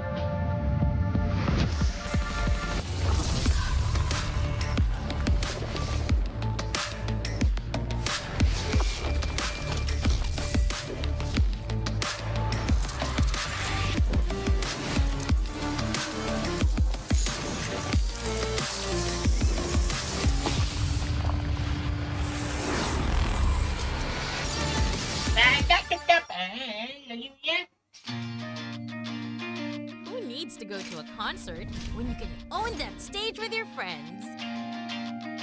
Enjoy a night of impromptu bowling tournament.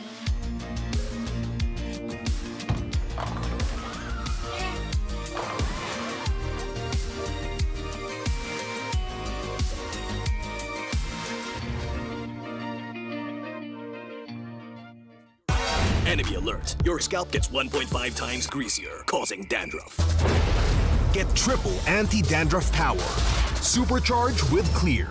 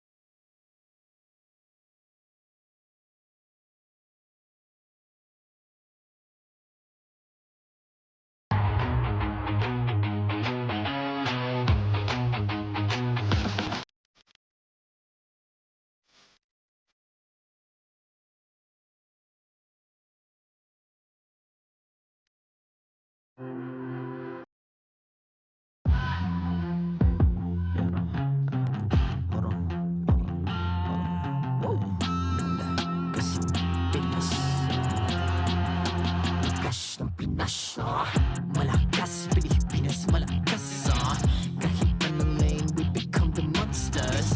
Malakas, Pilipinas, malakas face the golden sun and ribbon for the 3 stars. Look at us to the top, no ifs, no buts, winning any game. Para to sa PIN na yes. Di mo matitinag aming boses sa new level. Nasa kalye man o mobile, you know I become a legend. Open fire, we unite, we winners. Built with pressure, the diamonds are made of. Switch in a lane na parang gera. HP racing, may reset up. Built agad ang buhat ni Hilda. Full load SS parang Lyra. Susundan ko ang iyong bakas.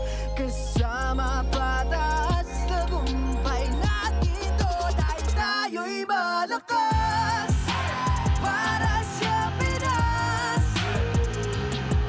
Nasa amin ang alas. Hindi tuwa atras. Kinikilala sa taas. Kasi kami ang malakas. Para sa Pinas. Nasa amin ang alas. Hindi tuwa atras. Kinikilala sa taas. Ganito kami sa Pinas. Wow! Hold on. Yeah, malakas ang Pinas. We are laging every beat. No surrender, no retreat. Pag nagsama-sama, just imagine what we can achieve. Laging every beat. No surrender, no retreat. Giving 100 all my all, cause we just cannot be defeated. We are unstoppable, immune and invulnerable. Ready ang equipment, lahat frozen, malang crowd control. Pakita ko na jab like beast of the southeast. Takas sa watawat, proud and loud, cause every enemy we devour. Susundan ko ang iyong bakas. Kasama patas. Tagumpay natin ito. Dahil tayo'y malakas. Para sa Pinas. Nasa amin ang alas. Hindi tuwa atras. Kinikilala sa taas. Kasi kami ang malakas. Para sa Pinas. Nasa amin ang alas. Hindi tuwa atras. Kinikilala sa taas. Ganito kami sa Pinas. Wow!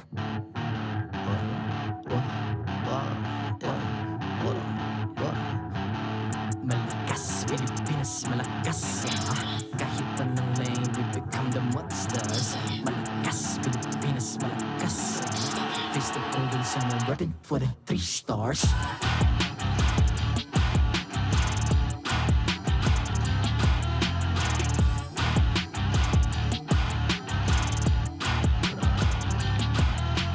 Ang lakas ng Pinas, we unite, be the stars. Ang lakas ng Pinas, we unite, be the stars. Ang lakas ng Pinas, we unite, be the stars. Ang lakas ng Pinas, we the stars. Ang lakas ng Pinas, we unite, we the stars. Ang lakas ng Pinas, we unite, we the stars. Ang lakas ng Pinas, we unite, we the stars. Ang lakas ng Pinas, we the stars.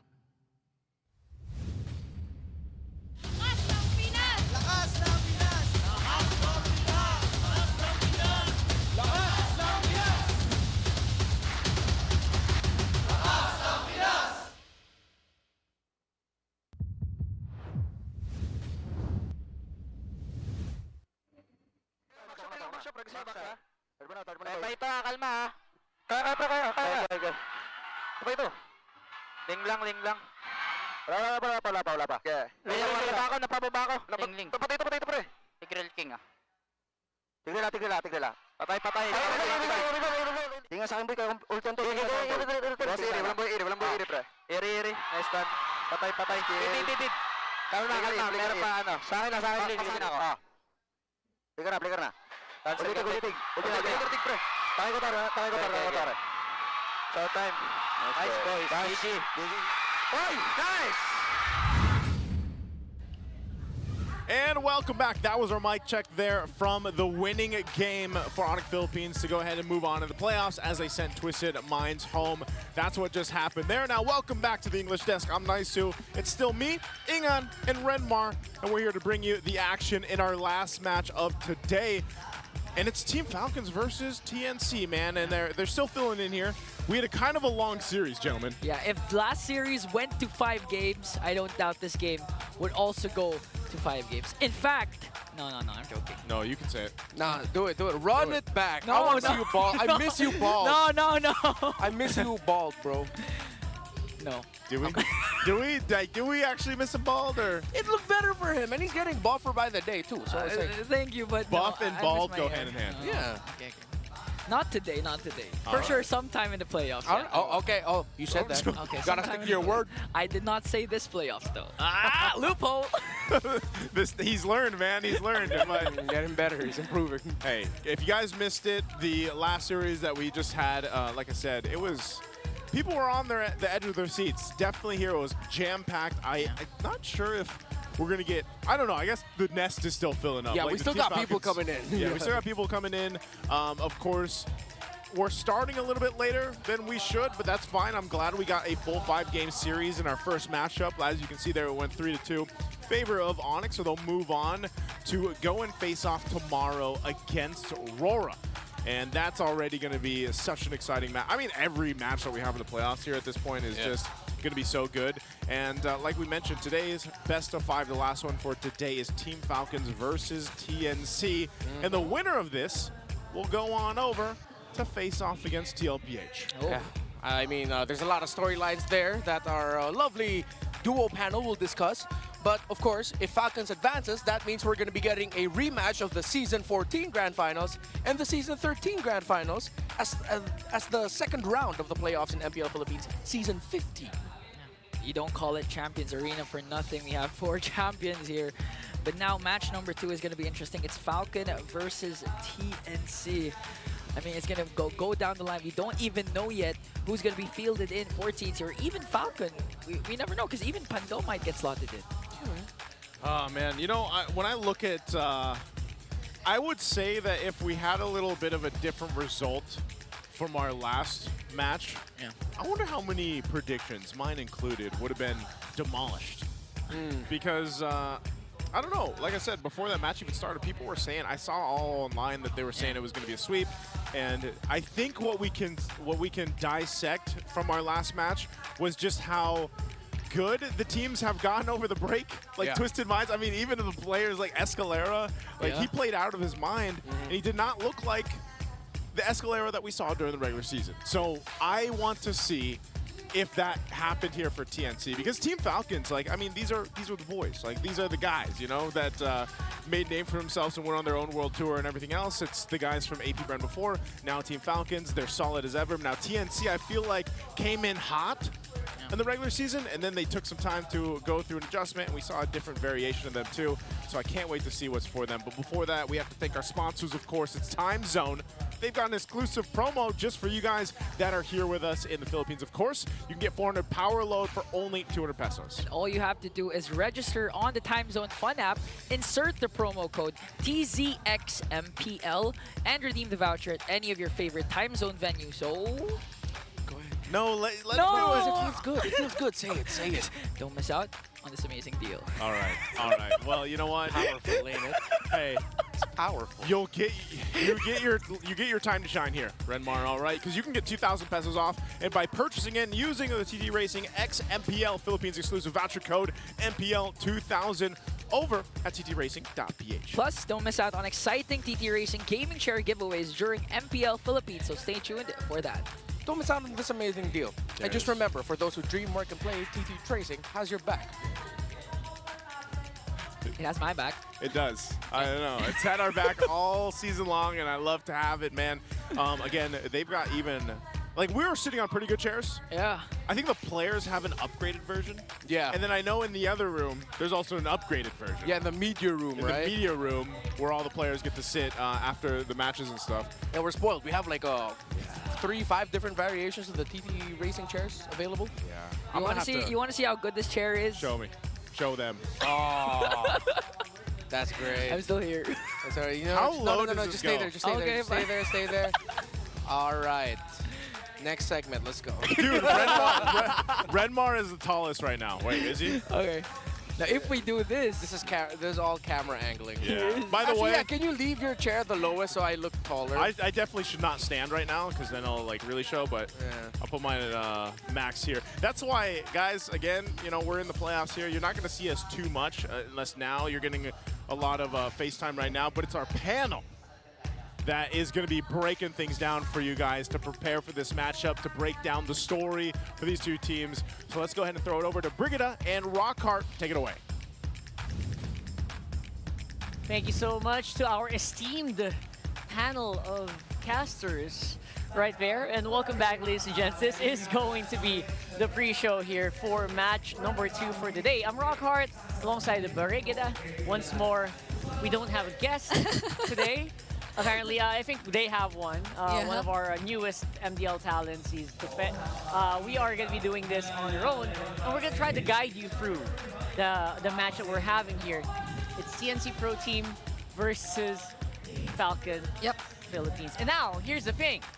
Something that if you haven't watched the regular season, by the way, or you haven't been living under a rock, don't forget, we also have TNC joining us for the first time in a long time here in the playoffs. I mean, Redmar, if you were watching or if you were with us during the regular season, he somehow did predict that TNC in 5. TNC in 5 all season long. Yeah. And now, I don't know what that means. It did happen though. Like they literally. They're rank 5. I forgot how early were they able to seal in that top 5 spot in our rankings or in the the seedings of our regular season. But they were the ones who had a solid spot, unlike the rest of the teams who were just like trying to climb up and going down and everything. They were like very chill for like a whole week or so.